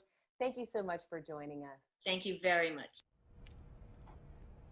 All right, and big thanks to all of our sister stations across the country that provide us all this coverage to bring you right here on News Now from Fox. Don't forget, everyone, you can always find us by going to newsnowfox.com. That's newsnowfox.com, where our show is 24/7. It might not have the chat feature that many of you know and love, but you can always get up to speed with the latest updates from across the country in terms of election, in terms of coronavirus, in terms of other breaking news and events from across the country. Again, my name is Pilar Arias. Happy Monday. We are so glad that you are here. The first time we've officially launched at the 6 o'clock a.m. Eastern Time hour. Myself and Regina Gonzalez are staying with you all the way until 11 o'clock Eastern Time, which is 9 a.m. Arizona time. And then we're going to pass it off to our colleagues and friends in Phoenix, Arizona. But again, I'm reporting to you live from the East Coast Hub here in Orlando, Florida. So I'm staying on top of everything for you. I do want to show you, we have a live picture of the big board. Dow Jones Industrial is what we call it.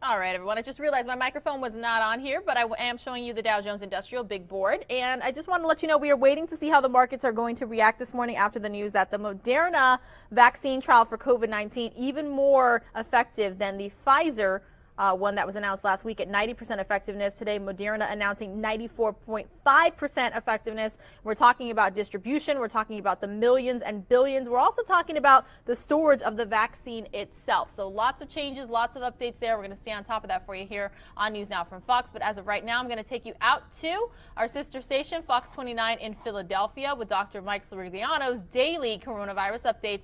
Again, you're watching News Now from Fox. I'm keeping a very close eye on the stock market for you as well this morning.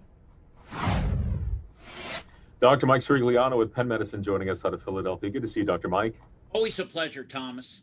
There's some promising news on the vaccine front. Moderna just announcing some results. What more do we know? Well, this is another infusion of really good news.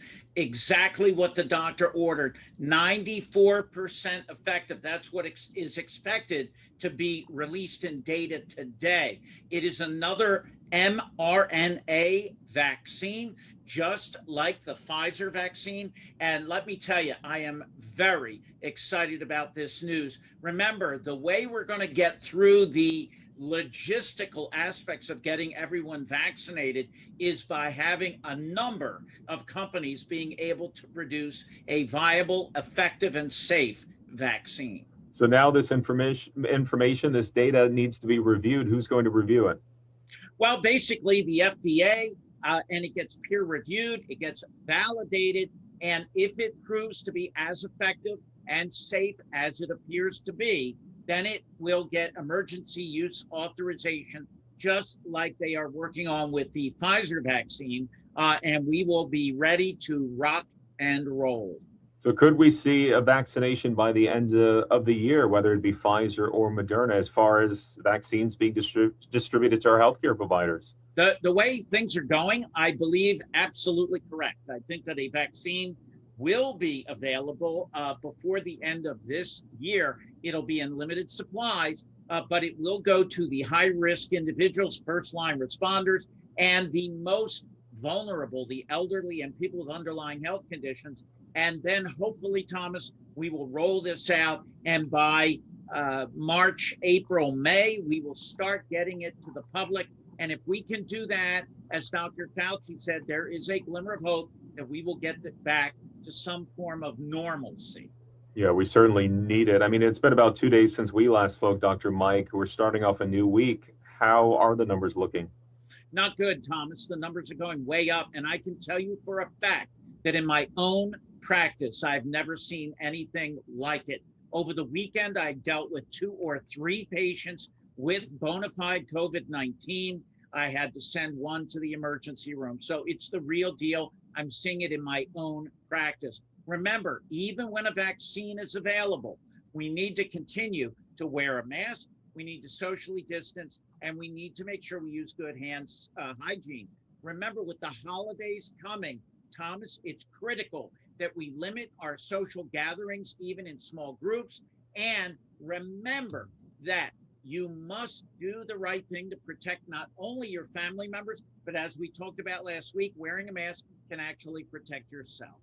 And what's even more concerning, I mean, we're seeing a younger transmission rate than we were several months ago, Doc.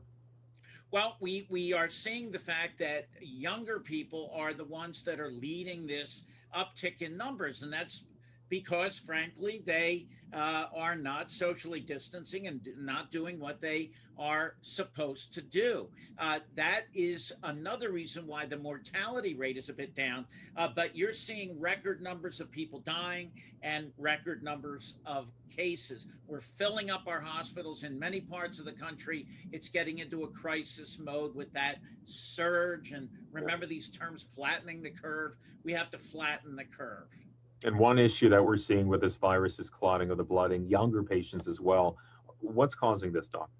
Well, remember, when the virus attacks the body, it can damage the lining of blood vessels. That leads to damage, and with inflammation, that can lead to blood clotting, and that can lead to stroke, heart attack, as well as peripheral blood clots. Remember the famous actor from New York who lost his life, unfortunately, from having blood clots. It's a real problem, and it's a real danger. All right, our daily reminder, Doc, on staying safe. Thomas, yeah, we all need to stay the course. I know it's hard. This is an endurance race. It's kind of like mile 25 on a long distance run. We need to stay the course. We need to wear masks. We need to socially distance, and we need to avoid small gatherings, especially with the holidays coming. Thanksgiving will not be the same this year. If we do the right things, we will have a vaccine, and we will get through this. Dr. Mike Svirgliano with Penn Medicine out of Philadelphia. Good to see you, Doc. Stay well.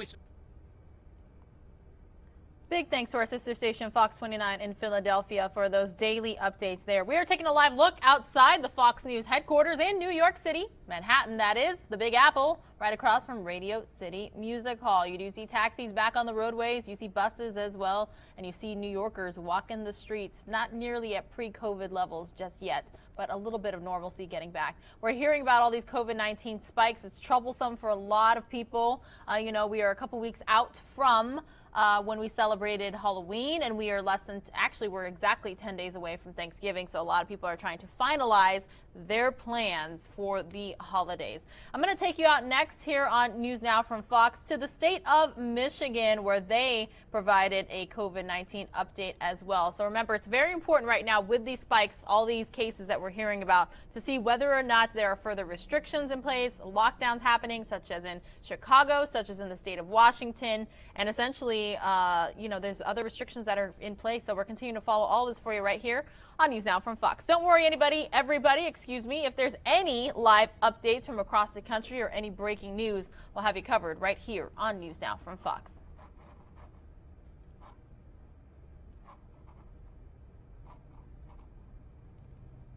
Hello, everyone. Welcome to the HD Show, a special early edition, a couple minutes early. That's because we have some breaking news that we're going to get to in a minute and 36 seconds. It has to do with Governor Gretchen Whitmer and her announcements on COVID-19. I, of course, am Dave Spencer, and with me, as always, is Hillary Golston. Hi, Hillary. Yes, we expect the governor to speak promptly at 6 o'clock, and she is very prompt, so we want to start with what we know so far. Saturday numbers were out for coronavirus, and we had some very disturbing and disappointing news. 65 new deaths from COVID-19 and more than 7,000 new infections. Now, of those 65 deaths, 36 were found in a records review. Nearly 8,000 people in our state have now died because of COVID-19, and we've had more than 251,000 confirmed cases. Now, as you may know, Michigan really marked its worst week yet on the coronavirus pandemic. 44,000 people infected in 1 week, and more than 400 people died in just this past week. So that unprecedented surge has certainly sparked a cascade of school and campus closings and a variety of things we've been seeing unfold. Dave. That's right. Nationwide, I'm going to take a look at the governor right now, so we're going to still speak over her, but just to let you know what we're waiting on. So as soon as she starts talking, we will stop talking, of course. But just to let you know, nationwide, obviously, this is an issue as well. We're closing in on 11 million confirmed cases of the coronavirus. That's according to Johns Hopkins University. The national death toll is also at 26,000 people. And here in Michigan, we're expecting some tightening restrictions. I think the governor is ready to talk, so I'm going to be quiet, and we will all listen in, and then we'll be joining you later. November 15th. I am joined by Dr. Janae Caldoun, our Chief Medical Executive here in the state of Michigan, and Director Robert Gordon, the Director of the Health and Human Services Department. While I generally like to keep my comments at these press conferences succinct, because I know how overwhelming this whole experience is, and although I acknowledge as tough as my job is, my burden's lighter than that of many, today I think it's important to share a little more perspective as we gird ourselves for the tough months ahead. On March 10th of this year, 250 days ago, I stood right here at the State Emergency Operations Center and announced that the first cases of COVID-19 were present here in Michigan. In the months that followed, the people of our state stepped up to protect one another. Healthcare workers worked 18-hour shifts in our hospitals. Truck drivers continued to deliver critical supplies. Grocery store clerks kept our shelves stocked. Businesses, small and large, retooled so that they could produce sorely needed PPE. Restaurants shifted to takeout, delivery, and curbside service. Educators found creative ways to engage and stay connected to their students. And everyday people did their part by staying home and masking up when they went out. Michiganders have made huge sacrifices this year to protect our public health, and it has been hard. It's unlike anything any of us has ever faced before. But we listened to our public health experts. We smashed the curve. We saved thousands of lives together. And because of it, we had one of the best economic rebounds in the country. We need to remember, back in March, there was a lot that we didn't know about COVID-19. And we now know that wearing a mask is the single most powerful weapon we have against this virus. Now, 8 months after I first spoke to you in March, I'm asking that we join forces again. Because as hard as those first months were for our state, these next few are going to be even harder.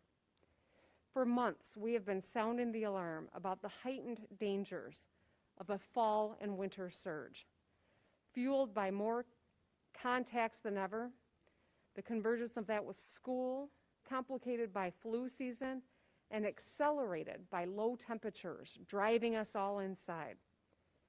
Now we have reached that point we were warning about. We are in the worst moment of this pandemic to date. The situation has never been more dire. We are at the precipice and we need to take some action. Because as the weather gets colder and people spend more time indoors, this virus will spread. More people will get sick and there will be more fatalities. This is the worst public health emergency our nation has faced in over a century. And our response has got to reflect the same level of urgency. Our response is strongest if we are unified and all in this together. We cannot control the fact that we're already seeing a surge in cases, but what we can control is whether or not and how we join forces to combat our common enemy, COVID-19. We do have some control here. Our collective action can control the severity and length of this wave if we all do our part. A leading model shows that if we don't take aggressive action right now, we could soon see 1,000 deaths per week here in Michigan. I want you to think about that. 1,000 deaths per week is what one of the models tells us. To date, we have just under 8,000 people lost. That could be 1,000 a week we could be adding to that. So if we act now, though, just like we took action in the spring, and we work together, we can save lives, thousands of lives. We can keep our hospitals from being overwhelmed, and hopefully keep our kids in school and keep small businesses open and eat at restaurants again if we act now. We beat this last time by listening to our public health experts, and we can beat this again. And so today we've got to act. Today, the Department of Health and Human Services is issuing an epidemic order to help us slow the spread of COVID-19 and save lives. The order takes effect on Wednesday at 12:01 a.m. and will be in effect for 3 weeks, and we will continuously monitor the data throughout to determine next steps. Public health experts are warning Americans everywhere to limit our indoor gatherings so that we can save lives. This new epidemic order is geared towards stopping the spread by limiting. We are going to break into this update from the state of Michigan to take you out to the New York Stock Exchange floor where the opening bell is about to be rung. You're watching it live here on News Now from Fox. Some of you will see it as soon as you return from a quick commercial break.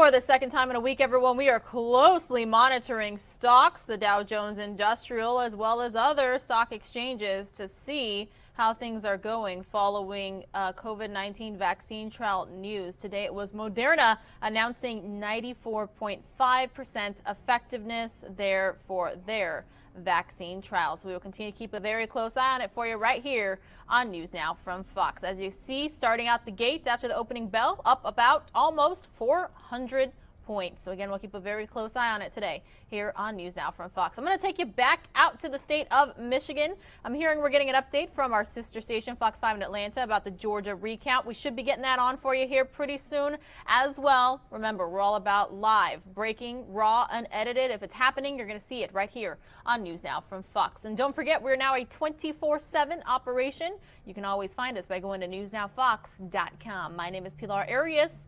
You're hearing me from our East Coast hub in Orlando, Florida. Again, thanks for being here. Back out to Michigan we go, and other updates will be coming a little bit later on. Americans everywhere to limit our indoor gatherings so that we can save lives.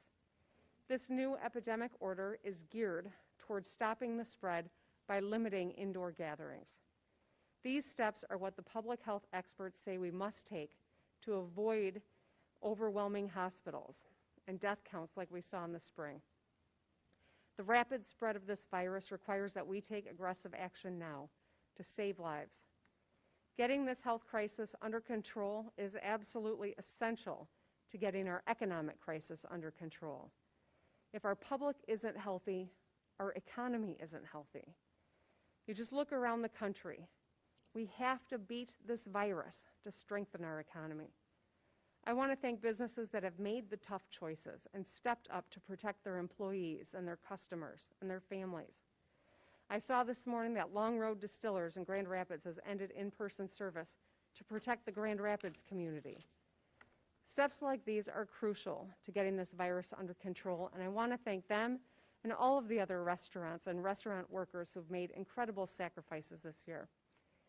Doing this will also protect the medical workers, our first responders, and other essential workers who are putting their lives on the line every day to take care of others. I had a conversation with a doctor at Sparrow Hospital in Lansing recently, and she told me that she was proud to stay on the front line and be a hero, as we refer to them. But she confessed that she wasn't sure if she could get through another surge. That is not a unique story, sadly. And this is one of the things that should cause every one of us concern. We all have a responsibility to follow these laws and do everything in our power to protect one another and to ease the burden that the people on the front line are confronting every day. Defeating this virus once and for all and protecting American lives and livelihoods will require more action than just state governments alone and people can take. I know that the action of my administration today will save lives and will have a positive impact on families and frontline workers, and ultimately our small businesses will be impacted. We're working to make sure that we help through this moment. But we need help from the federal government as well. Through these tough times, we need more leadership at the federal level so we can make it through this winter. It's going to be a tough winter. The United States accounts for 4% of the world's population, and yet we also account for 20% of the world's COVID cases and 20% of the world's fatalities. We as a nation have got to come together to fight this virus. As the president prepares to leave office, part of his legacy will be determined and shaped by these last 66 days. President Trump has an opportunity to meet the needs of the people of this country and extend life-saving support to Americans everywhere. And I hope that he and Leader McConnell and Speaker Pelosi can deliver a recovery package, help for unemployed workers, small business assistance, support for locally owned restaurants and all restaurant workers, and resources to give our kids the educational support that they need. This stimulus is critical for our families and good for our economy. Now remember, the reason that our economy came back as strong as it did was because we had an aggressive plan and federal support in the early months of this pandemic. They did it once and it worked. Now we need help again. Every single one of us, from the President of the United States down to each of us individually, has a crucial role in this fight. I want to talk about Thanksgiving, which is next week. If you are considering spending Thanksgiving with people outside of your household, I urge you to reconsider. Think about your favorite Thanksgivings and the loved ones with whom you've spent them, your parents and your grandparents, your siblings and your kids and their kids, your neighbors and friends. Think about them and picture their faces. Think about the good times, laughing together, cheering on the Lions, playing cards and cooking together, maybe even arguing about politics. As hard as it is not seeing them this Thanksgiving, imagine how much harder it would be if you weren't able to see them for a future holiday ever again. As hard as this is, we all need to make short-term sacrifices for a long-term gain in health and happiness. And I hate to say it, but we know that some people will gather anyway. And odds are that some of these gatherings will spread COVID and contribute to the loss of loved ones. It's just the hard, sad reality of this virus. And I know none of us wants to be the person who has to live with the guilt of unwittingly bringing COVID to someone that we love. So as you consider your options for next week, I urge you to make the difficult but right choice, because it's ultimately going to be in the long-term benefit of everyone that you love. Michigan versus COVID-19 means we are all in this together. I know a lot of us are exhausted fighting this virus. Every single one of us, me included, is tired of this. And yet, none of us can let up for a second. No matter who you are, whether you live in a dynamic city like Detroit or a quaint town like Ludington, whether you're a Biden Democrat or a Trump Republican, whether you're a Yooper or a downstater, you have a role in this fight. So let's challenge the energy that we had this spring when we stomped the curve. This is going to be a tough couple of months. It's going to be a hard fight, but I know we are up for this challenge. We've done it before, and we will do it again. My hope is that everyone makes smart choices to keep yourselves and your loved ones and our frontline workers and our communities safe. I hope that you'll double down so we can avoid a stay-home order. Do it for yourself. Do it for your family, for the nurses and doctors, or do it to help the small business owner who desperately wants to keep their doors open. I believe in you, and I know we are up to this challenge, and I know this is possible. Let's rise to this challenge. We have 3 weeks to see if we can all do our part and make a real difference. Let's do this together. With that, I'd like to hand it over to Dr. Khaldun.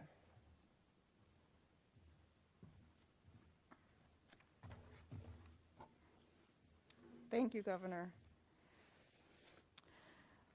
Yesterday, we announced a total of 251,813 confirmed cases and 7,994 deaths due to COVID-19. In the past 7 days, we've announced a total of 44,019 more cases. Some of those cases will not beat this virus. They will die. In the past week, we know of 416 people who have died from COVID-19. And by February 15th, models predict we could have as many as 20,000 additional deaths due to COVID-19 in Michigan. And many more of those cases, even if they live, they are facing potentially significant long-term health consequences, things researchers are still learning more about. Things like heart problems, kidney problems, difficulty breathing, difficulty concentrating, and others. If we do not act now, there's no question that the next several months will be deadly and grim. This is not like the cold or the flu. and we simply cannot let this virus continue to spread out of control like it is now. Our case rates are rising at an alarming rate. Overall, we're at a case rate of 513 cases per million, and the percent of tests that are coming back positive is 12.5%. Test positivity rates across the various regions in the state ranges from 9 to 15%. Case rates range between 349 cases per million in the Traverse City region to 791 cases per million in the Upper Peninsula. Let me be clear, the entire state is seeing an alarming increase in cases. COVID-19 is spreading like wildfire, and we are now in the dreaded surge that we have been warning about for months. We are doing very well with our testing. Last week, we were testing on average 54,000 people a day, and we are actually one of the top states in the country for testing. But we still need to test even more. If we do not test, we will not be able to find the disease, and we won't be able to stop its spread. There are many more people who have the virus and likely are not getting a test. So if you think you need a test, please get a test. That includes if you have symptoms or if you have been exposed.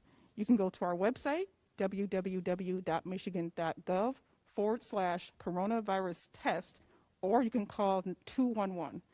They can help you find a testing site near you, many of which are actually free.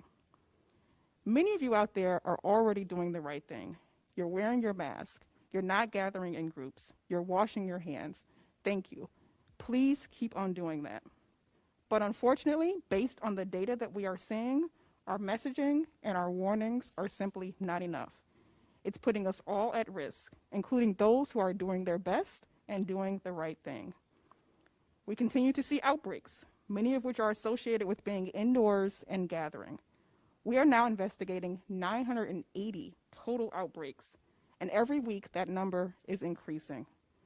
Top categories are long-term care, K-12 schools, manufacturing and construction, healthcare, bars and restaurants, and social gatherings. And let me talk a little bit more about schools.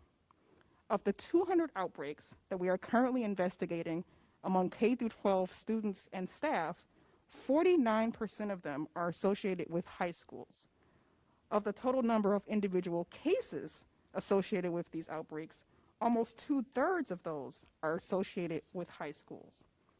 That means that there are more total outbreaks associated with high schools, and the outbreaks that we are seeing have more cases associated with them.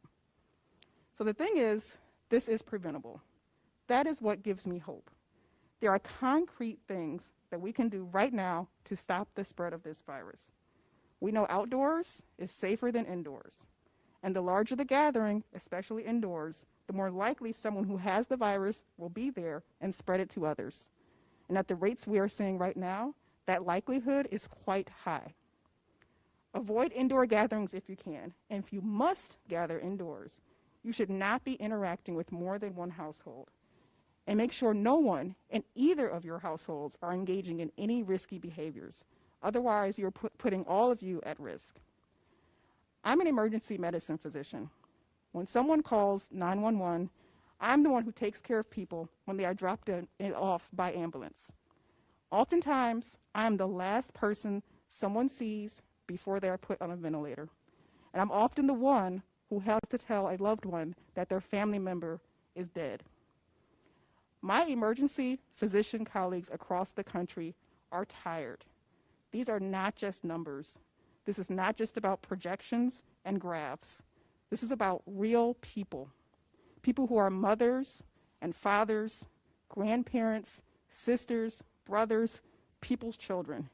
And it's about protecting our frontline healthcare workers, making sure there are enough hospital beds and staff to take care of COVID and non-COVID patients. Some of our hospitals are just days away from being overwhelmed, and many have over 80% of their inpatient beds occupied. Our hospitals are almost at capacity, but let me be clear. If you need medical assistance, please still talk to your doctor, and certainly seek emergency care if you think you need it. Even if you do not need to go to an emergency room, we do not want people to delay important and necessary care, things like cancer screenings or biopsies or evaluations for heart conditions or vaccinations. Those things must still happen. We want people to get the care they need in the right place, and our doctors and hospitals are still committed to providing those services safely. As the governor said, the next few months are going to be hard, but everyone just needs to focus on what they can do. Wear your mask, avoid indoor gatherings if you can, maintain your distance from others, get your flu shot, and please take care of your physical and your mental health. This pandemic will end, and if we do these very basic things, we will save lives. And with that, I will turn it over to MDHHS Director Robert Gordon.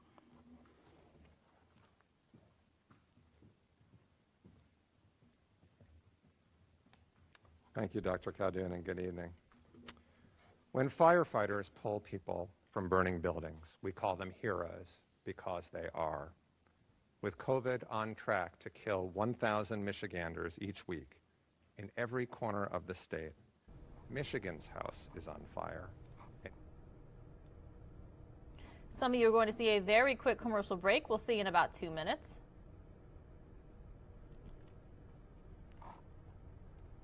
For the rest of you, we are going to depart Michigan for just a few moments, take a live look at the White House in our nation's capital, Washington, D.C., and this is one of my favorite times of year to show you this live picture because it looks like quintessential fall, wouldn't you say? You can see the leaves changing, in particular on the other side of the White House from the side that is facing us here, the iconic pillars there in front of the White House in our nation's capital. We're continuing to monitor a bunch of news for you here on News Now from Fox, just like we always do, and we launched even earlier, 6 a.m. Eastern time. You got me and Regina Gonzalez here in Orlando, Florida, bringing you all this coverage from across the country and sometimes even worldwide, including this next update from the state of Georgia in terms of how their recount is going. The race for the White House, election 2020, some saying it's not over, others saying President-elect Joe Biden needs to get this transition process underway. But again, we're going to head on out to our sister station, Fox 5 Atlanta, for this report on the latest on the recount efforts.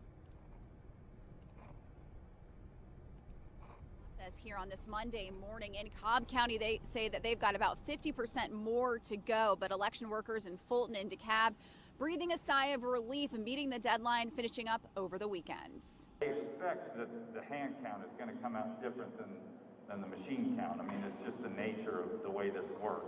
That's Fulton County Director of Registrations and Elections, Richard Barron. Over the weekend, Fulton County was one metro Atlanta county that wrapped up the mandatory audit issued by the Secretary of State's office. Fulton County, again, has risen to the top, and we have completed the assignment that we were given, the unexpected assignment that we were given. In Fulton County, teams made up of 2 people took a look at more than 500,000 votes cast on Election Day, with as many as 340 people working at the same time.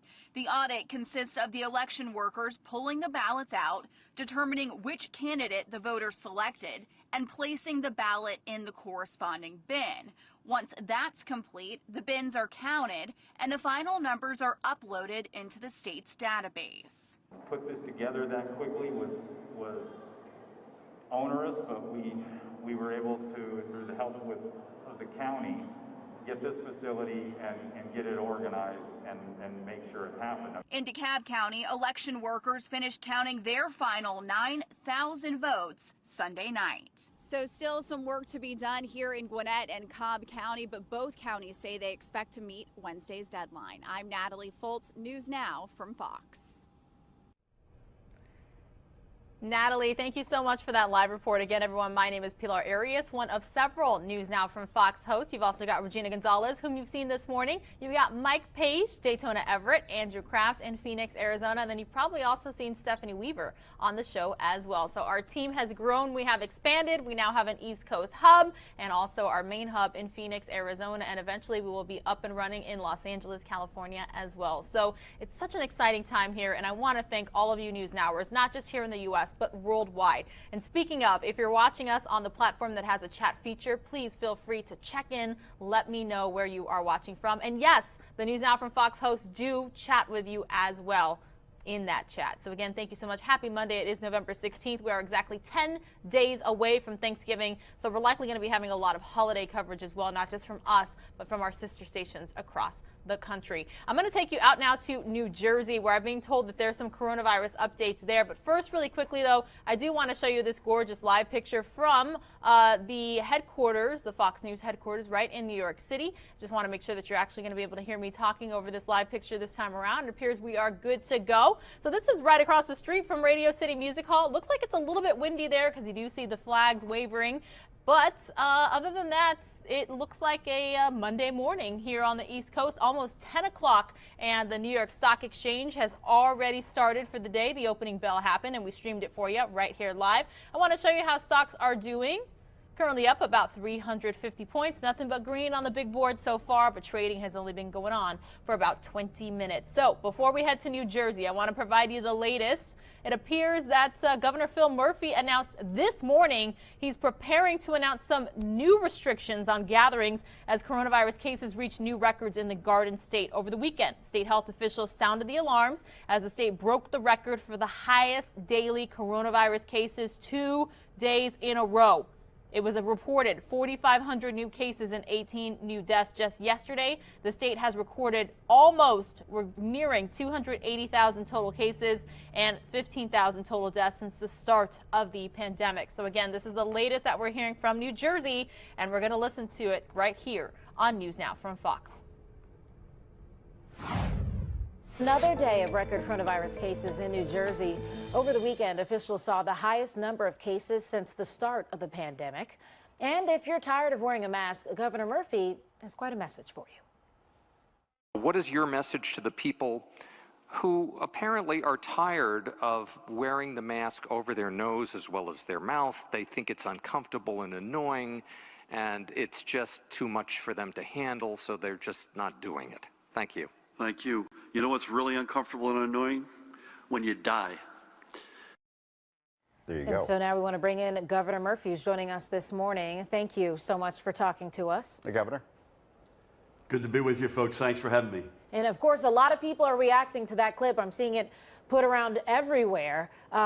It's pretty blunt. Yeah, I mean, it was on the spot, but it's true.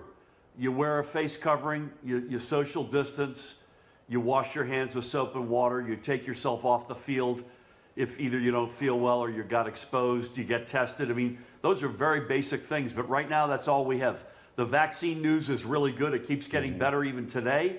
That's great, but it's not here yet. And we're in a heck of a fight right now. This thing is surging, and we've got to stay strong right now. So what do you think the issue is? Is it the masks or is it the gatherings? Because as I mentioned just not too long ago, that you guys are seeing the second day for the highest number of cases. What do you think is happening? Yeah, it's a little bit of everything, unfortunately, Alex. Right now, over the past month or so, we've clearly had a big rise in private setting transmission. So behind closed doors, where it's really hard to enforce compliance. But we're also seeing indoor activity, particularly congregating activity. So last week we asked indoor dining to close at 10. Today we're going to reduce the amount of folks who can gather indoors for an event down to 10 people, outdoors down to 150 people. We think those are steps that will help, and we reserve the right, unfortunately, sadly, but we reserve the right to take more steps if we need to. Yeah. How do you gather that data? Is this what contact tracing is all about? Like, where were you? I was at a bar, or I went over to my mom and dad's, and that kind of thing. And bring us up to date on the number of hospitalizations. Yeah, so the answer is yes on contact tracing. We still don't have enough people who are willing to pick up the phone and cooperate, which is a big hole in our operation, not just in New Jersey. That's a national reality. But you're right. So we've traced this back to Halloween parties. A number of bartenders have come in positive, so we cut out seating at bars. We're having a real challenge right now with sports. And we think it's adjacent activity, so not the sport itself, but the pizza party in the basement, the locker room. But we're looking at that very carefully. And hospitalizations are right now somewhere hovering around 2,000. At the peak, we were at 8,300. 8,300. So God willing, we don't get back to Yeah. those numbers, but these numbers are way up. Camden County doesn't look like we're doing so well. Camden County had a tough weekend. 700 positives over the past couple of days, right across the Delaware from you all. It has been a hot spot. This was first and foremost a metro New York virus. That's also right now where the bulk of our infections are.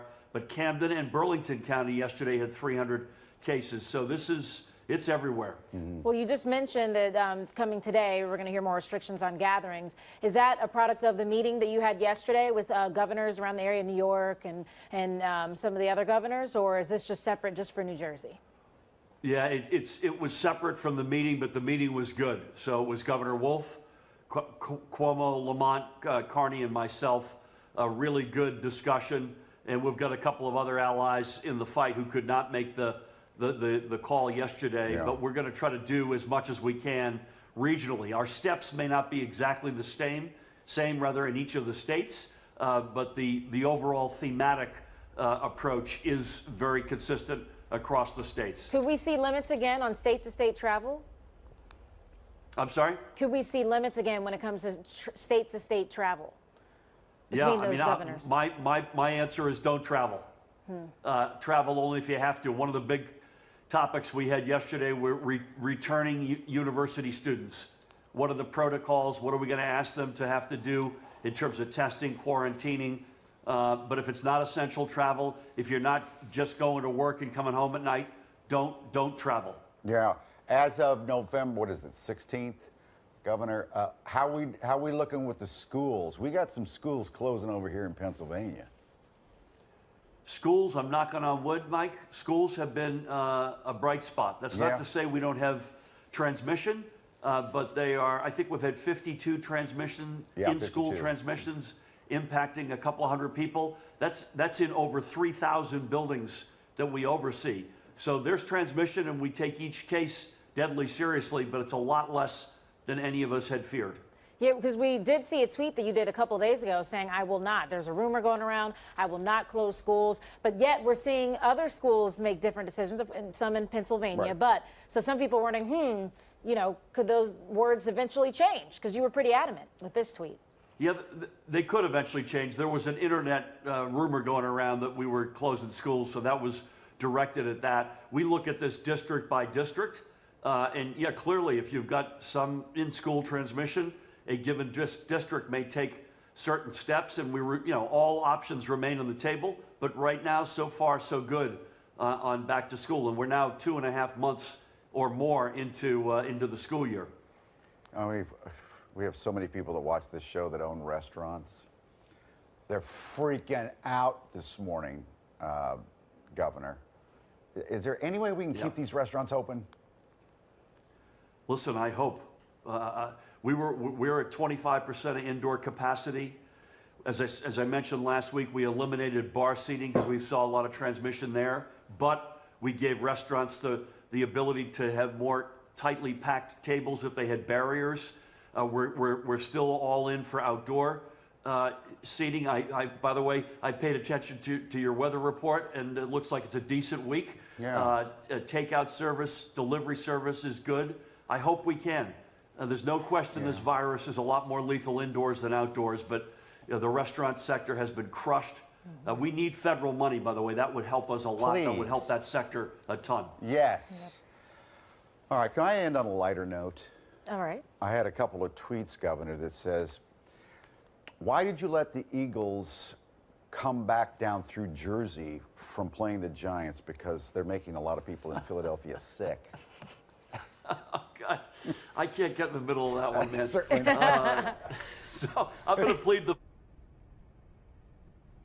All right, as always, thank you so much to our sister stations for their coronavirus coverage. We are taking a live look at what will be New York City Mayor Bill de Blasio's update here in just a few moments. He's usually slated for the top of the hour, 10 o'clock Eastern. As you can see, we are just moments away from that, but he normally comes out a little bit later. It's a busy schedule for the mayor of the largest city in the United States. Some of you are going to see a very quick commercial break. And for the rest of you, we are going to be heading on out to our sister station, Fox 11 Los Angeles, for their special coronavirus coverage as well. So again, you're watching News Now from Fox. My name is Pilar Arias. Happy Monday. Thank you so much for being here. We're staying on top of all COVID-19, all economy news, as well as election 2020 news. It has been a very busy Monday here, and we'll continue to keep track of everything for you right here on News Now from Fox. For cases, rising hospitalizations, and no sign of slowing down. LA County getting hit hard by coronavirus. Good evening to you. I'm Susan Hirasuna. The LA County Health Department has been warning about a surge, and now we're seeing it. Every day this week, the new cases per day rose. More than 3,700 cases reported today. That's the most since mid-July. The positivity rate remains high at 6%, with young people driving the transmission.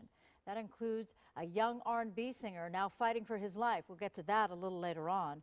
Orange County also seeing a spike. It's nearly certain the OC will move back into the more restrictive purple tier next week. So let's dig in a little deeper into these numbers and also find out how the new vaccine will be rolled out. Joining us now is Dr. Kirk Tamadon. He's the medical director and chief of staff at Kaiser Permanente, West Los Angeles. Thank you so much for joining us, Dr. Tamadon. Let's first talk about these numbers, these young people that are fueling this case rate increase. More than 70%, if you include all the people under the age of 50, more than 70%, almost 3/4 of the cases are from that younger age group. What does that tell us about what's going on with the virus right now? Hi, Susan. Thank you. That's an excellent question. This is really multifactorial. Several factors go into this. First of all, the weather is getting colder. More people are spending time indoors rather than outdoors. Secondly, we are performing more tests. So the total numerator is increasing. As we perform more tests, we're going to find more people positive. And thirdly, what is concerning is that it could be possible that the guards of the community is dropping, especially in the younger community, as more social events are occurring and social distancing is not being observed. So this is really a multifactorial problem. Right, and we now know that we're about, 2 weeks since the Halloween holiday weekend. So that could have fueled the increased number of positive cases? That, along with the cold weather and along with the fact that as you know, as it gets colder, we tend to spend more time indoors together.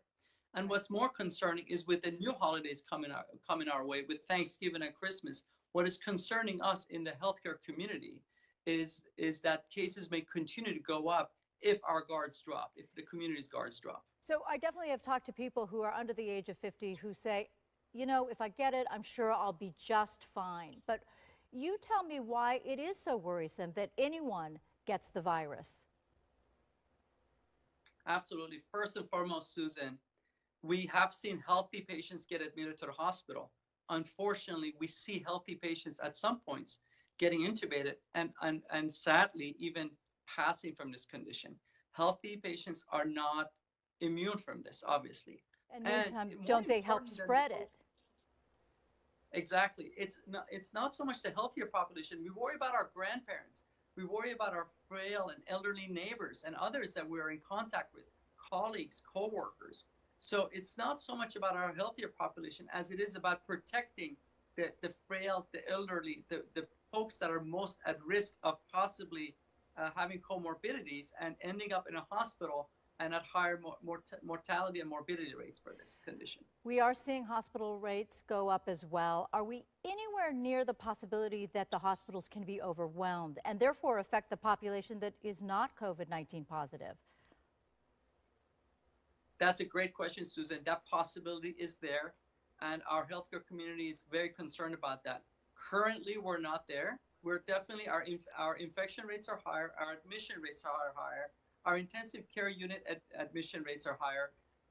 However, we're not at the place where we were in April or May of earlier this year. And we are concerned that we could possibly get to that crisis point again. So our advice and our ask of the community, please keep your guards up and consider, with the holiday season coming up, spending that time with your nuclear family and avoiding travel and larger social gatherings. All right, let's talk about the exciting news from Pfizer that there's a vaccine on the horizon. I understand that Kaiser Permanente actually participated in the trial. Can you explain more on that? Yes, this is an exciting trial that you may have heard about that last week. The trial results came out as a collaboration between Kaiser Permanente and Pfizer Pharmaceuticals. There is a prospective randomized trial that has shown preliminary results of around 90% efficacy rate. Now, this is still preliminary findings. There's still some steps to go through, especially with the Food and Drug Administration approvals, and also government agencies allowing us to be able to deliver the vaccine to the community, and the prioritizations that will be set up about those vaccine deliveries will be coming our way soon. Yes, but you still need FDA approval, CDC approval, so it won't be any time real soon. It'll take a minute, as they say, right? Correct.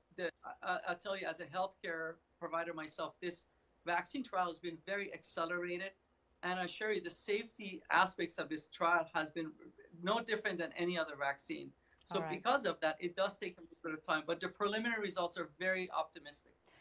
Dr. Kirk Tamadan, thank you so much for joining us. I appreciate it. All right, now moving on. The record high for cases.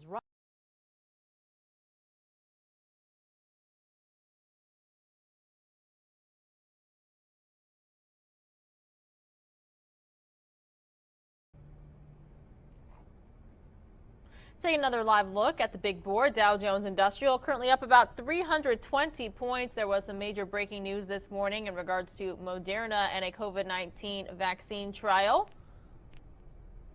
We have clipped that for you on the platform that has a chat feature. If any of you would like to check that out, you can like, share, subscribe, let your friends, your family, your coworkers, your neighbors, everybody you know about it. Meanwhile, though, I'm going to take you back out to the state of Michigan for their COVID-19 update, and then in just a few moments, I should be able to play for you the update. Actually, it was a Fox Business segment with the CEO of Moderna from this morning. I should be able to get that on for you here on News Now from Fox in just a few moments. But let me check here really quickly, see if I have it before I take you back out to Michigan.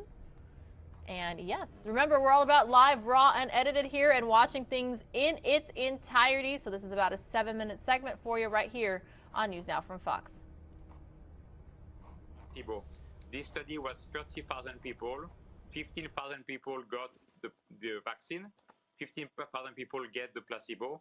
And we just waited. And because there are so many cases in the country now, that this went very, very fast. Last Wednesday, we announced that instead of having 53 cases for the first analysis, we actually ended up this morning having 95 cases. So the study is almost finished.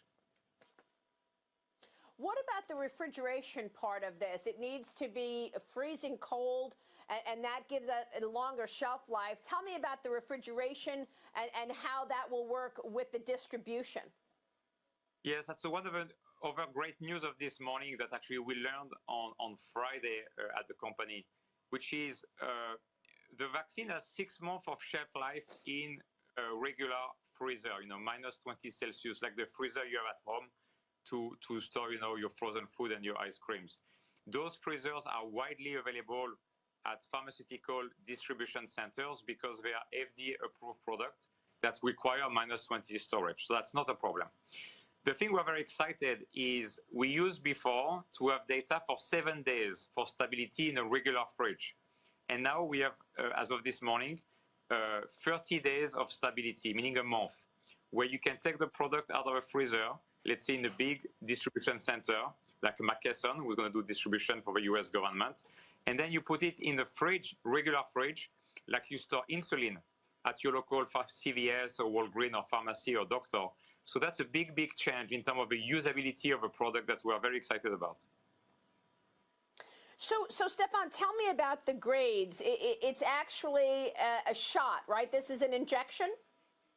Yes, it's like a typical vaccine. You clean your arm with a bit of product to make sure you don't get contaminated. You inject the vaccine and you put a little Band-Aid and that's finished. You don't need any device. It's like when you get your flu shot, at the local CVS or Walgreens, it's going to be the same thing. Fantastic. Sir, did you take it? Did you try it as well? I have not tried it yet because as part of developing medicines, it is unethical for an employee of a company to be part of a study because, the thinking is that we might not report side effects. But as soon as I'm allowed to take it, I'll want the vaccine. So does my wife and my daughter, who is already 18 years of age. My younger one, who is 16, is kind of not happy that she cannot get the vaccine yet. She will have to wait for the summer. That is so fantastic. So you're talking about 20 million doses or 10 million courses. This is 2 shots per course. Walk us through it. Yes, so we're going to have 20 million doses by the end of the year. But if you think about it, you can give a prime dose, the first dose, to 20 million people. Because by the time they need their boost in January, we will have more vaccine made. And so they will get their boost from another batch of product that we will send to the US government. This has the edge on the Pfizer news as well. I mean, of course, we want a nice competition in terms of having plenty of options here, but the refrigeration temperature for up to 30 days and room temperature once thawed for up to 12 hours, that's actually even more effective than what we heard from Pfizer last week. Is that right? So our vaccine, I think, is very user-friendly now. Before, at 7 days, was a bit tight, but it was workable. Now with 30 days in a fridge, I think for the nurses and the doctors, it's going to make life much easier. And also, I think it's going to reduce wastage. You know, one of the things I worry about is given we're not going to have enough vaccines in the first few months of the year because all of us are making as many as we can, but not enough for every American right away, is I worry about wasting. And so I think this is going to be a very important tool. So it's user-friendly for the nurse and doctors, and we reduce waste. I love what you said in the release about safety. A couple of things to point out that we should is that while it's very small numbers, the secondary endpoint of severe cases is encouraging. You said all 11 occurring in the placebo group, and the safety looks relatively clean. Tell me about the safety of this drug as well. Yes, of course. And the safety, obviously, with vaccine is really important because you give vaccine to healthy people. So this is really our #1 priority. And as you say, Maria, if you look at the data, and I had the chance yesterday when the independent NIH-led data safety monitoring board reviewed the data, and we were able to see the placebo data versus the data people getting the vaccine. And what you see is at the second dose, you have a bit of side effect locally, a bit of pain, a bit of redness for a day or two. It goes away by itself. And in terms of systemic side effects, you know, some people have a bit of a headache. It's nice to note that the fever level is less than 2% of people get fever. It's actually 1.4%, so very, very low. And so it's like a typical vaccine. When you have a bit of side effects, they will self-resolve without even taking a medication. Like when you get a flu shot and you don't feel great, you know, go to bed, get a glass of water or a cup of tea, and the next day you'll be fine.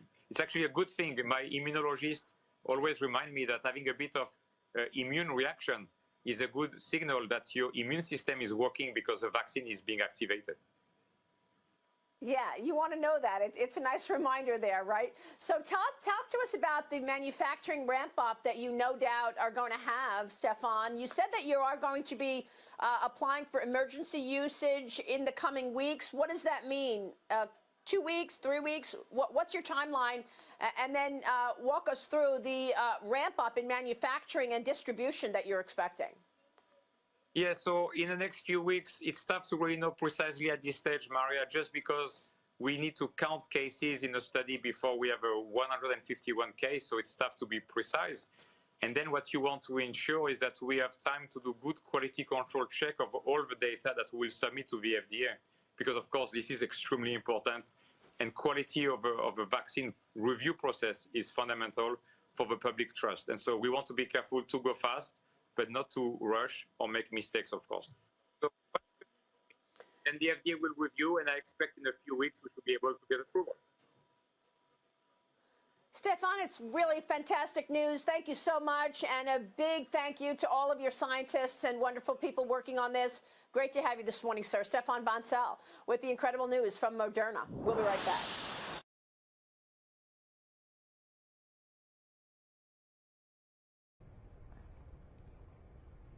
Again, everyone, that was a segment from This Morning on Fox Business. We're taking a live look at the U.S. Capitol in our nation's capital. I want to let you know some news. We are hearing that President-elect Joe Biden and Vice President-elect Kamala Harris are going to receive a briefing on the economy today in Wilmington, Delaware. And then shortly after that, the two will be delivering remarks on, quote, the economic recovery and building back better in the long term, also there from Wilmington, Delaware. So as soon as that happens, you will watch it right here on News Now from Fox. Meanwhile, New York City Mayor Bill de Blasio has just sat down to begin his COVID-19 briefing of the day, the first one of the week. We are going to listen in live here on News Now from Fox.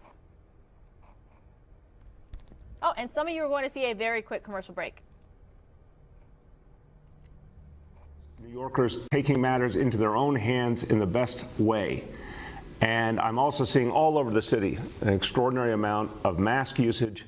We need to keep deepening that. Dr. Choksi will talk about that in just a moment.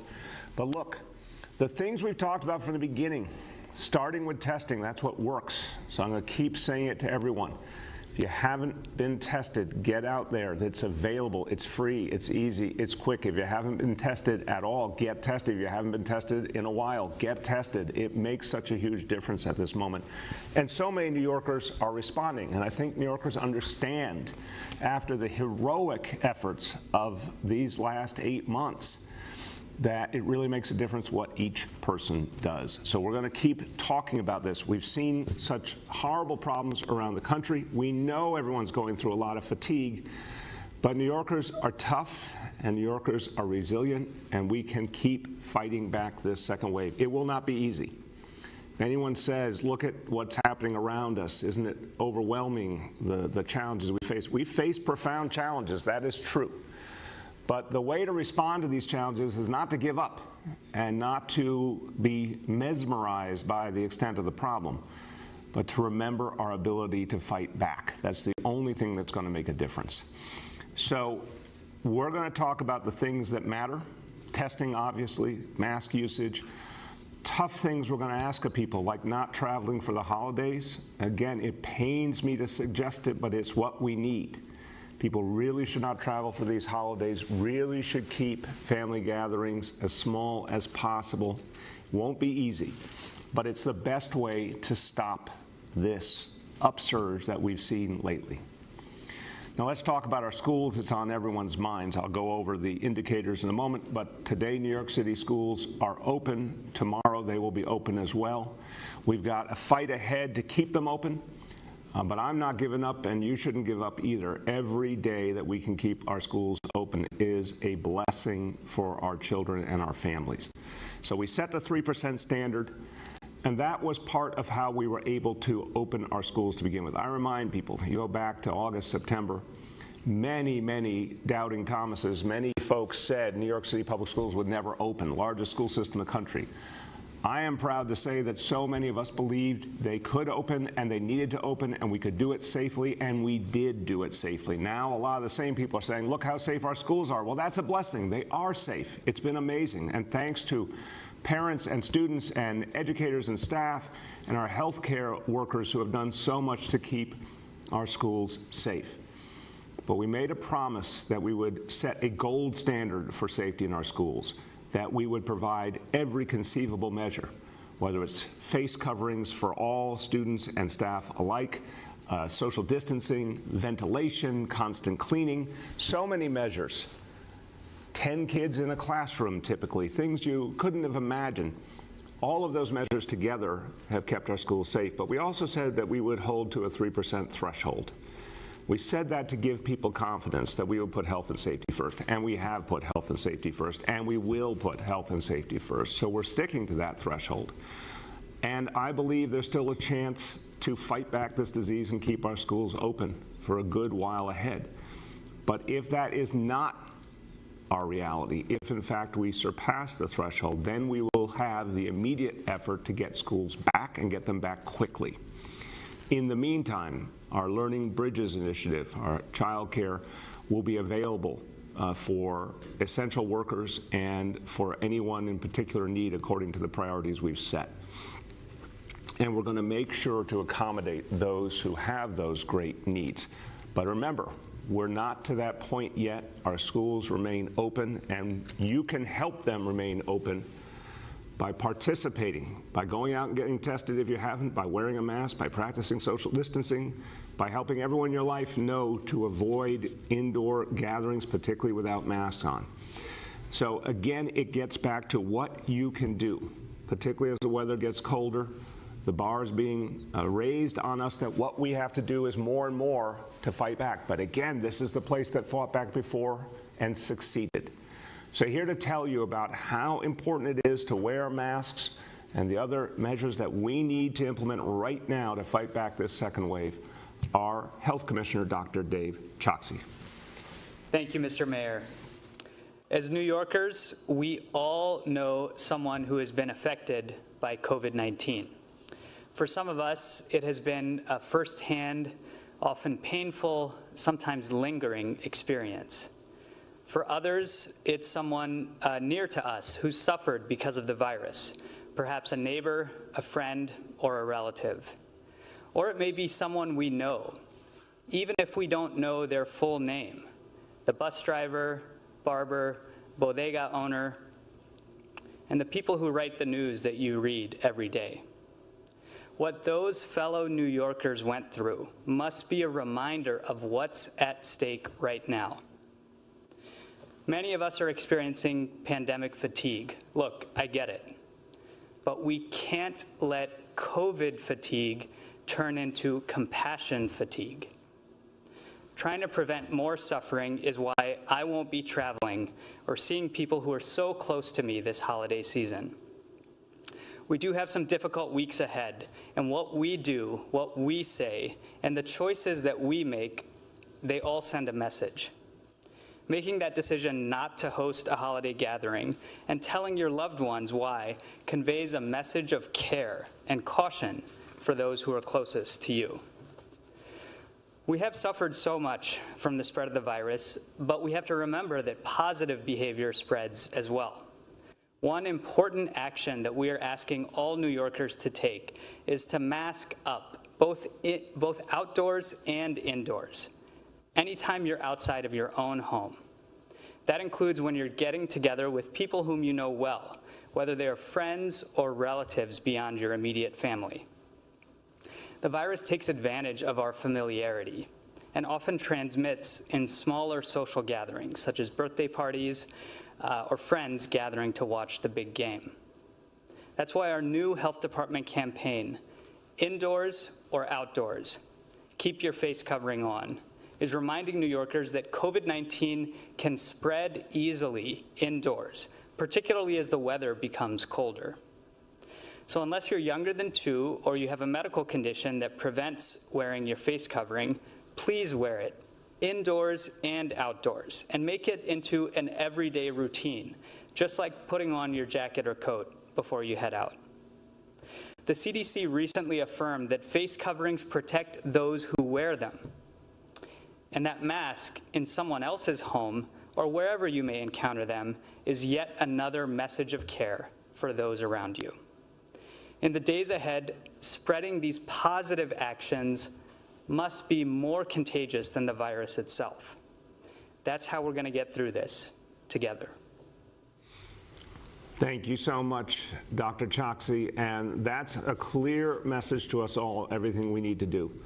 And remember, there's so many reasons for hope. The extraordinary efforts of New Yorkers over these months should give you hope. The fact that there is now real progress on a vaccine, and we can see the day when the vaccine starts to be distributed coming closer and closer, and this city is ready to distribute that vaccine quickly once we get it. Obviously, the new leadership that we look forward to in Washington to help us out of this crisis, there's a lot of reason for hope. But let's win this battle before us right now, and let's fight this immediate challenge by everyone doing what we all need to do to keep the coronavirus at bay. And now, perfect segue to going over our indicators for the day. So number 1, daily number of people admitted to New York City hospitals for suspected COVID-19, the threshold of 200 patients. Again, interesting day, 92 patients. Now that's a number we'd like to get lower, obviously. And we are always watching to see where this number will go because it is a lagging indicator, but it still remains at a level that the hospital system is handling well. This confirmed positivity rate, though, continues to go up. That's obviously a concern, 44.2%, so we're watching that carefully. New reported cases on a 7-day average threshold, 550. We've obviously gone far past that. Today's report, 1,057 cases. Very worrisome on its face. Do juxtapose that, though, with the massive amount of testing that's now happening. Again, when 75,000 people get tested in a single day, that was Friday, the highest testing level we've had in the entire time of the coronavirus. Of course, you're going to see more positive cases because we're finally getting more and more people tested as we've wanted to for a long time. So some of that's explained by more testing. Obviously, some of that also shows the challenge that we're facing. And then number 3, percentage of people testing citywide positive for COVID-19, 5%. Today's report is 1.68%, and the 7-day rolling average, 2.77%. Now, a few words in Spanish. Todos los neoyorquinos debemos estar preparados para lo que viene en los próximos días y semanas. Una segunda ola del virus nos amenaza, pero podemos evitar mucho de lo que vimos al principio de la pandemia. Cada acción nuestra para proteger vidas es un paso para vencer este nuevo desafío, y juntos lo vamos a lograr. With that, let's turn to our colleagues in the media. Please let me know name and outlet of each journalist. Hi all, we'll now begin our Q&A. With us today is Health Commissioner Dr. Jave Chokshi, Dr. Ted Long, Executive Director of the Test and Trace Corps, Schools Chancellor Richard Carranza, and Senior Advisor Dr. Jay Varma. And with that, we'll go to Rich Lim from WCBS 880. Good morning, Mr. Mayor. Hey, Rich, how you doing? I'm doing all right. So let me just ask you a question about the school situation, the closure, the 3% trigger. So given the governor's recent statements about the 3% trigger, I know you must be aware of them, given the disruption an in-person shutdown would cause, and given the extremely safe environment the schools unexpectedly are, since you made your 3% pledge, how is it breaking a commitment or a promise to keep the schools open in the face of new facts? And why is rational flexibility not called for here? Rich, I appreciate the question. I really do. And it's something that we've talked through a lot. I've talked to the governor multiple times about it. Our teams are talking. Our health teams are talking in the city and between the city and the state. But remember, it comes down to this. There is a second wave bearing down on us. We're trying to beat it back. We said we would make health and safety the priority. We said we would hold this standard. That was part of how we convinced everyone that it would be safe to come into the schools. Now, we did expect our schools to be safe. The only way I differ with you is say it is not unexpected that our schools are safe. We expected them to be safe. We've been very, very impressed by the work everyone's done. They're extraordinarily safe. But that said, we set a standard. We asked everyone to trust it and believe in it. It's important to keep consistency with that. If we surpass that standard, and that is not a given, but if we do, then the conversation we're having with the state is how to quickly come back and what it's going to take. And you know, the governor spoke about it this morning. We've been talking about additional testing measures, additional things that we could do to come back quickly. But it is important to recognize that we are dealing with a serious threat of a second wave that has real ramifications for all of us.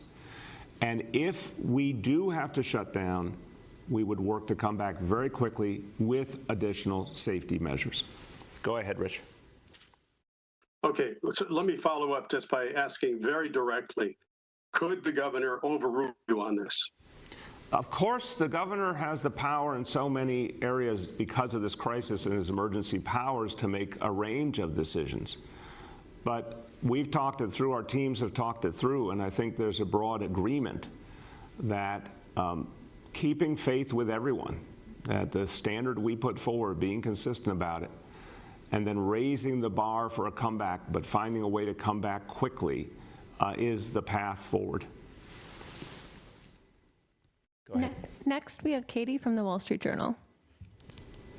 Hey, good morning, everybody. My about mask wearing, which we all know is very important, and this is part of a outreach campaign from the health department. But I know this has been asked of you multiple times throughout this pandemic. It seems a lot of employees have a reluctance to wear masks, particularly police officers. I know I covered a protest 2 weeks ago. Many officers did not wear masks. They got mad when you asked them to put one on. So I'm curious if the city is sort of doing more the outreach, or at least checking with its own employees to ensure that the city's employees are practicing what you're preaching in terms of safety for the rest of us here in the city. Well, it's a good question, Katie, and they have to. And we've had this conversation with city agencies and many city agencies many times. They have to. I think there has been some real progress. I think there has to be more, and I think there has to be consequences for anyone who doesn't wear a mask. So that work continues. Sometimes, particularly in public safety work or in health work, there may be a valid reason, but overwhelmingly, all public servants should have those masks on, period. And if they don't, there should be consequences. Some of you are going to see a very quick commercial break. We'll see you again in about 2 minutes. You know, we've seen the numbers fluctuate hugely, right, over the last few days, which is confusing to parents and teachers and administrators. So do you think we're trying to capture the second threat and the positivity rate, but when something can be sort of easily mixed by huge groups of people going in to get tested and that, I mean, is there a better way to make a decision that could affect, you know, more than 1 million students and everyone who works there in their families, especially if you can suddenly have a rush of people testing to skew a figure that was high a week ago? Okay, let me start and get Dr. Choksi into this too. The truth is what we find when more and more people get tested. This has been what we've called for from the beginning. Obviously, in the early months, we just weren't given the testing capacity we needed by the federal government. But now that we have more and more, thank God, we keep telling people the more people get tested, the clearer picture we get. If more and more people get tested and the positivity level keeps going up, that tells you something profound. If more and more people get tested and the positivity level goes down, that is important and reassuring. So I would say I think the positivity level is the truest measure, but we look at other measures as well. There are almost 1 million students, but let's be clear, you know, right now we're trying to make sure we understand who truly wants to be in school and who wants to be in remote. It's been about 300,000 students that have been in school. That community of kids and families is deeply affected, and I certainly can relate to it because I was a public school parent. I feel what they're going through now. But it's also the community of people that demanded of us that we ensure that the schools were as absolutely safe as they could be and demanded tough standards. And again, to me, it's absolutely crucial to keep faith with them. Dr. Choksi, you want to speak about the testing piece? Yes, thanks, Mr. Mayor. You covered the high points here. I'll just reiterate that percent positivity, the test positivity rate, is one of the most important measures. We've seen that in New York City, but that's also the experience of other municipalities, states, you know, countries around the world. And that's because it helps us understand what's happening over time. With respect to how the epidemic is growing and spreading. The reason for that is that if we do see cases increasing, then that is likely to be reflected in the test positivity rate. We know this because the more people that get tested, particularly when you have cases on the upswing, that means that the percent positivity will go up concomitantly as well. And unfortunately, we do have we do have predicates that we can look at around the country right now where percent positivity rates, continue to climb as those epidemics get worse. So as the mayor said, that's one of the measures that we use in the panoply that we follow. We're particularly looking with concern at the number of cases that are growing over time as well. But for the single measure that gives us the most information, the test positivity rate is a good one. Go ahead. Next is Kala from Pix 11. Hi, good morning, Mr. Mayor and everyone on the call. I just wanted to know after speaking with the governor, would you be considering the governor's suggestion for, in the future, setting a threshold within the schools and not the communities or the cities as a whole? Because he keeps saying, and he's going back and forth a little bit, that the schools are now not the issue, it's restaurants and gyms. Kala, I don't think that's everything he's saying, to be fair. I think the governor's looking at the wholeness of this crisis just like we are, and restaurants and gyms, there's some particular concerns, but we've got something much, much bigger than just restaurants and gyms we're dealing with. But to your core question, yeah, we're going to look at different approaches, including what's happening in the schools across the board, and then what's going on in specific schools and what we can do to ensure they are safe, including potentially additional testing. There's a lot of good discussion going on about how to strike that balance.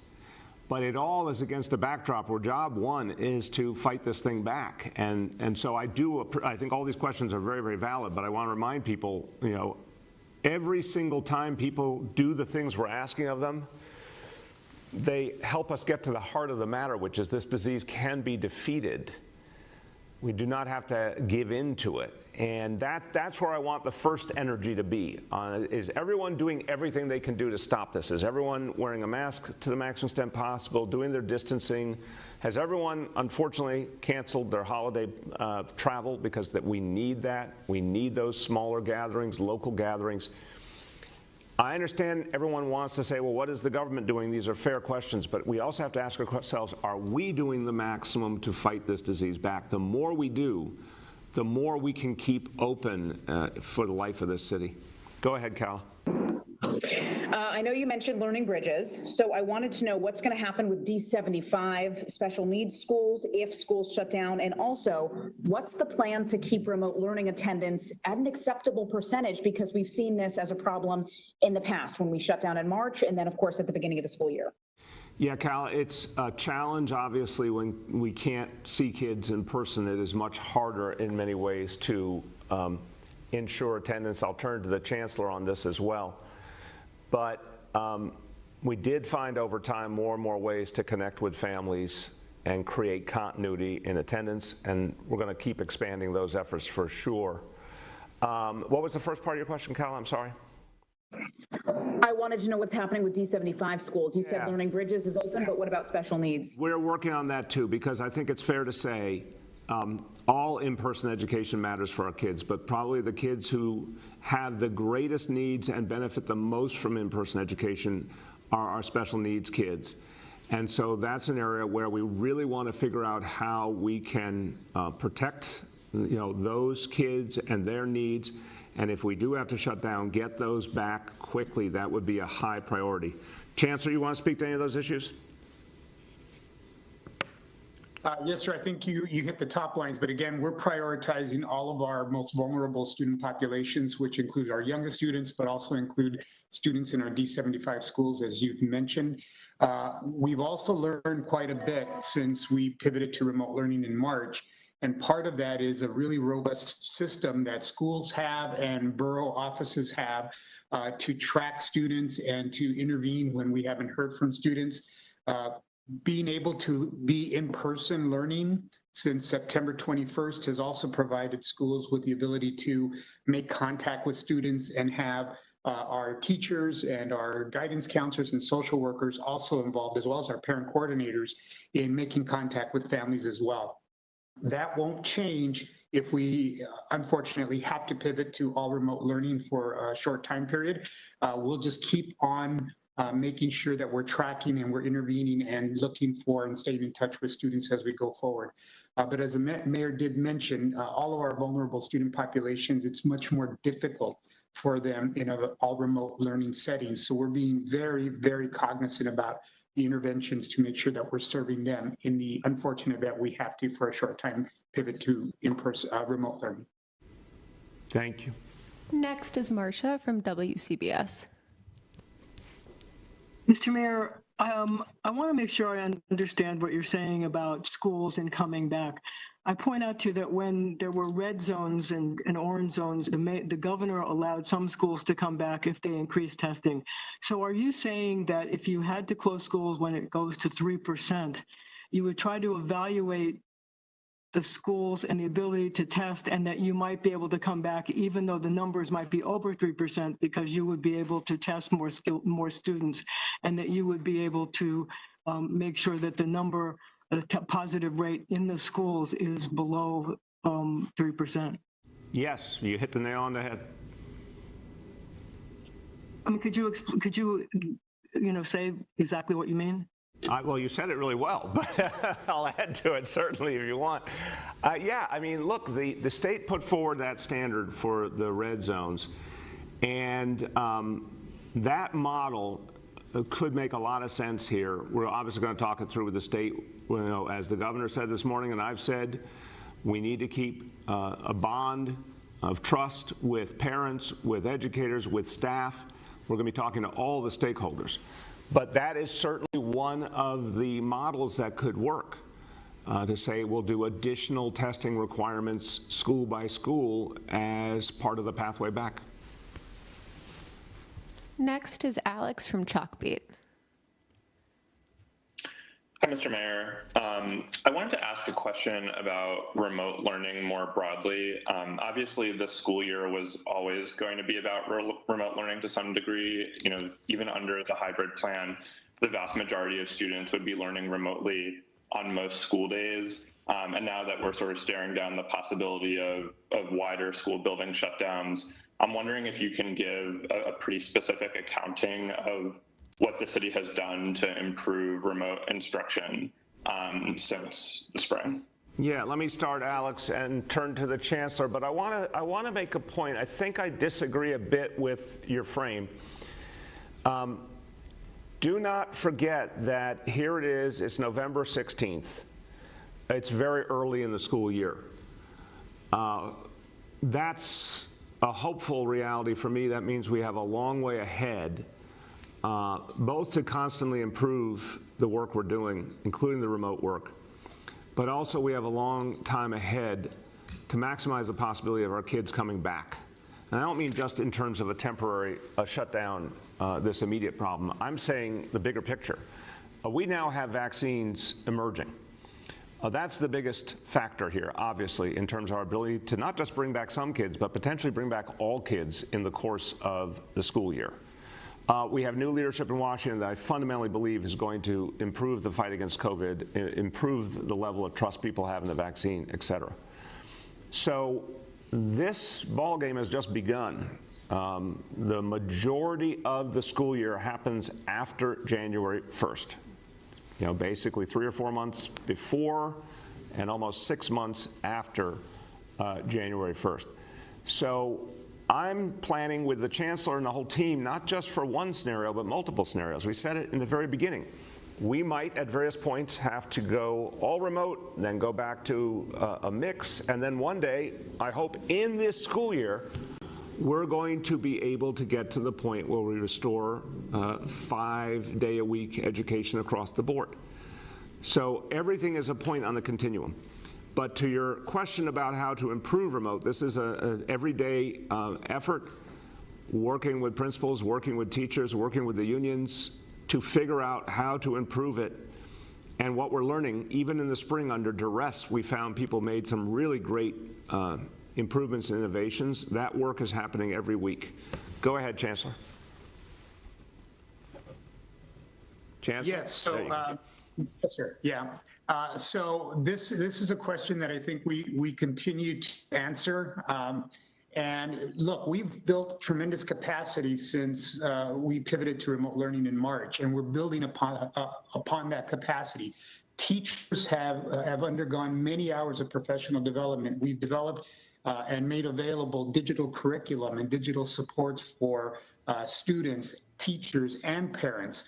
We're continuing to invest in the technology. So we've distributed over 300,000 devices. We're going to continue to distribute more devices as the need becomes apparent.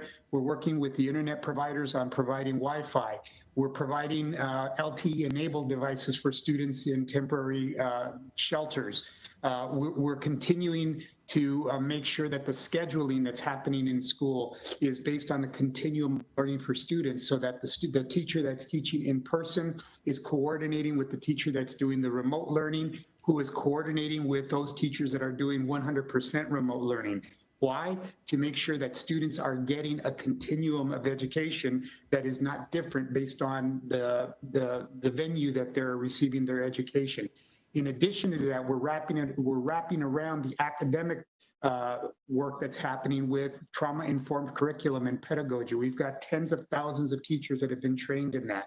We're looking at how do we then continue to move the education for students, whether it's in person or remotely, within a grading policy that makes sense given the pandemic that we're all facing. So there's a ton of work that continues to be done and that we've done. But again, this is all, and the mayor has been very clear about this, you can never replace in-person learning. There is a magic that happens when there is a caring, well-trained adult in a classroom with the student that you can never replace. And it's a fool's errand if anyone is trying to equate the fact that, well, remote, you have work to do in remote because, we hear all of these stories. We're educators, we understand that. But it's important to also understand that we're trying to make it the best we can, and we're doing better and better every single day, but we're not satisfied yet. Go ahead, Alex. Yeah, I mean, I'm wondering if you could just speak a little bit more specifically, though, about like what the city is really doing to improve remote teaching. Like, I understand that you guys have, bought hundreds of thousands of devices, but that's kind of a separate question from the quality of what's actually delivered on those devices. Yeah. And so I'm just wondering if you could speak a little bit more specifically, other than, trainings, which I understand have been made available, but are also often optional, like what the city's, what the DOE's strategy really is here to improve the quality of remote teaching. I understand your point about it not being as good as in-person teaching, but the fact of the matter is, the majority of instruction that's happening this year is happening remotely. The majority of instruction that's happening so far this year, and again, I just want to keep us, Alex, I'm not negating your question. It's a very fair question. I just want to remind everyone we are on a continuum, and the frustrating reality of the coronavirus is everything changes all the time, which makes it really hard for us to make sense of. But don't miss the forest for the trees, that our ability to profoundly address the situation has improved greatly in just the last few weeks because of the election and because of the announcements related to vaccine development. We have a very different reality in a few months. So I just don't want us to get lost in this moment in time. But your question is fair. I'll start and pass to the Chancellor. I think, Alex, this is a combination of the things that DOE centrally is doing, and that includes making sure there's enough devices, and that includes providing for the training, and that includes using the supervisory structure of the executive superintendents and the superintendents to do quality control school by school and keep pushing them to creatively improve their remote learning and listening to the concerns we're getting back from parents and students. But ultimately, a lot of this happens, of course, at the school level. Principals and educators determining the adjustments they need to make. And I see a lot of determination out there to do that, to keep improving. And Chancellor, you want to speak to that? I think we've answered this question multiple times. I think you were right on the money, sir. I mean, every day we want to do better than the previous day. We respond every single day to whatever challenges arise from remote learning. We're developing more digital curriculum. We're adding more digital curriculum. We have more training, more supports for not only teachers, but also students and parents. We're solidifying our platforms. I mean, I'm not really sure what else we can answer. We, like every school system across the country, are really working hard to make it as a positive and strong experience for students and for teachers every day possible. Thank you. Go ahead. Next is Sean from the Daily News. Yeah, good morning, everyone. I guess like all my colleagues, I'm also wondering about the situation with schools. I think one thing I haven't heard come up yet is the question of the union's role here. What's your read on what the UFT wants? Do you see them, kind of sticking to this idea of shutting an across-the-board shutdown if the 3% threshold is reached? Do you think they're more flexible, amenable to a targeted cluster? And yeah, could you just bring us up to speed? Excuse me, a targeted shutdown. Can you just bring us up to speed in your latest discussions with them? Some of you are going to see a very quick commercial break. And in about 10 minutes, everyone, Mike Page in Phoenix, Arizona will be taking over News Now from Fox. My name is Pilar Arias. If I don't see you again in the next 10 minutes, I will certainly see you tomorrow. Mulgrew and Mark Cannizzaro, the president of CSA, the Administrators Union. And they've been very productive, joined by the chancellor and the first deputy mayor.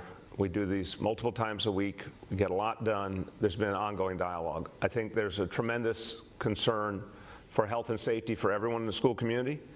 There's also consistently an understanding that in-person learning achieves much more for children than remote.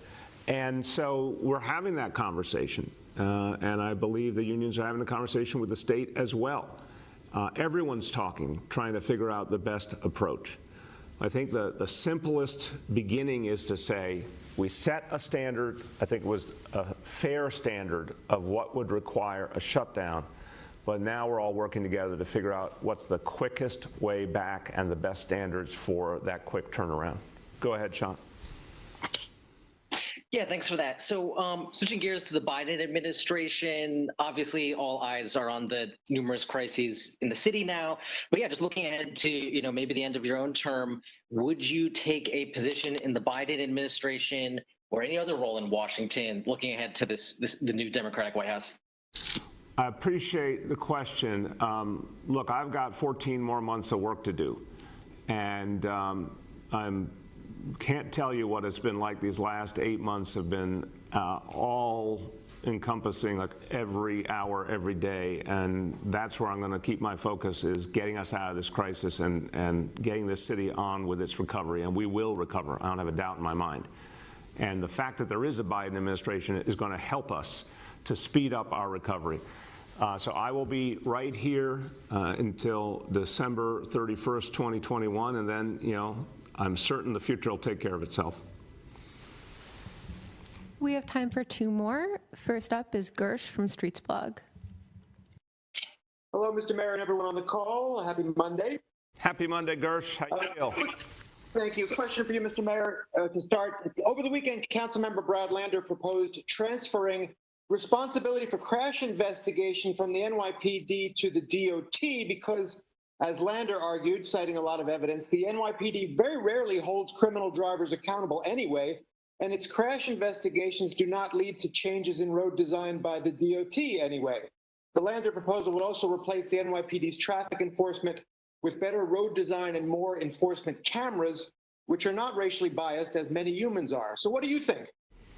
Well, I haven't seen the details of the proposal. I'd say a couple of things. One, I want to see more and better prosecution of motorists who harm or kill pedestrians, bicyclists, or other motorists. This is something, Gersh, we talked about for a long time. There's been progress on those laws, both in the city and in Albany, but there needs to be more. I still think there's a bias in the American legal system for the motorist in a way that does not value human life enough. And we need to make continued reform on that front. That, to me, is the essence of the problem. I certainly want to see the NYPD be as rigorous as possible, and I don't think it's one thing or another. I think that there's been times when I've seen exactly what I want to see in terms of investigations. Other times I think we have to do more. So I'm not sure the notion is just send it to DOT and everything's okay.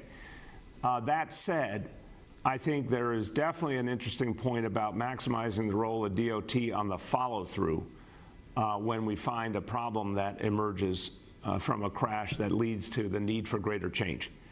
Vision Zero has been all about constant change and improvement.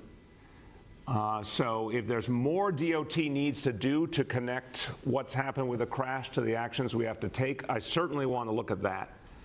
But I'd be careful on the front end of this equation not to miss the important role that the NYPD has to play. Go ahead. Okay, but just to follow up on that, you're definitely right about the bias in the legal system, but your collision investigation squad only investigates about 250 crashes a year when there are, in fact, thousands of serious crashes per year, meaning so few crashes are even investigated. So would you at least commit to expanding the NYPD collision investigation squad so it can inform DOT decisions? I want the crashes that, I mean, there's obviously many different types, but the serious crashes, I want to make sure there's rigorous investigation and follow through. If we need to put more personnel on that, that's something I'm very open to and something we will come back on and address. But I want to be clear, again, I think part of the issue you're raising is an important issue. I want a very muscular approach by law enforcement to addressing when someone has recklessly harmed another human being. So that's where, to me, taking the NYPD out of the equation actually is counterproductive.